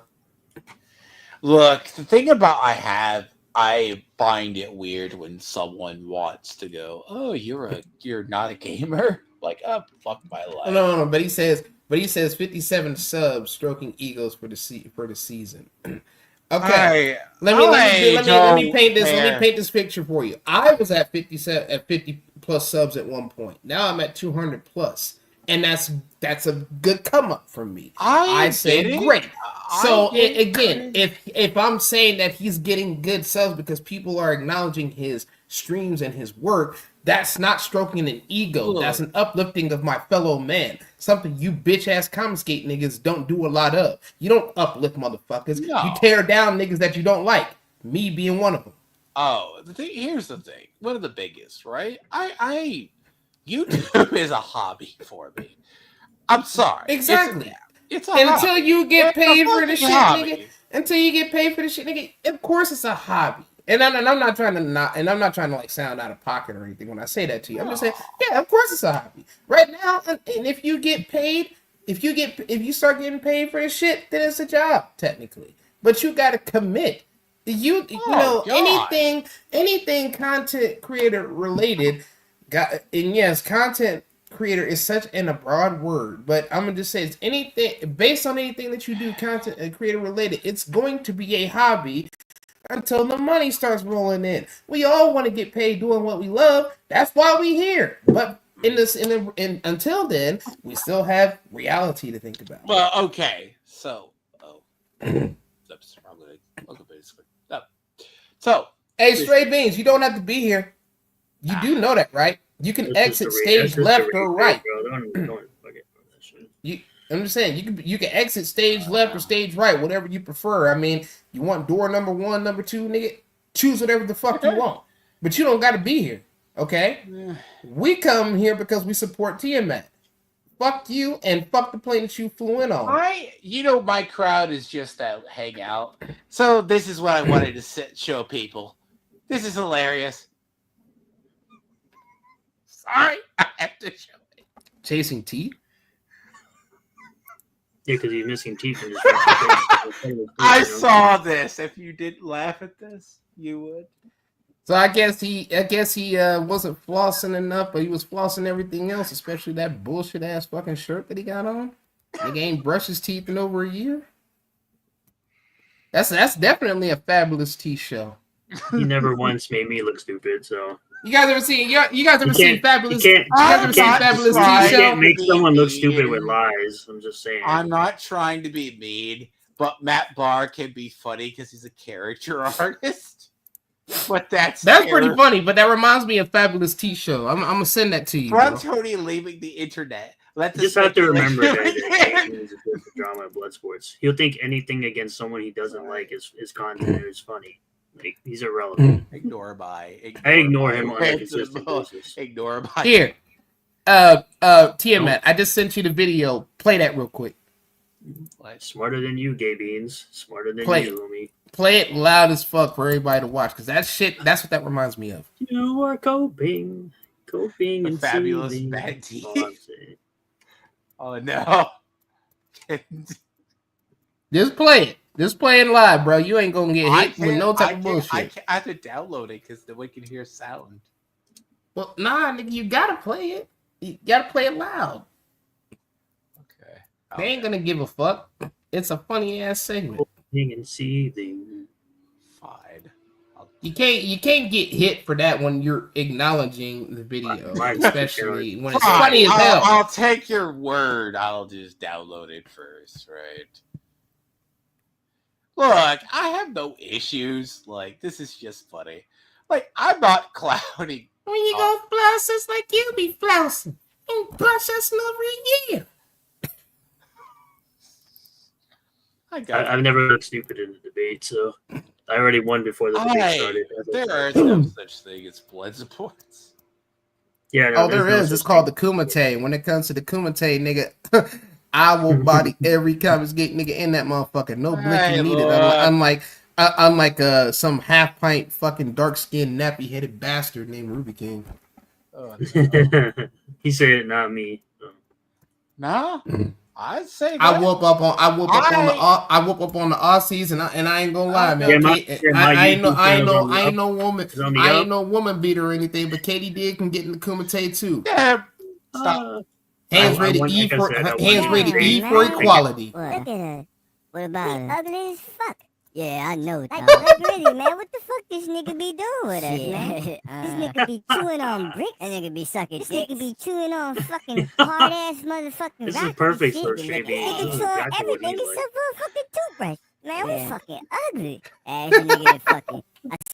This nigga licking some booty, man. Nigga had acid in the booty hole. Nigga still licking at it. Bitch was melting, dog. Had acid in the booty hole. And that's how they killed 2 of the homies. Nah, man. I'm chilling. I've been chilling this whole chewing time, on that bro. dumb shit like it was a None of piece this of gum. clown shit Nah, affect me man, at the shut end the of the fuck day. up, Westside. You the only one in this motherfucker that got a name. Well, nigga, you the only one that got a fucking patch on his eye, bitch. Hold up. All y'all niggas stop fighting and then before I go on a dick sucking marathon. Nigga, y'all be quiet enough. I don't want a lot of shit, man. I promise y'all, if y'all don't shut the fuck up, I'm about to start swallowing nut in this bitch, goggling that shit around, putting that bitch in y'all face. Shut the fuck up. I guess Miss Sparkles is not a woman according to the chat. You gotta brush that sometime, dog. We ain't been brushed it all. Apparently, Miss Sparkles isn't a woman. So think about Excuse me. I'm really happy for you, and I'm gonna let you finish. But Chris Brown got one of the biggest teeth of all time. Tell me, fellas, that you seen her. You better not let me get close. Hold up. Kanye, how the fuck No, you none get of it my affects mouth, me man? because I'm not a fucking. I ain't suck your dick. Yo, Fab, you ever think about growing your hair long? Nah, I was everything. thinking about growing hair on my teeth. Well, put this wig on. Cries about literally everything Fuck, somebody punch the says. shit out of you, in bitch. seconds, bro. Ah, I just call out the bullshit. damn, and move man. on. You trying to fuck up my teeth, huh? Oh, he's grifting. That's He's fucked grifting. I just got these bitches done. Yo, Fab, why you lying, motherfucker? Yo, Chris, knock me out this nasty motherfucking mouth, man. Oh, knock me on the shit. fucking floor. Welcome back to Pimp My Doesn't Ride. affect This me. man X to the Z. Oh, come How on. you feeling right now, man? Well, I'm feeling like every other white person would feel standing next to a fucking nigger. Just let me see my get the fuck out of here. Okay. You ready? Ready for what? You running? Black people always want to fucking run. You know the seatbelt that you had on your car was all fucked up? I fixed that bitch. You know the sound you had on it? It was flat, because all you listen to is country music and shit, so you don't need bass. I fixed that shit, and I put my own fucking album in that shit. You probably throw it out, but I don't care. I even put a chain and a ball inside for you to steal niggas and put them in there. Fucking sweet. That's fucking sweet. I like how you fucking pimp my ride. Now let me see it. Where is it? I pimped it, dumbass. You don't know what pimping is? It's when you take a bitch, make her look pretty, and sell that motherfucker. You ain't seeing that shit no more. It's across town, bitch. Oh my God. Holy fucking Dawson's Creek. Our next guest is a rapper that goes by the name of Fabulous, but I call that motherfucker AAA. When I lock my keys in my car, you know, that motherfucker got some funny ass teeth. Yeah, man. I want all y'all to go out and get my album, Low Souls. Yeah, right, nigga. I want you to get your own album. Get that bitch with your teeth like you're a fucking dolphin in SeaWorld or some shit. Now, the reason I brought you on this show is because I want to pick your teeth, not your ride. Before we do that, I want you to open up and show everybody your teeth. I said your teeth. Motherfucker, show me your teeth. Yeah, my teeth. Oh, hell no. I can't fix that shit. This is a life lesson for you guys out there. God made you beautiful the way you are. Oh, man. Or just the way I can't fix. Well, yeah, well, I want y'all to get my album and throw it in the bag. Motherfucker, how about I throw you in the bag? Throw it in the bag. For some reason, I feel like I should know this. This one. Oh shit, bro! I'm sorry, but that I had to show y'all. Damn, that's horrible. This is bad. Welcome back, LG. No, man. No, I just want to say, what the fuck are y'all doing, dog? What the? I come back here, y'all over here tripping about teeth. What is wrong with y'all? Hey, there was a Matt Barr picture, bro. That's what that reminded me of. That Matt Barr picture had me wrong because I said that's a Fabulous T-shirt. Get the fuck. No. Merry Christmas, y'all. Get Merry Christmas. Y'all get your teeth fixed. Do all that shit. Don't bite off more than you could chew, okay? That's all I'm gonna tell you. God. If you took a bite of the crime rate will go down. Don't ever bite the hand that feeds you, because your mother will have no arms. Were you born on Easter or did your mother fuck around? Get the fuck out of I'm here. sorry. Get out of here. Y'all have a good one, man. No, y'all niggas is weird, bro. What the? I just want to know what the hell was I do? I tabbed y'all up and I see this shit. What in the hell? I had to find it said that, man, because that's what that reminded me of, bro. No, bro, come on. What the Hey, fuck? man, I bet I got another joke, man, and this one's directed towards Ruby King. I bet every time that motherfucker tie his shoe, he flip over with his bitch ass. that boy so fat every time he turn around, it's his birthday. Boomerang! You know what? Okay. Hey, look, that nigga, nah, hey, you started this. Nah, I want his ass. That nigga so fat. It was so fat. No. That boy take a trip. That's a trip around the world, bro. Every time you take a trip around the nigga, that's around the world. God damn, bro. So, hey, you got a plan for a week. LG, by the way, he said Merry Christmas to you, by the way. Merry Christmas, y'all. Merry Christmas. Hey, bro, you watch Dragon Ball Diamond lately? Why that little fat fucking Majin is Ruby King, nigga? No. Yeah! No. Oh shit. No. Standing right by Tony with his teeth doing gang signs and shit. Type shit. Teeth missing, like, have you seen me? Oh my god. Oh my god. How a baby beat his ass though? That's what I'm trying to figure out. How did a baby beat his ass? No, I'm trying to figure out how the fuck. Okay, supposedly all I want for Christmas is my two front teeth hit ass. Well, okay, let me stop. Oh, oh shit. No, because that same nigga with no teeth talking about that nigga said, no, hold on. That nigga said he was gonna talk to Valentina and said he was gonna try to take Valentina. Nigga. Hey, there's a thing I saw recently. There's a false whatchamacallit, false dentures or whatever thing that I saw. I have it tabbed up actually because I was saving this for Tony. It was funny because I sat there and I saw this. I said, oh, this would work so well for Frog Tony because he needs this shit. No, it wouldn't because it wouldn't work. You want to know why? His teeth would mismatch. Because it's called adjustable dentures by Snackmoo. I've Snackmoo.com. That's what Tony needs. He needs adjustable dentures. So that way no one else can talk bad about us. I mean, we all know, but you know, at least the girls would at least somewhat acknowledge his ass. Oh no, they would not. They would his teeth, apparently his teeth was two-tone. Apparently his teeth was telling his son, "Hey son, knock me out, knock me on the motherfucking floor." Did just that. That boy gone. I can't, bro. Y'all wildin'. I just wanted to chill out. I just wanted to tell y'all happy Merry Christmas. Y'all enjoy yourselves, and you know, don't bite off more than you can chew. Okay, let that be a lesson to Tony. You know, don't ever bite the hand that feeds you, because your mother will have no arms. No, it's more like you just. Oh Jesus, we go over here gumming shit, bro. That's crazy. And we all know that Ruby King, Ruby King's head, Ruby King had a fucked up forehead. Oh shit! Oh damn. He was the head of the class. He was either head of the class or he was heading this way. All right, y'all. Y'all have a good one. I'm out. Bye. It's so bad. Oh no. Now I should say I'm not watched Daima yet. I am actually waiting for that series to get done. I'll basically watch it as a whole.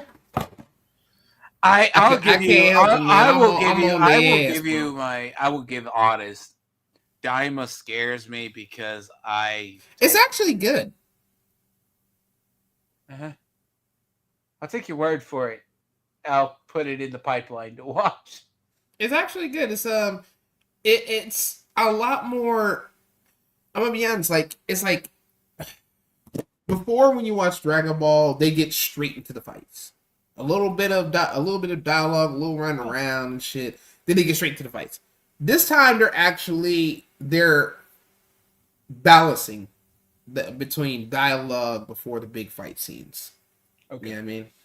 I don't worry about the fight scenes. It's just Daima gives me GT flashbacks, or gives me like, you want to redo a series. Well, GT was not canon. No, GT wasn't canon because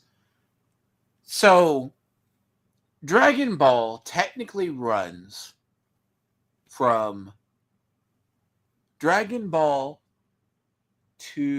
from the grandfather Gohan to the Majin Buu saga. Okay? That is all of Dragon Ball. Now, by the time he got done, it's kind of like with Berserk. He said, fuck it all. I ain't doing nothing else. Oh, yeah, I know what Akira did. He was saying he's not doing nothing else, but he got threatened. He got threatened to do more Dragon Balls, do something more in Dragon Ball, or he was never working in the town again. Okay, you ain't gonna do this. There was like 2 other successor series. We're gonna do either AF or we're going to do GT. So GT was taken on board by Funimation. Now, it's like, forget how they did it. Like, oh, another creator's gonna take it up. Fine. Now, even though I find Grade 8 form more pleasing, and then like you get Super, oh, they go, oh shit, we need to counteract GT, so they do Super. Then Super fucks everything up, and I'm pretty sure Super is still going. To be fair, yeah, it's still going. Oh god. At least in the manga, it's still going. But the problem is they can't. I left off. They can't put it. They can't put it on animation yet because they really. It's like his son basically runs it right now, so that's why they're running with Daima to hold us down until they finish the rest of Super. So the problem with Super, right? I would say, how are you going to be able to maintain the balance of the two if you're going to run Super soon while you still have Daima ongoing? That's just so here's the thing. Super gets really stupid because it starts off with like the Saiyan gods. That's really like the current lore, and then you get into the tournament. They have to keep one-upping themselves. And like, wait till you see the Ramu fight. The guy literally is sucking life from Namek. That like arc is shit. Then Frieza, like at the last thing I saw, Frieza touched grass, trained, and can apparently beat a Super Saiyan. Like blue. Fuck my life. Yeah, no. Power creep, power scale, no. I haven't really. I'm more of a reader of anime than I am a watcher. Well, here's the thing. Frieza was already on par with blue.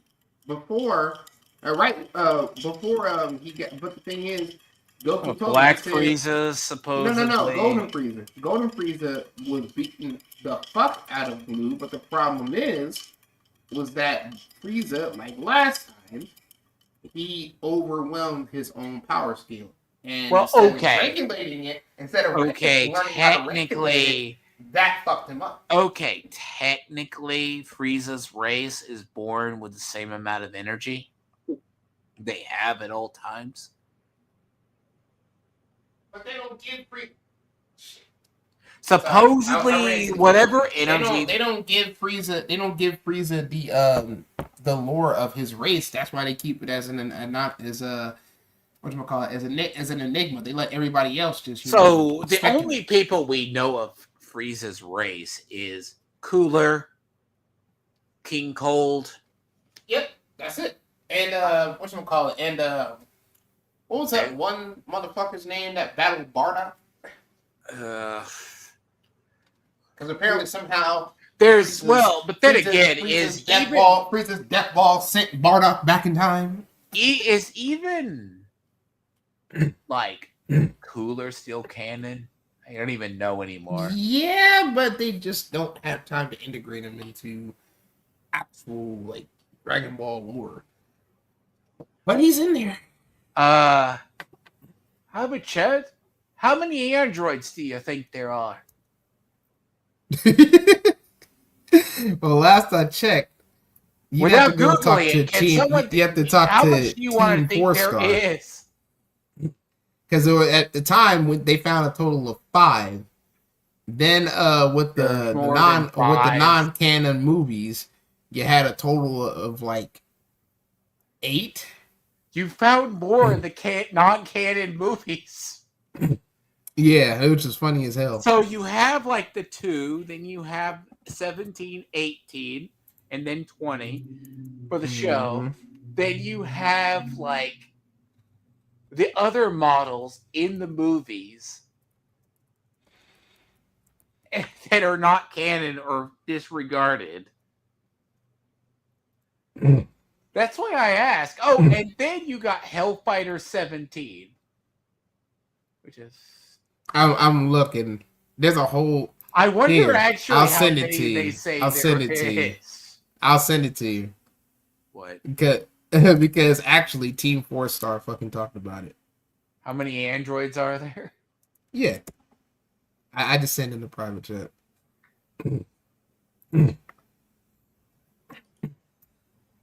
Jesus, can y'all pick a topic and not bounce around, bounce like some saggy bitches' tits? Goomba, again, you don't have to be here, bro. Sorry, we're just chilling. She asked about. You don't Daima. have. She asked about Daima. I just comparing it to all the rewrites. Like we are literally right now in a subject about it's pretty much that. Cause I know I'm gonna be running my shit here in a bit. But again, Goomba, you don't have to be here, bro. No, we're just. You can literally leave, but you're choosing to be here.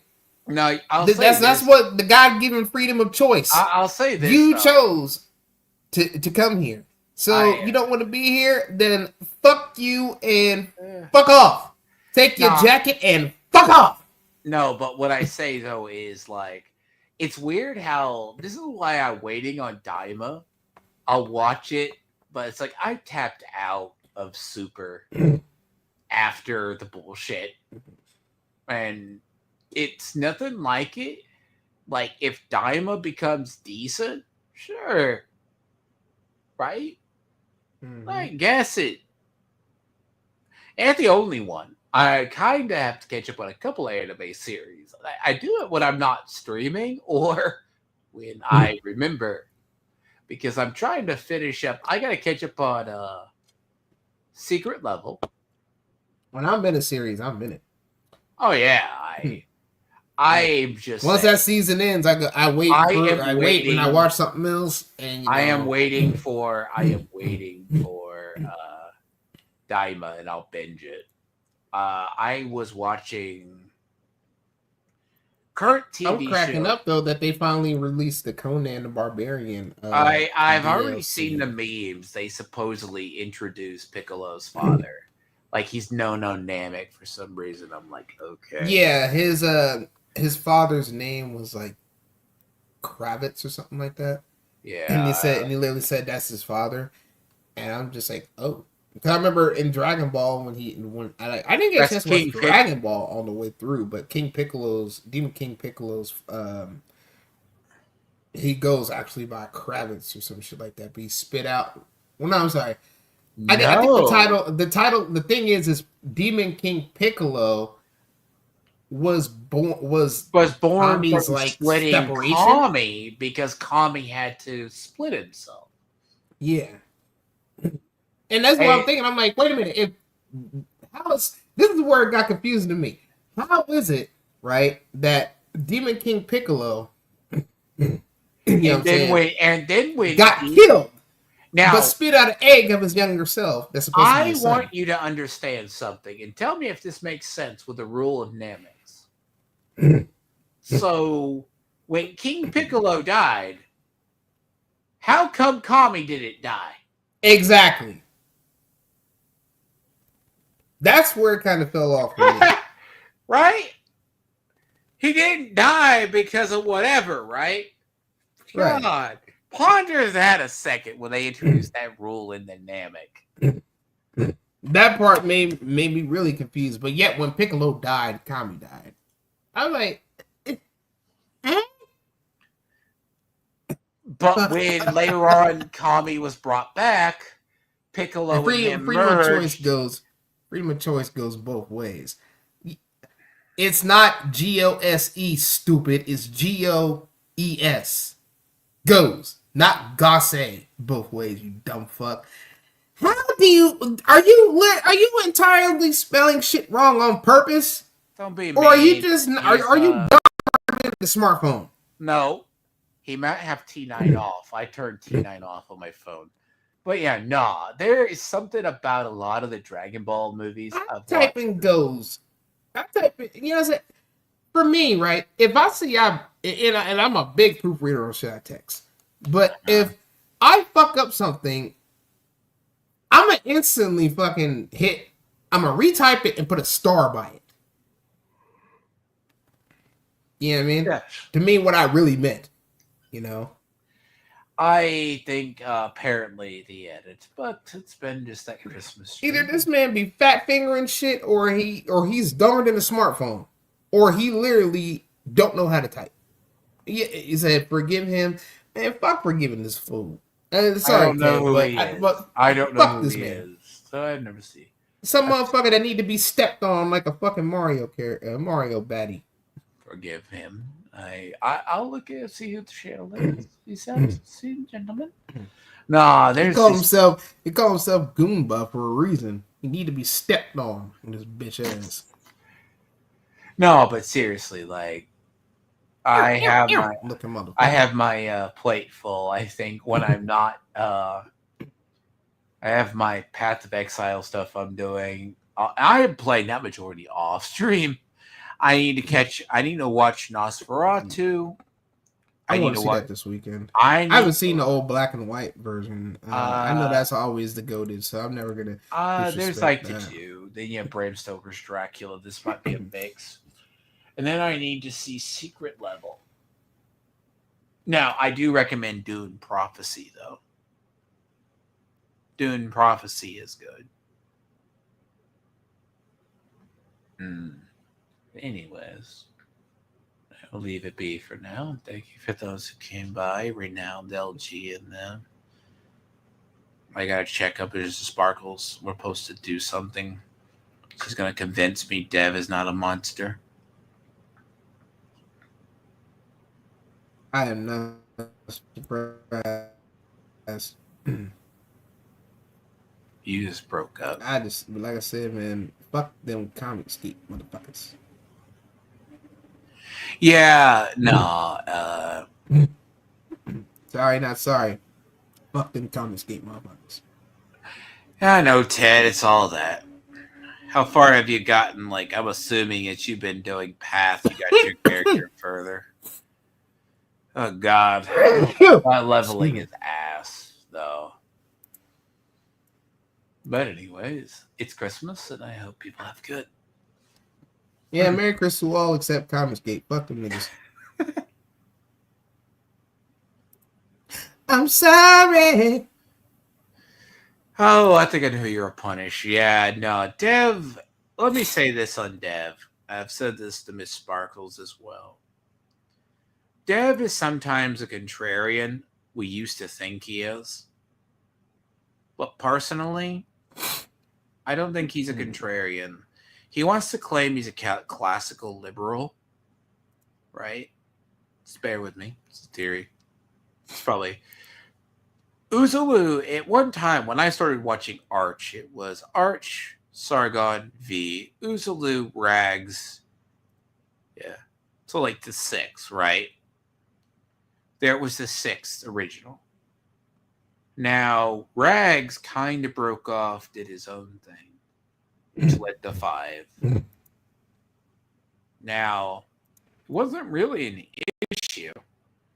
Uzulu was flying too close to the sun at some point, so he was going to get either... Uzulu was kind of the first casualty amongst the 5. Now, if it is true what Aiden has said in anything like a 4th of it, I have a question.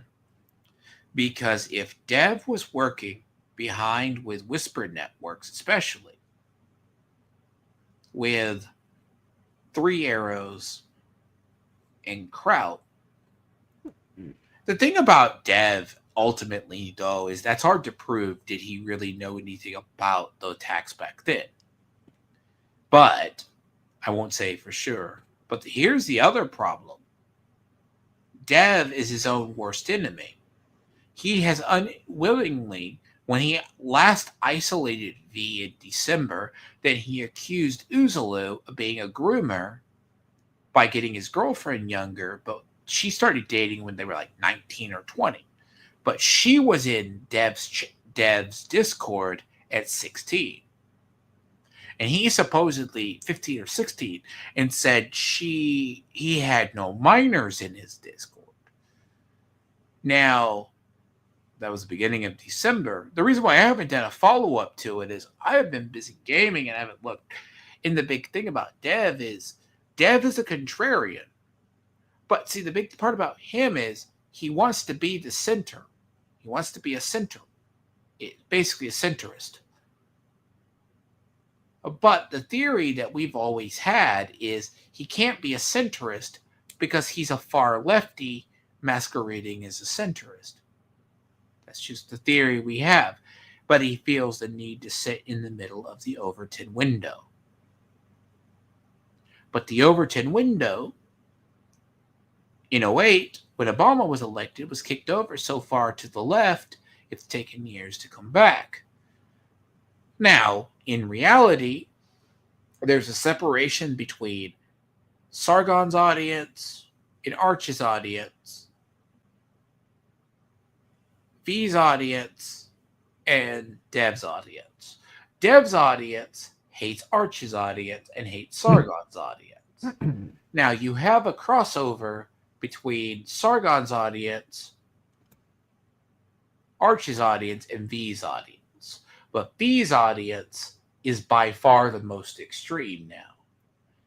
But it was Dev's audience that told Dev to start hating on V. Now, supposedly they made up, but I don't buy it. Again, Dev is a special individual. Now, if you go off the Broken Crown podcast, what was said, and then go to his the day of, when Aiden said it, it's a messed up situation. Dev, politically, to me, is just getting more extreme.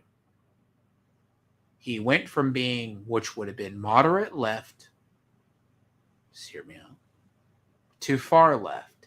He is now to the point he's saying it's okay for the state to intervene.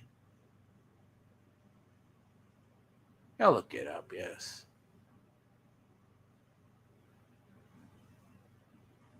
And Dev has always had weird, because if Dev has so many controversies over the years, this is my thing about him, right? Like, he may not, it's hard to tell what he really does and what he doesn't. How much is kayfabe? How much is the real him? Like right now, he is Arch's locale. And I say this with all due respect. It's kind of like he is the generator for Arch's super chats. Sargon is too busy with Lotus Eaters.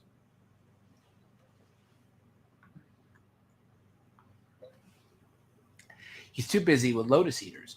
V felt betrayed because he got called a bad friend.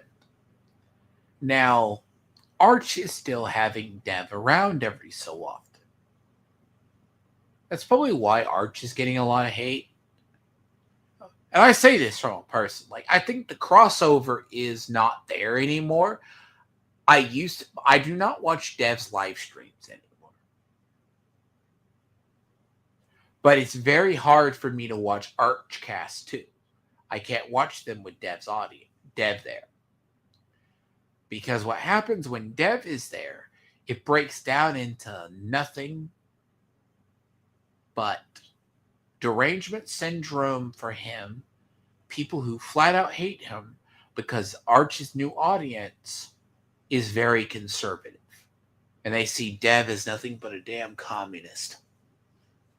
So give or take what it is, Dev is... But the question nowadays is, how much did Dev know and know when? And he's just lucky no one's ever turned on him and told him everything. But Scrump is supposed to be working on a documentary. But I usually don't forgive him for what he did to Uzulu. So, V, he betrayed his well. Hey, but who knows? We'll see what happens in the next year. If Dev can keep his P's and Q's in check. So, we don't know.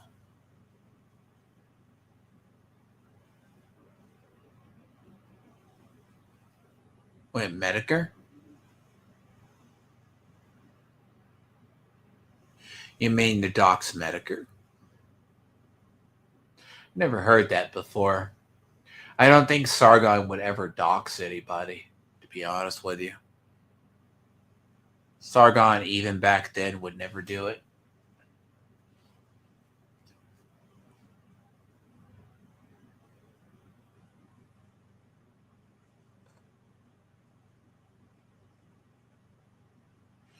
I mean, granted, Medicare went after everyone back then. There's a lot of dev lore that needs to be cleaned up. But as far as stuff goes, I mean, Aiden Paladin spilled a lot. So, again, that's very late. I will catch people, though.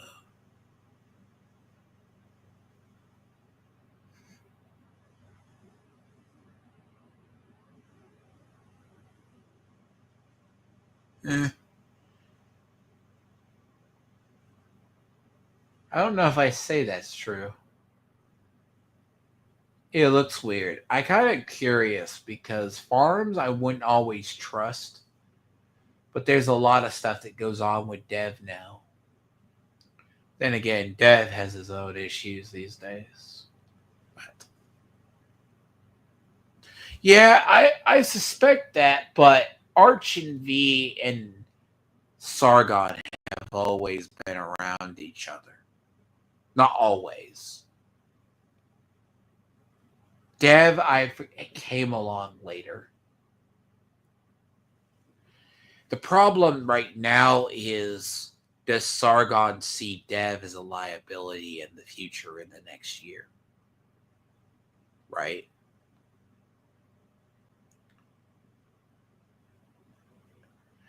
And the question I've often asked is Uzulu really, really out of the group? Arch hasn't really ever said. But all we know officially is he supposedly is. But it was Dev that caused it.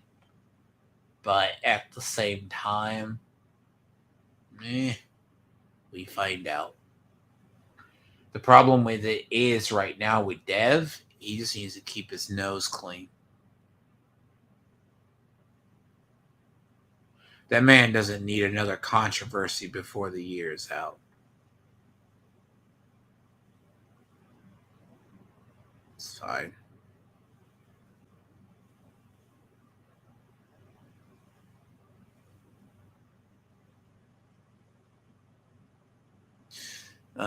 Discord's a good one. Miss Sparkles has my Discord. So, but I have to sign off. It's late. Thank you guys for coming by.